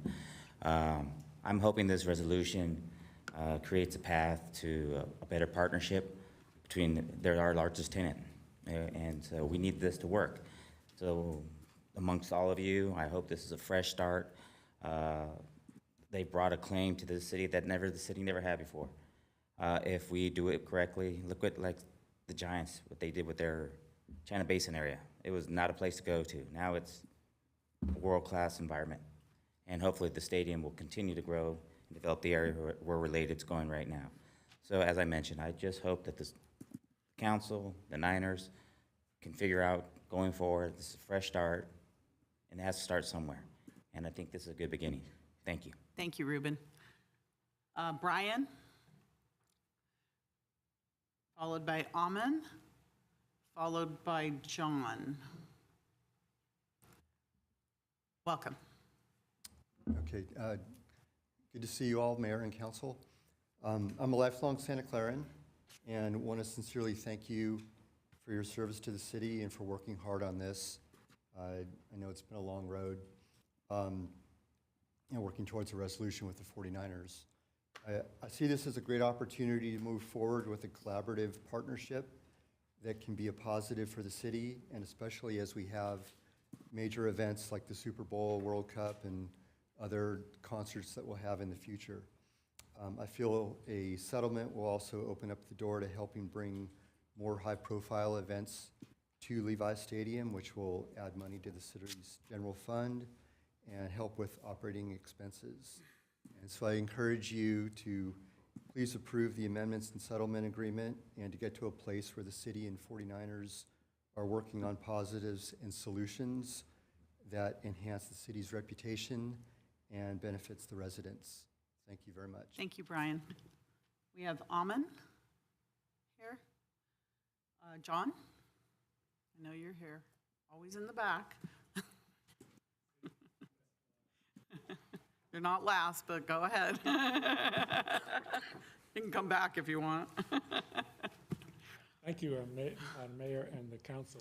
Looking forward, what I want to focus on here is getting better city cost containment for public security expenses. Currently, the police chief is basically like the person who orders the meal at the restaurant, and then the 49ers and the authority have to pay for it afterwards. This setup invites conflicts, especially where the current police chief has indicated in the past, at least, something to the effect that no expenses will be spared. And unfortunately, that kind of approach can be sort of like a head surgeon saying, oh, why don't we hire 2 extra doctors to make extra sure that the operation will go well? Or a head attorney saying, oh, why don't we have 2 extra attorneys, because that'll increase our chances of winning. But it's very expensive and prohibitive at a certain point. So I would like the city to avoid any extravagant types of things like that. $360,000 per game seems to suggest like you could have 240 police officers for each game. That sounds like a lot of police officers, not counting the security staff. I imagine there's extra security staff that deal with non-peace officer things.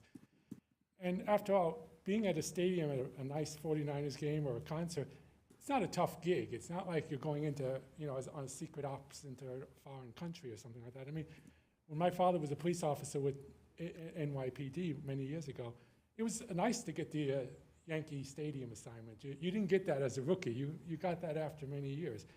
So, and we're talking about 65,000 people in a well-lit place. There's no money to steal. There's not too much alcohol. These people are people who can afford the price of a ticket, and they want to enjoy the event, So, you always have some troublemakers, and we had that stabbing even with the police level that the current police chief had. So, these things happen, and you have to be not extravagant in the expenditures, and we wouldn't have had the need for this whole thing if the prices had been kept low. Thank you, John, but I have to say there might be a little bit of alcohol going on at that football games. All right, Kirk. Is Kirk online? Kirk? Thank you. Good evening, Mayor and Council. So I think this is a great opportunity to hear some of these details, things that were missing for so long. And my comment is around the lack of transparency about this. First, I knew that something had been signed or that something was going on was you had a closed session meeting that happened. And then on Thursday, there was a publication, a press release saying that everything's signed. I'm like, well, what happened to the public engagement? What happened to the public exposure of the information? So the lack of transparency, I think, is really, unfortunate. And it seems like a basic contempt for democracy. You spent 2 hours here with experts sharing all these details, yet we are just learning about them and trying to digest them without any real time to do so. Councilmember Becker not only has an appearance of conflict, he may very well have a real one. Why has this council majority allowed him to continue in these discussions? Why hasn't Becker recused himself? Where is the council's integrity in dealing with this? City Manager Grogan implied that the stadium making money was not a priority driver for the creation of it. In fact, Councilmember Hardy said the same thing and was quoted in a newspaper. That couldn't be farther from the truth. This stadium was designed to be a primary money maker for the city, and that was its primary goal. So Councilmember Jane and Councilmember Park are quite on these items, especially on the Becker item. Where is your integrity in this process? Where are your ethical values in holding your council members accountable to ethics in the city, something you all signed on to? And lastly, the people want this to be done, but they want it to be done not at the expense of the city. And all of the shrouding of private meetings and confidential meetings and lack of transparency really flies in the face of that. So this may be a good agreement, maybe not, but what's the rush? What's the rush on this? And why don't you have a little more public engagement? There's more time spent on things like letterhead than stuff like this. Thank you. Thank you, Kirk. Lori, go ahead, Lori. Online. Unmute yourself, please. There you go. Got you. There you go. Go All right. ahead. Well, first of all, thank you so much to all of the people that worked so hard to get this signed and settled, because life is too short and tomorrow is never promised. And so many wonderful memories that we have is based right around this stadium. And if we all remember back in 2010 when we were going to build it, everybody in that room was gung-ho for it. Everybody was there cutting the ribbon on the ceremony and up on the stages and hanging out with the Niners, and it was all awesome. And it's so sad to think about how much money has been wasted in litigation. So I just want to first of all say, hallelujah, it's done, it's signed. It's nice to have a settlement done. Now let's get back to life and let's get back to the happiness and make more fun memories, because some of the things that I heard brought up today, like what about the Super Bowl? What about the Super Bowl? And also the $4 extra a ticket, it's only 5 cents or whatever. Like, it's still extra money.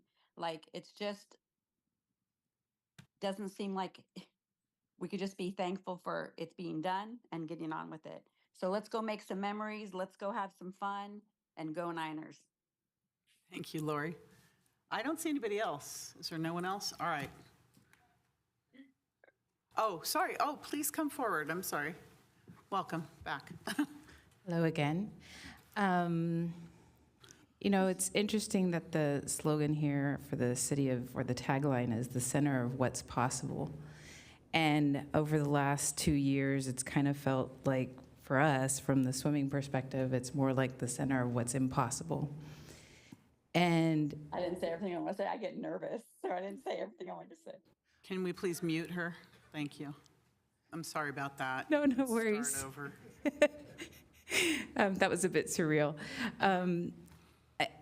It feels to me like I wanted to thank the team, the staff, for the presentation that you gave. I thought it was remarkable. There was a lot of detail. There was a lot of information. And it was very informative for me personally. So thank you for that.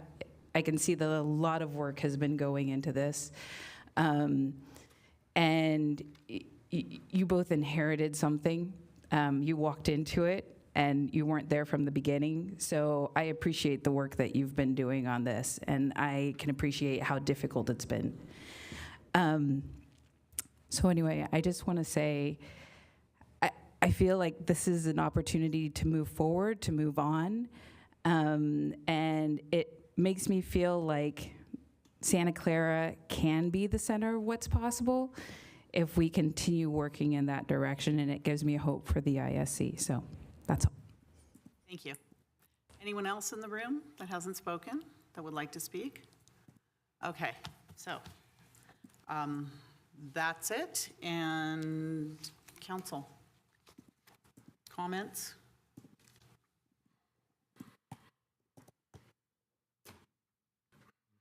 Councilmember Hardy? I wasn't clear if we need to close the public hearing. This is a public hearing. Okay, I didn't think it was official. I want to make certain. I would like to make a motion to accept the recommendation from the staff. Do you have a motion?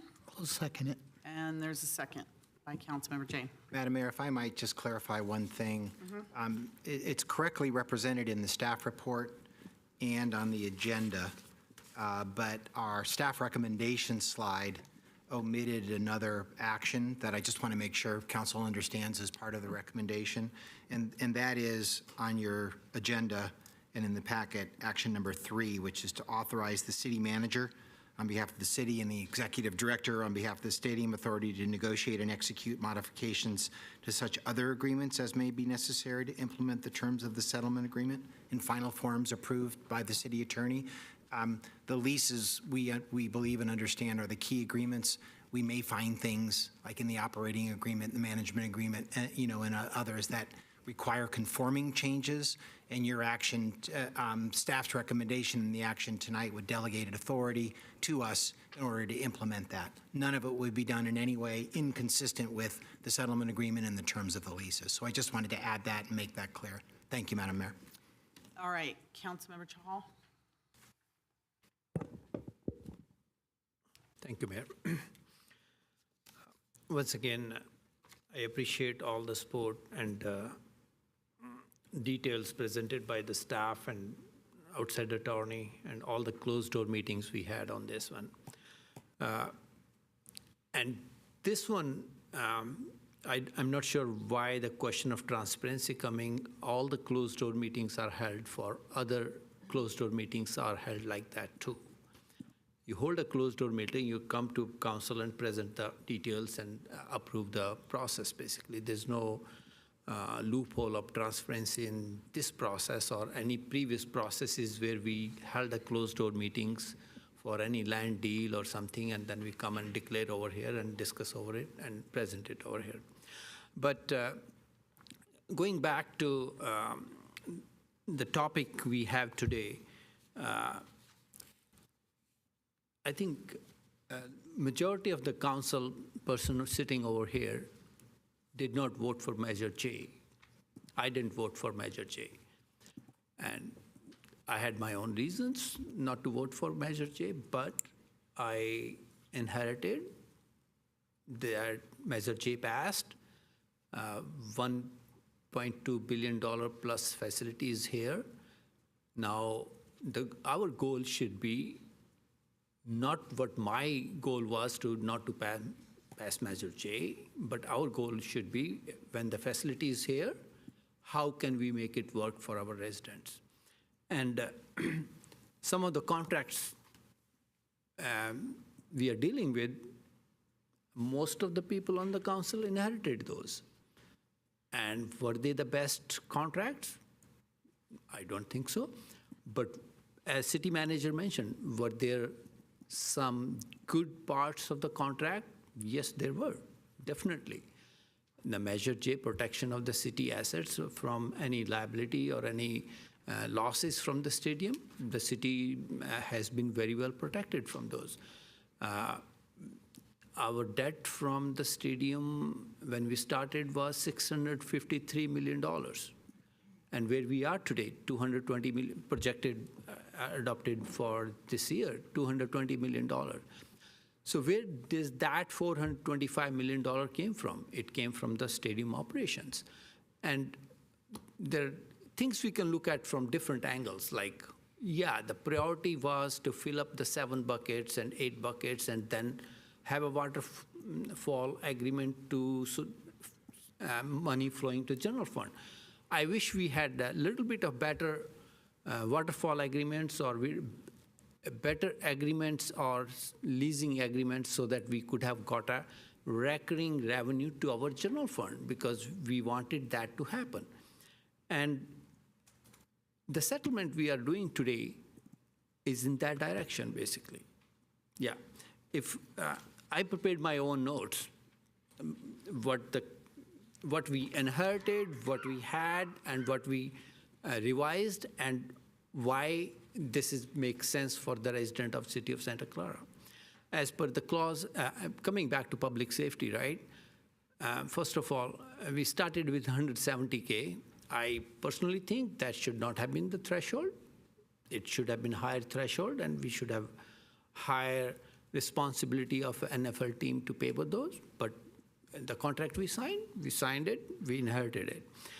We started with 170K per game. With escalation of 4%, it came to 251,000.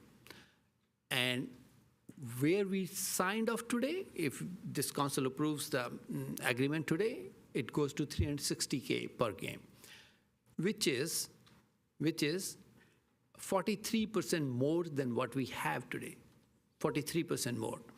And mind it, the clause 7.5.4, under the terms of the contract, after good faith negotiations, STADCO retains the sole discretion as to whether or not to increase the threshold. So the contract says itself that we gave that power to the other party. It's their sole discretion, whether they agree to it or not. And here we are trying to fix that problem and coming up with a revised angle so that we get more money into general fund and stadium teams, STADCO or 49ers have more responsibility to pay more towards public safety. For the rest of the 30 years, let's say if we go with this, I'm just doing a simple math. I'm not taking inflation into account, nothing into account. I'm just taking a simple into account. Keeping in view, we save $1.09 million from this change of the public safety cost. 30 years, we will be saving around $32.7 million. The Stadium Authority will be saving $32.7 million for the rest of the 30 years if we accept this change. Would I have accepted a higher amount? Of course, I would have wanted to have a higher amount of public safety cost to be paid by the 49ers. But if you just heard Jihad from 49ers, even the 360K is the highest amount of public safety cost for any stadium in the whole country. I'm not confirmed that, but some of the issues were discussed in closed door, and maybe that's the right number, like no other stadium has that much cost. And I appreciate John Haggerty's point. Like, we need to make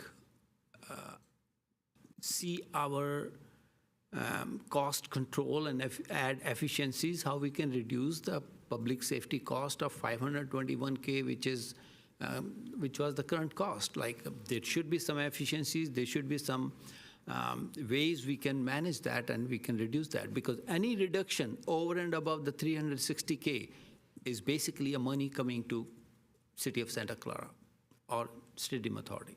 So we need to look into those.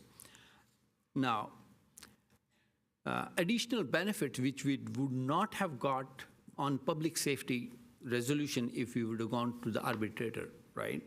Excess revenue. Current waterfall agreement would have gone 100% of the demo to the demo funds. Excess funds would have gone to demo funds till we fill in that bucket of $70 million. And here we are, that has been reduced to 50% to demo, 25% to the public safety cost, which we will be, which 49ers have basically given to pay down the line, and 25% of the excess revenue will be coming to the City of Santa Clara as a general fund. Otherwise, we would not have got this thing from the arbitration. Non-NFL ticket surcharge, like $4 million, $4 was a fix. Would I have accepted that as a first contract I was signed, that $4 ticket surcharge will remain for non-NFL as $4 for the life of the 40 years of stadium? Not at all. We didn't include the inflation, we didn't include the opportunity cost, we didn't include what $4 will look like in 20 years. At least with this revision, we got two things. The $4 surcharge has been increased to $8, and after every 4 years, is that right? After every 4 years, we're increasing that by another $1. And there's a provision that stadium manager can decide to increase that surcharge on a case-to-case basis. And I know we are inheriting these contracts because they had so much power. And even to change this thing, we have to go back to the stadium manager, basically, to the stadium team, basically. And that's a lacuna we had in our initial contracts. But at least when we are negotiating this thing, we got that. And just to take, if I do the math, the additional $4 surcharge for the non-NFL ticket surcharge will give us around, if we go back to what we earned in last year, will give us around $1.35 million. Just the same, whatever we had, $1.35 million. And if I divide that $1.35 million by 10, I get $135,000 extra to the Stadium Authority. If I add that $135K per game to the 360, I get to the amount of how much is that? $495. So basically, with the surcharge of additional $4, our threshold is now basically looking like $495. I'm glad that we are getting that surcharge and we are getting that additional $1.35 million every year. We will be getting that. And I wish we can increase that surcharge to something further. And these are the reasons I'm saying I'll be supporting this thing. I'm not supporting this thing just, we have to support the, no. These are the reasons I'm supporting this thing in the detail. Performance-based rent, I know there was so much politics on that we did not get. The performance rent, performance-based rent for so many years, performance-based rent for so many years. And see what? Once this thing is approved, as per the details submitted by our Director of Finance, we'll be getting $20 million in next 2 years. And that includes the performance-based rent and all other details, like $9.6 million of performance-based rent, whether that is from the back or in future, which we would not have got the calculating formula. We would not got this performance-based rent if that we would not have changed the formula to how to calculate the performance-based rent, basically. We would have first fulfilled the $70 million bucket of demo fund fully, and then only we will, and the credits we get, basically. So that's another one. Coming to the buffet cost, right? Same thing. Would I have signed a contract where there was basically no cap on the buffet cost for next 40 years? Yes. We got tons of money, like we got $80,000 from SPL ticket holders for 942. They paid $80,000 as a license fee, right? And multiplied, we got almost 76, around, let's say $76 million from that SBL tickets, which wrote off our debt, basically. But in return, we gave them the buffet, and we committed to that. The clause 4.6.1 did say that stadium lease provides that authority will reimburse Stadco for the cost associated with the complimentary buffet provided to these SPL holders within the 30 days of invoice.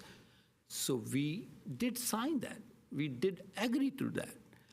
But if I would have looked at that contract, okay, there's a very good money. We are getting $80,000 per seat license, but should we have a checks and balances to control the cost of our buffet cost? We didn't have that. And already the buffet cost for last year was $104,000 a game. And I'm glad that and 6 of the 9 years in the past, we crossed 90,000 threshold. Whatever we agreed to today, basically, not a threshold, we agreed to that. We have crossed that figure, basically. So now that we have cap, I should not say cap, the reimbursement cap is basically $90,000. We are now know what is our net liability on that is. And I appreciate the staff coming back with an auditing process, that it's not open-ended. Like if we see that Stadco is not spending $90,000 or there's a drastic difference, we have a provision to audit that. And the provision to audit that, we pay extra 5%, but if the cost goes down, we get that whatever, if greater of the two, basically, right? So that provision has been added to that. That's a good thing, basically.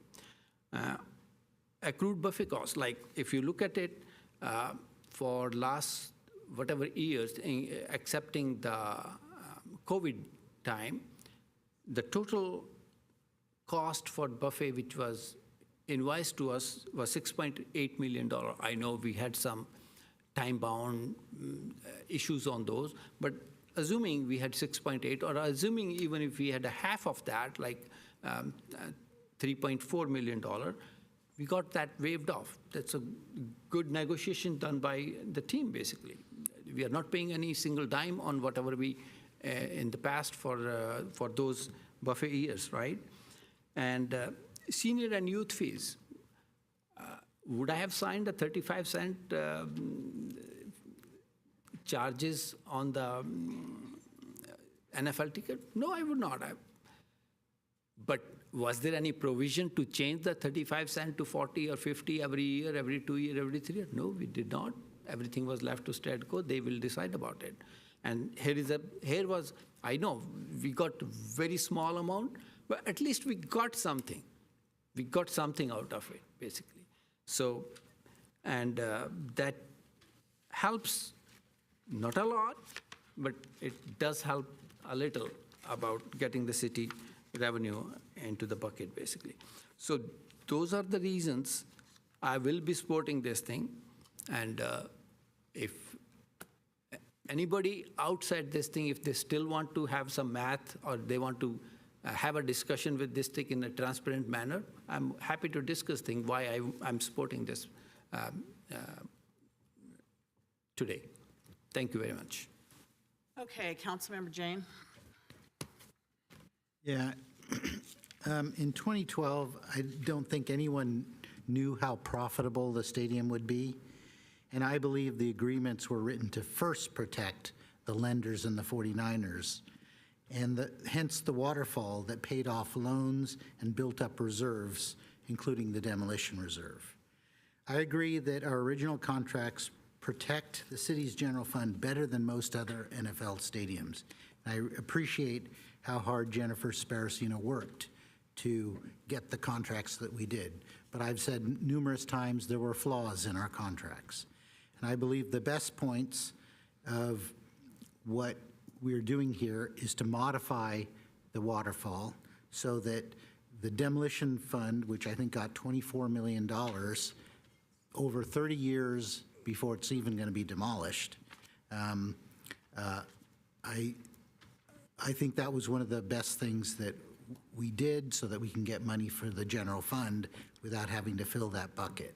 And then the second is the $4 ticket surcharge, which I've complained numerous times that I paid a $3 extra ticket surcharge on Elton John that the city had no control over because that was in the contract. The 49ers could, on their own discretion, decide how much of a surcharge they could put in. And so now we have the $4 surcharge that, again, has escalators, which I always like, to cover the excess public safety costs. So I think this is something I can live with. Thank you. Thank you. Councilmember Watanabe. Thank you, Mayor. So let's see, going back to the non-NFL event, the $4 surcharge. To me, it's just, again, it's not equitable. And for the non-NFL events to be paying a $4 surcharge that are going to be paying the public safety costs for the NFL games, it just doesn't seem right. It seems like the NFL should be bearing the brunt of their own costs because they make a heck of a lot more money than the non-NFL events. And when you look at the team that when they came to Santa Clara was worth about $1 billion and now currently is over $6 billion, I'd say yes, there's a lot of money in the NFL. So I don't think it's fair that the city is bearing, the stadium authority is bearing the brunt of these costs. There were comments made about the threshold on the public safety the cap when the stadium first opened. And it's unfortunate that the people trusted the former chief of police, Steve Lodge, to know what public safety costs should be. And that's how we ended up at $170,000. And then when there was an opportunity to make a change, Stadco said no. So we ended up here fighting. And again, a lot of people forget this, but the city of Santa Clara or the stadium authority never sued the 49ers. It was the other way around. Lastly, the stadium authority lost a lot of leverage when the settlement agreement was entered and approved in 2022, and which again leaves us where we are today. And it's a shame because really this settlement agreement should be a lot different than what has been proposed. And unfortunately, we will never get there. But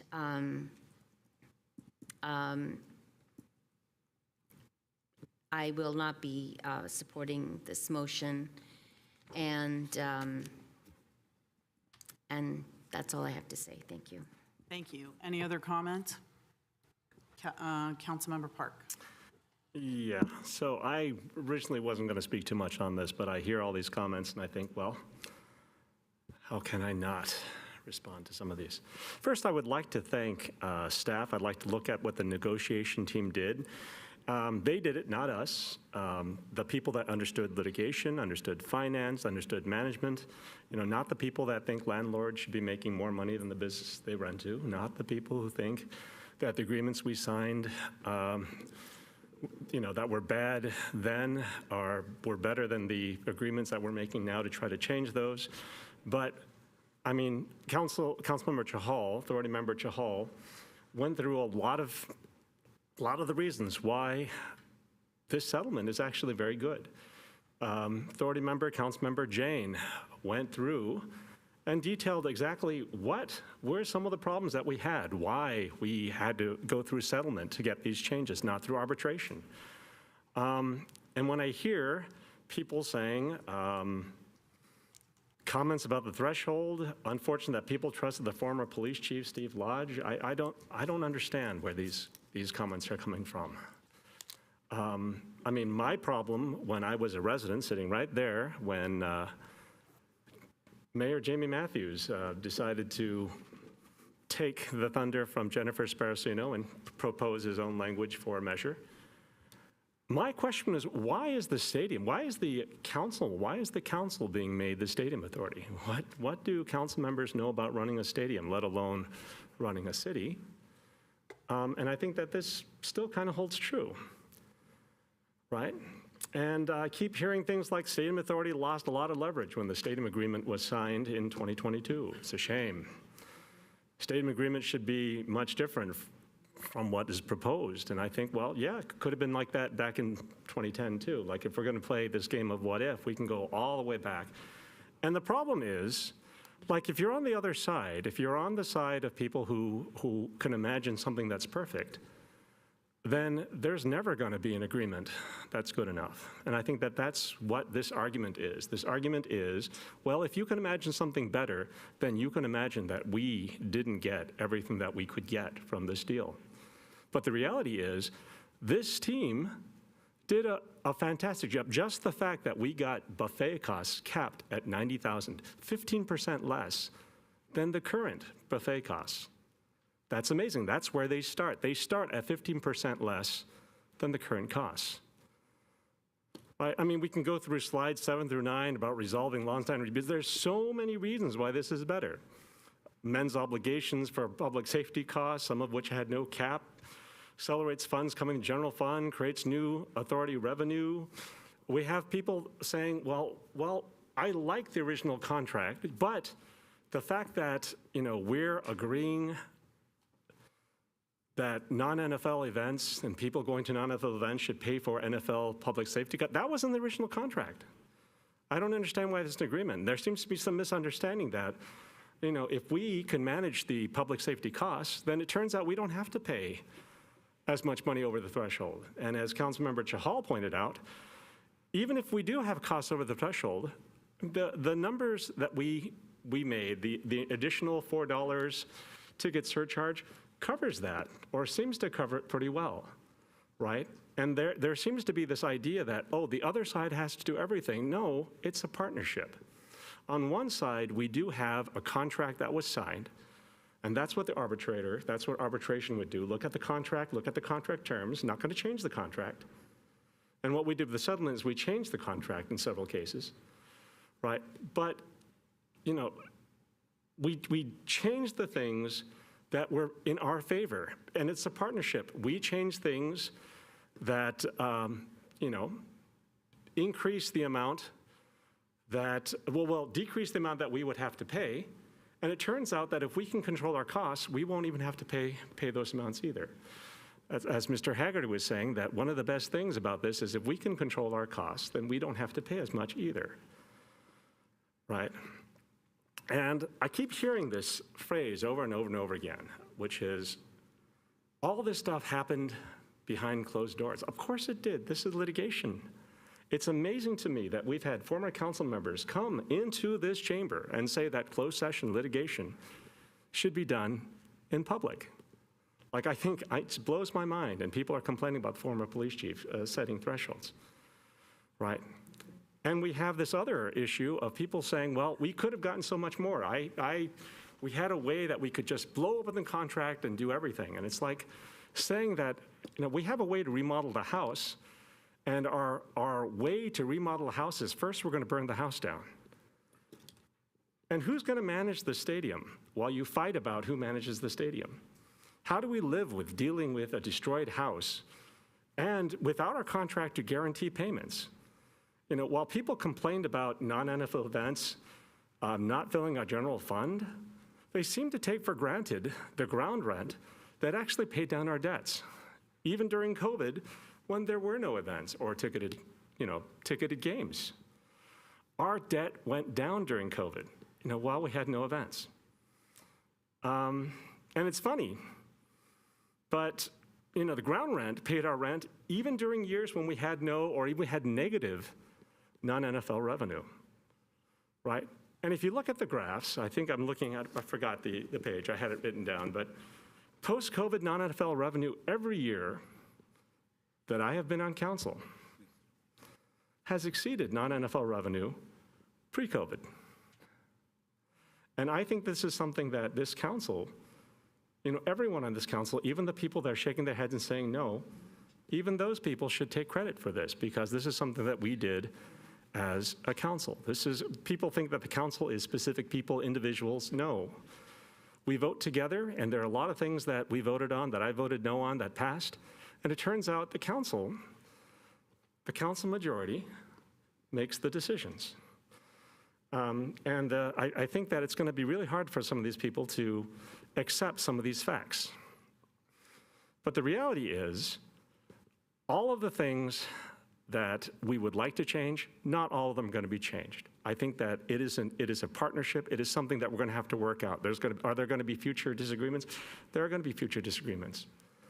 But what this settlement does is it guarantees that there are no past disagreements. And I think that we need to get rid of the past disagreements so we can move forward.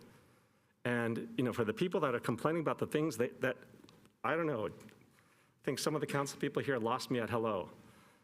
That they don't seem to understand what the settlement things are. They're so focused on what they don't like that they miss the point of what the settlement agreement is doing. I think that's a very dangerous narrative. I think that's a narrative that hurts not just the city, but every person that deals with the city, every future event that comes to the city is going to be affected by this kind of narrative if we allow that narrative to be the dominant narrative. But the dominant narrative needs to be what we hear from the people. And what we hear from the people is, let's move on.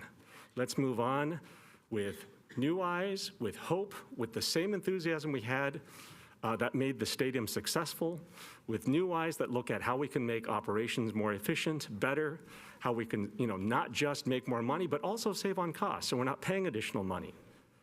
Right. And this is why this council, this authority, made these decisions. And I'm going to be fully supportive, and I understand why people will not be fully supportive, but I think that everyone in the public also needs to understand why some people on this council will not be supportive. Thank you. Thank you. Any other comments from council members? No? All right. I have a couple comments to make, and I'm really going to stick to the business terms of what's happened here. And I appreciate all of the public members coming forward to say, yes, we want this behind us, and we want to move forward. I just want to make sure the public members know exactly how this transaction and this settlement agreement will affect them. And I want to say the settlement agreement was already signed last Thursday by our city manager and city attorney. So that's done. It's a done deal. 5 members of this council voted to approve it in closed session, and the city manager and city attorney signed it on Thursday. So that deal is done, and yes, Councilmember Park, a council majority of 5 did approve that.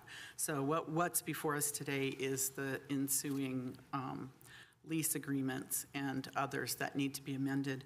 I did appreciate the city staff going over some of the history of what has happened and to explain things, because that's not happened in the past. The last settlement agreement that came in, I think it was August of 2022, the council approved it in closed session. The city attorney would not report out. We had a member of the public asking the council to explain that settlement agreement and all the details of that settlement agreement. And this council, 5-2, voted against explaining to the public. So at least this time we had our staff members, explaining what was in the settlement agreement, although not completely what's in the settlement agreement. But I do want to say that I'll first talk about the buffet costs. Yes, that was part of a dispute because the 49ers, the team did not bill the city. But those buffet costs should have been in the original lease agreement or the rent agreement litigation through the arbiter, and I wanted to go back to through arbitration and put that back in because it should have been included in there and it wasn't. So a separate deal was made outside. I don't have much issue with that. I think that it's, fair enough as long as we can verify that they're actually spending that money on buffet costs. I mean, that's the key for me. If we're paying for it, are they actually spending it and showing proof that that happens? So I want to talk about public safety costs because I was here in the beginning. I wasn't on the council when they did the studies and came up with the threshold. But, it was a former police chief who worked with the 49ers to come up with a threshold for public safety for Santa Clara. And of course, there was only San Francisco as a model, and it was a completely different model. So they came up with $170,000. We had the financial experts for the city at the time that said the $170,000 per game threshold was going to be sufficient, that there wasn't going to be any, there was a room there, so in case there was any issues. But it became evident from game one, that was completely off. The traffic was a nightmare. Those of you who lived around here during 2014 when we had that first game, it was the traffic nightmare. And other things happened. So it became clear from the first year that that threshold was not really valid. And then over time, the scope of the public safety services provided changed dramatically from what was originally scoped. So the time, the geography, the scope area kept getting bigger and bigger, and the density of personnel as issues came up with fights and other things, they had to put more people in, and then included the CHP, which is like wildly expensive. The CHP. So that added to all of the costs. So after 3 years, we had to wait after 3 years to see what were the actual public safety costs for these games. And it showed they were like, we were only getting half of what was actually being charged. So we tried to negotiate in good faith, and we couldn't. The 49er team would not negotiate with us in good faith. So therefore, we ended up in court arbitration to settle that dispute. That started in year 4. We're now in year 11, so it's been very long. But what has become increasingly clear is that these public safety costs they're high because we're trying to keep the stadium safe and the neighborhood safe and the parking lot safe and other things. And as events happen and incidents happen, it's constantly changing. I looked at the last game of, which we have records for because we don't have the last quarter reporting yet. I think it was a Ravens game. There was, it cost $571,000 for public safety costs. So now, we're going to fast forward to this settlement agreement. What's proposed and what has been agreed to in the settlement agreement is $360,000 a game. What we're looking at is, $570,000 a game plus. We haven't seen the last playoff games or anything like that. That's what we're looking at. So that extra $210,000 a game, I'm just using one example, is now going to be paid on the public side. It's not going to be paid on the football side. They're not going to pay for their own operations. This council capped it at $360,000. Everything above is paid by the public. So I want to say that all the people that are saying, yes, let's work this out, let's figure it out, let's all, kumbaya, are they okay with that? The public paying, over $200,000 a game that's going to increase over 30 years. We're talking $75 to $100 million decision that this settlement agreement has done.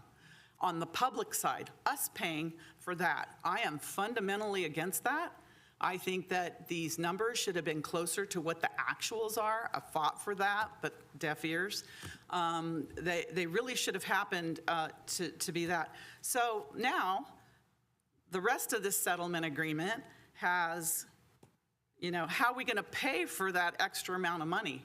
So what they're doing, and I'm surprised to hear that people are proud of this, what they're doing is they're going to go into our non-NFL ticket sales and take a chunk of our public side, Stadium Authority side, ticket sales at $4 a ticket.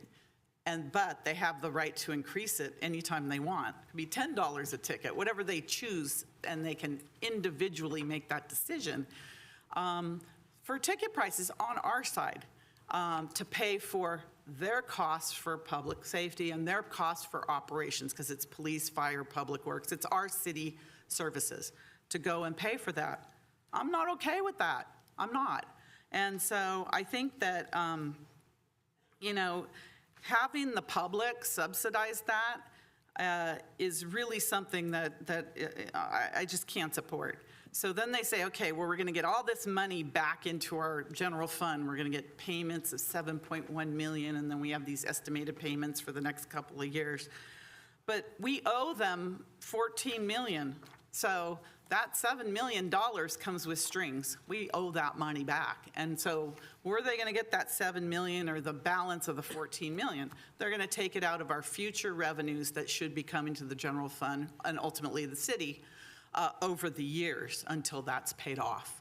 So that money's not free and clear to us. It's money that we're going to owe in the future. So every part of this deal I look at, but there was a silver lining. There was. Out of our 35-cent fee, it's increased to 40 cents. So we got a nickel. And that, will give us possibly, if we reach the threshold, $300,000 or $35,000 extra for the year for the nickel. But we increase it every 10 years. I don't even know if I'll be alive in 10 years before this nickel's increased, but that's what it is.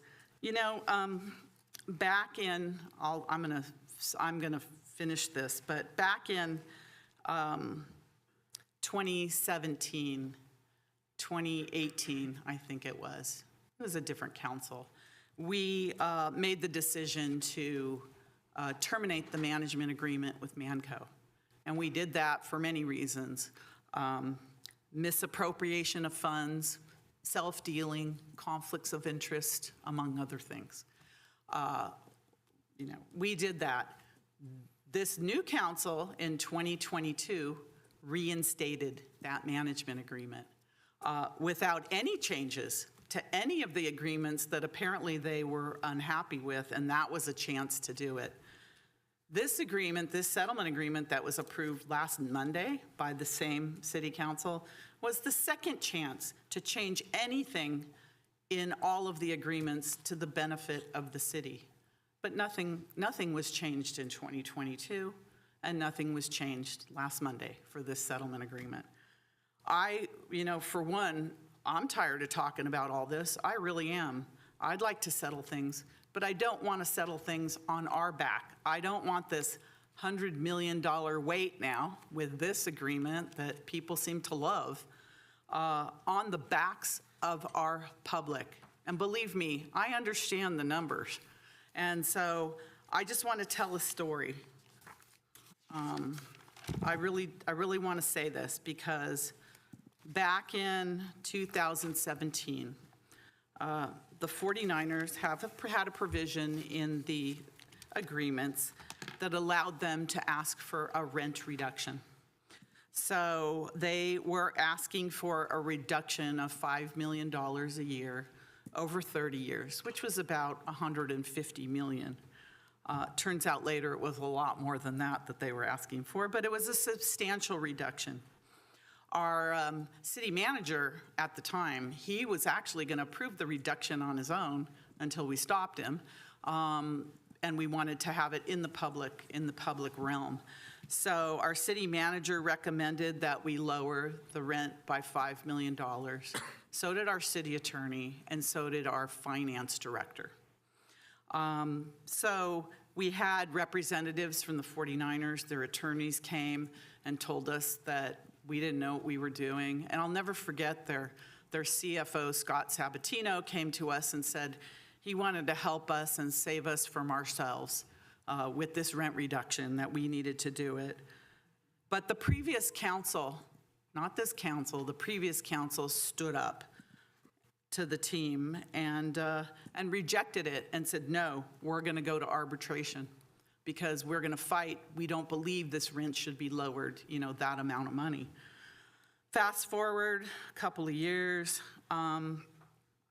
they were, again, the rent reset was more than 150 million. It was well over 200 million. But the judge found in our favor, the public's favor. And we were the rent was not only not lowered, but it was increased. And we all got all of our legal fees paid for, over $2 million, I think. And that was a huge win for the public. But that was a different city council. So now, fast forward, we have somewhat of a similar situation. We have the request to have the public pay a lion's share of the public safety costs over the next 30 years. You can do the numbers. It's going to end up 75 to 100 million over the next 30 years. They want to use our ticket prices and increase them, our ticket sales to pay back these costs, use our own money to pay them back. They also had, a unique opportunity to negotiate in other areas, but hey, it was, pay these public safety costs because our costs are so high. We have the manager, we have the finance director, we have the attorney. Everyone's recommending it, but we have a different city council, So the result is that right now the public's going to take the brunt of this settlement to the tune of $100 million, the brunt. And we're going to provide the team with our own public safety services for the next 30 years. But what's the difference? Similar issues? The difference, we have 5 members of this city council who have received millions of dollars to support their campaigns from the 49ers. We have council members that never supported the stadium, but changed. Can I call objection? And I believe because of the financial support of their campaigns. And that, to me, is the difference. We should have gone to arbitration on this. We should have gone to arbitration and had an impartial judge make a decision instead of this city council member, these council members who have received this amount of support. I think it's really wrong. This settlement is wrong for all of us, all the way around. And the public is going to take the brunt of it. Vice Mayor Becker? Thank you, Mayor. Boy, she's a master of everything. She's a master of gaslighting and twisting things and making you think the city's upside down. And, she's the one who actually brought the stadium here and is the one that actually signed some of the agreements. I mean, you think somebody that would know about the agreements knows what they actually signed, but she doesn't. Instead, she sits here and talks about how much money we've gotten, independent expenditures. She never talks about what the POA spends behind her as well as related. This is all a one-way game that this mayor continues to do. And frankly, I think the people of Santa Clara are getting really ticked off at it. But, I understand, maybe you don't understand the numbers. You say that you stood up to the Niners. No, you didn't stand up to Niners. You went to go destroy them with your majority. I watched it from council chambers in these meetings. I watched you do it. So, and I remember hearing you say one time in 2016 saying, we are threatening to terminate the management agreement. Well, you know what? Sure enough, you ended up doing it. I think that's called cause and effect. So thinking back, I look at this a lot, and I think after a half of year of engaging in these settlement efforts, I personally think this is a touchdown for Santa Clara. We have reached that satisfactory agreement that will save our city money and litigation expenses, and we are ending that legal battle that has been basically gone on for years. After weighing all those risks that the litigation would have on the city and the Stadium Authority and the City Council decided that the settlement was preferable to the alternative arbitration, which he thinks we should have went to. That additional $4 per ticket surcharge to non-NFL events is a crucial component to that settlement that represents a huge success for Santa Clarans. The surcharge helps balance the stadium authority's promise to cover a share of the NFL's public safety, which has been a significant financial burden on the stadium budget for years. The settlement makes me proud, and the Santa Clarans should be proud too. I thank our trusted city staff for all the work they did, and I feel that at this point we can move on and our city can heal. This was less about politics, unlike someone thinks here.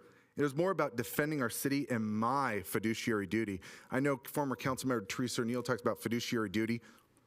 Proof is in the pudding.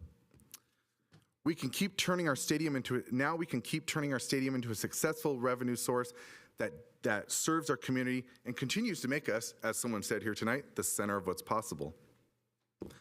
So it gets me to this, though.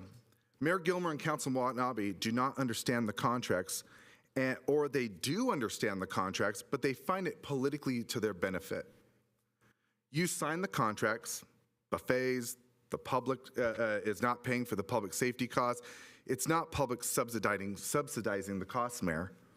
Those are tickets that are bought and paid for by consumers, not Santa Clara taxpayers. You got that wrong. Mayor Gilmore also forgets that we owe money. Mayor Gilmore also forgets that the Niners held veto power on a management agreement she claims that she terminated because she didn't like it anymore, because it was politically convenient. The opposing side, like Mayor Gilmore and Kathy Watanabe, will continue to say that it was not an acceptable deal. They say the loan shark deals, Mayor Gilmore and Watanabe were actually prepared to accept the risks associated with arbitration. They were leaving money on the table. So it's a well-known fact, though. It's a very well-known fact that Mayor Gilmore would rather use tax dollars from Santa Clara residents to settle legal disputes. This is evident in her fight opposing council districts and voting rights that cost you, the Santa Clara taxpayers, $6 million. And that's not counting the litigation with the 49ers. I do want to reference this really quick because, you know, we all have a saying around here in Santa Clara that history does repeat itself. And this is from June 21st, 1993. It's called Fool's Errand. Santa Clara prepares to embark on a pointless probe. So it basically talks about, you know, with the issues with the Santa Clara Chamber of Commerce. You know, Mayor Gilmore and a majority at the time decided to start an investigation into where the money is going for the convention center.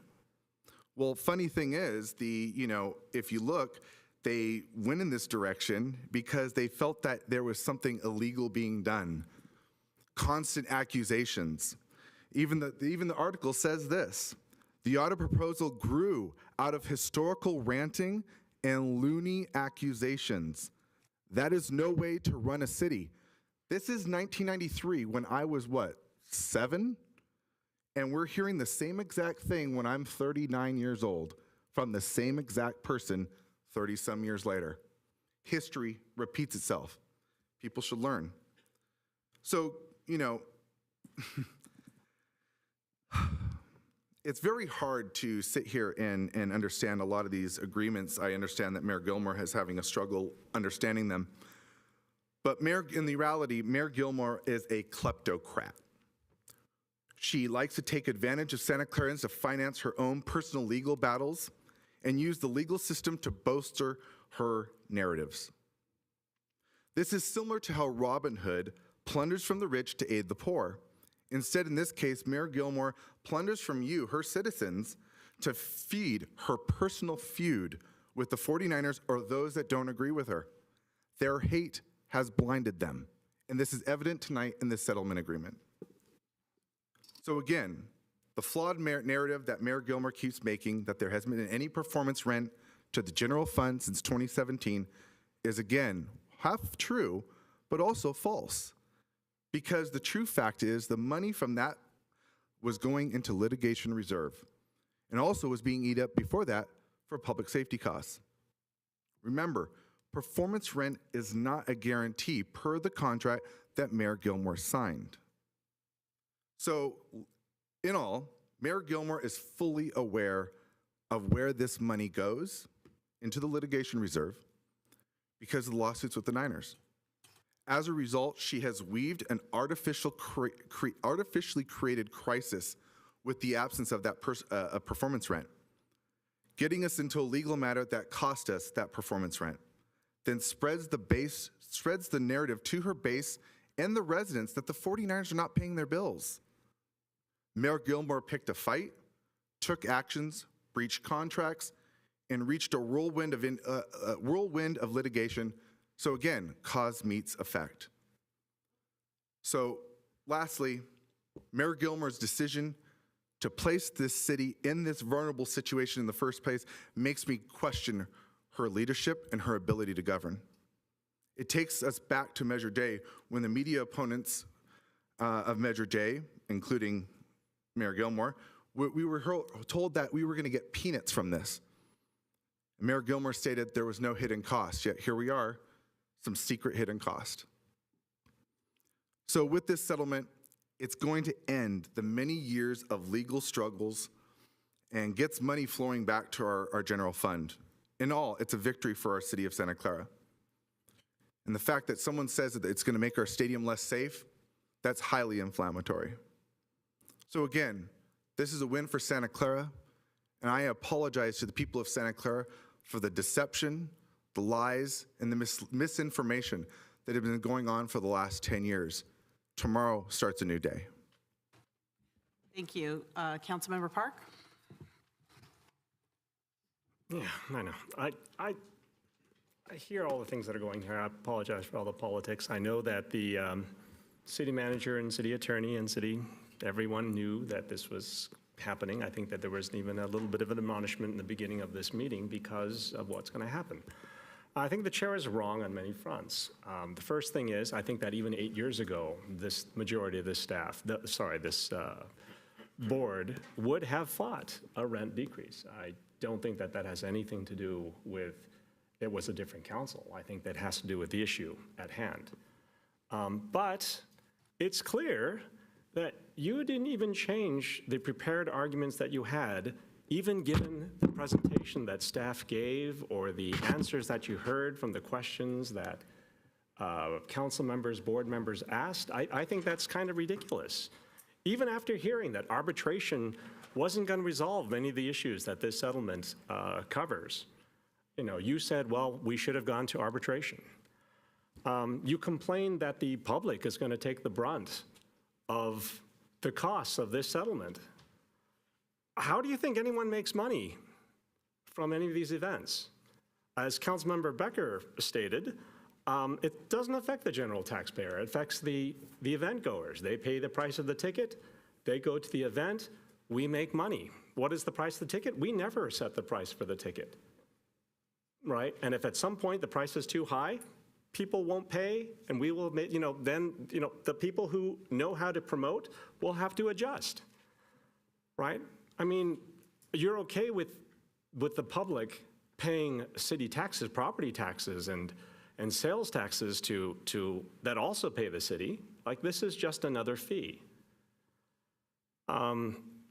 I mean, there are so many other things, like all going on. You have this narrative, and you don't even change the narrative that you have based on the answers that you're given. I remember some time ago, we had discussions about non-NFL event revenue, right? And you browbeat Finance Director Lee into stating that no monies went to the general fund. It's because the original question that you had, did we make non-NFL event revenue? The answer was yes, but you didn't like that answer. So you had to change that question to, did any monies go to the general fund? Because that answer was no, because it went to the litigation fund, which we've now freed up to flow into general fund and to pay off some of the fees, some of the bills, some of the costs that you stopped paying in 2018 when most of the people here on council weren't here. Well, I shouldn't say most, when some of the people on council weren't here. Actually, I would say most, because I think it happened in March. Anyway, it doesn't change the 49ers' obligations for public safety, but it gives us money to pay for it. You talk about deals, you talk about, well, we had a malicious chief who lied to us about what the public safety costs would be. Well, it's possible that we underestimated that. I mean, it's true. Nobody had ever done this before, and that was one of my arguments as a resident, which is, what does this city and the council that was here at that time know about running a stadium, let alone running a city, right? But here we are, and again, rather than try to make the connection that this is the same situation we had 8 years ago when we had a better council, I'm going to say this is a very different situation, a situation where your stated solution, let's go to arbitration, wouldn't have an effect, wouldn't have the effect that you think it would.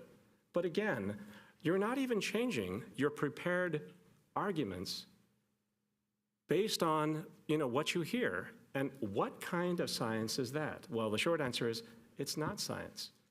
I don't know how many other people have their hands up, but I feel like every single time we talk, we're going to give you another chance to respond, and I really don't want that. I feel like, holy cow, if we had people that can stand up and say, that's just wrong, that's just wrong, that's just wrong, half of your speech, and I wrote it down, I wrote down almost everything here, would have been beeped out.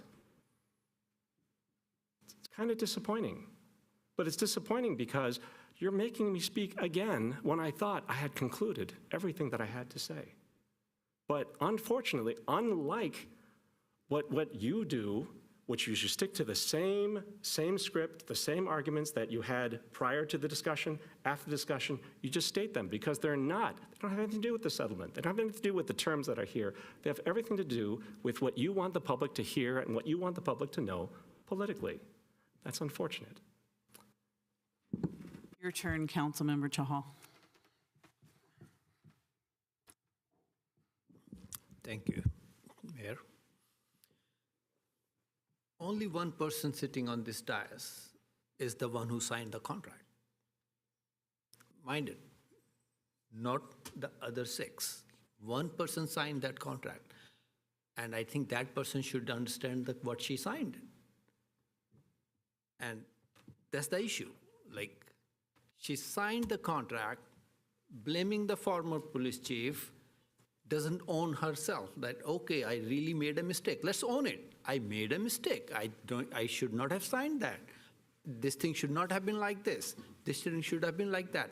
I read the clause, 7.5.4b. It gave the 49ers sole authority whether to accept the rent increase or not. 100% sole authority, the threshold. No question asked, right? She signed on that. And now she's bringing rent reduction, right?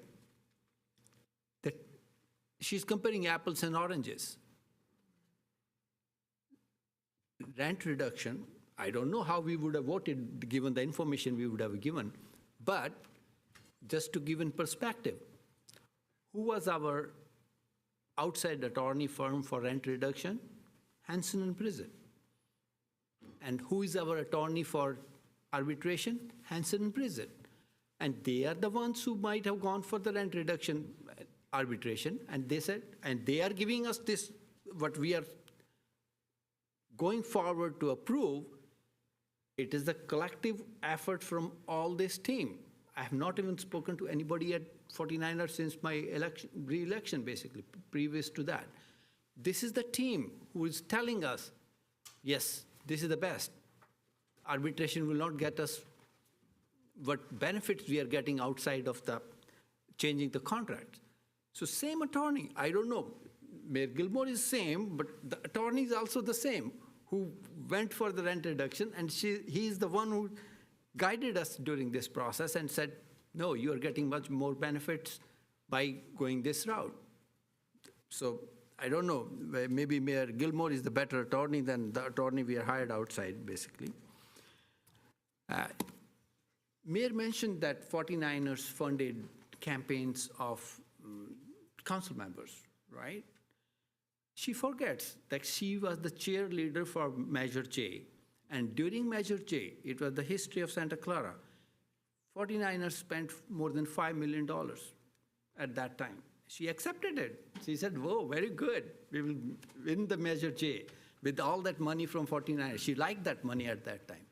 She didn't know that if they can spend $5 million at that time, They can spend, it's a political game. They can, whenever they want to, they can spend that money later on too. And that's how they did it. Even despite I personally said, no, I don't want to. But how can I control an independent expenditure? No, I can't. And now she's complaining. She took that $5 million at that time, they passed the Measure J and signed that contract on dotted line, approved that contract, almost one-sided, and now she's complaining, apples and oranges. And look at the contract. Just give you an example. When you sign a contract, let's say you take a 30-year mortgage with the bank at 3% a few years back, right? And the bank comes now back to you. Hey, now it's 7%. You changed your 30-year contract from 3 to, say, 5 or 6. Will you change it? No. If I have full authority of not doing that, why would I do that? And that's the same thing happened with the contract that we signed. They said, no, we don't want to change that. Exactly the same thing. Why would I let go my 3% 30-year mortgage? Now it's 7% even if the bank comes. No, I won't do that. And that's what we are dealing with contracts. We are not dealing with anything like, oh, here say, yeah, let's come and talk about it without the written information. We are talking about a written information. And I said that if the contracts, if I would I have signed those contracts? No, I would not have. Would I have wanted some improvement on that? Of course I wanted some improvement on that. And this is not only contract. There are other contracts which I don't like, which we have been signed, inherited by us. That's a problem. But we will not own our own responsibility. We'll try to blame game on others, right? Councilman Park mentioned,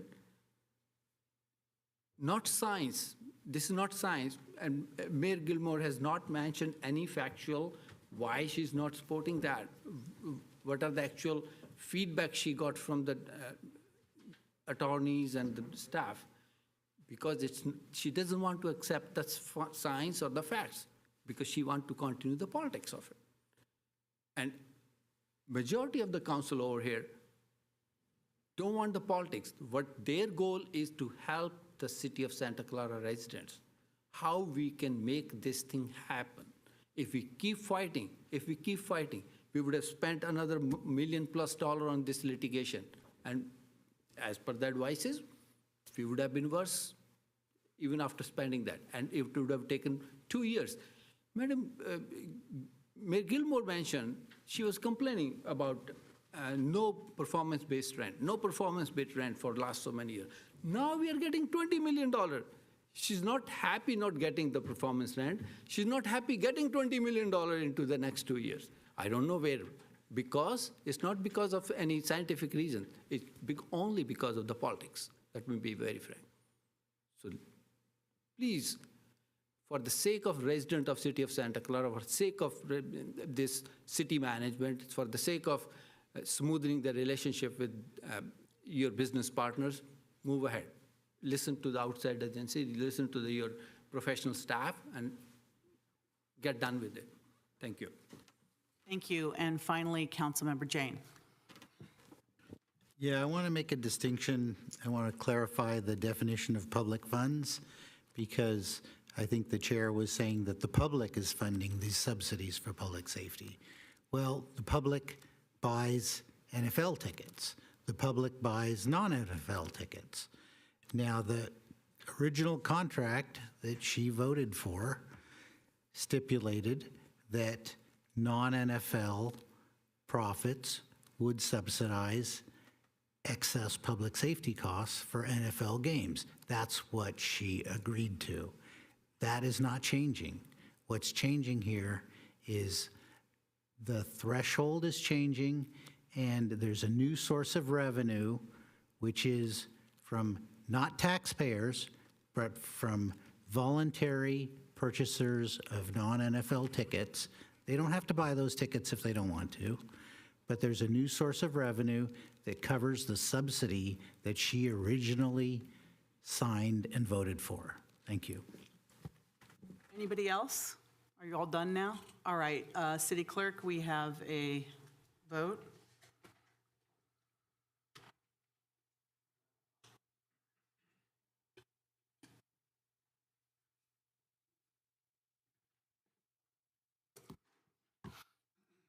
Please register your vote. Oh, can you cancel that, please? I made a mistake.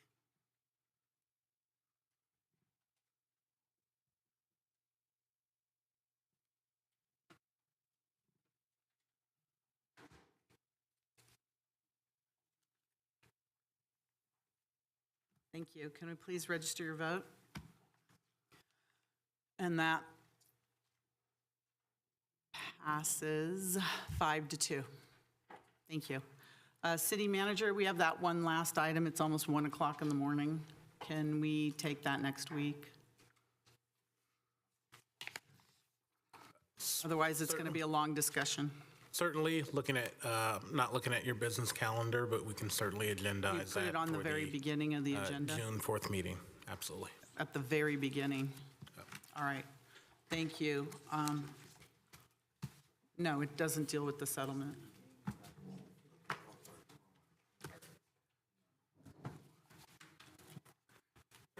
Mayor, I think Yes. you may have public hearings at your June 4th meeting. Would you mind if we put that within the regular conduct items? We can take it, I just, without That's fine. looking I at just it. want to make sure it's in the, like, towards the front. Absolutely. All right, thank you. Do we have any city or members of special committees, council member? Anything very short? I'll save mine for next week. Thank you. All right, city manager, there's executive director reports. It's not your birthday anymore.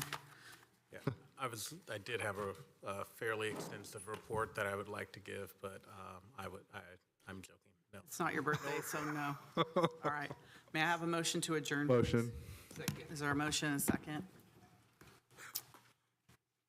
No worries over here, Court.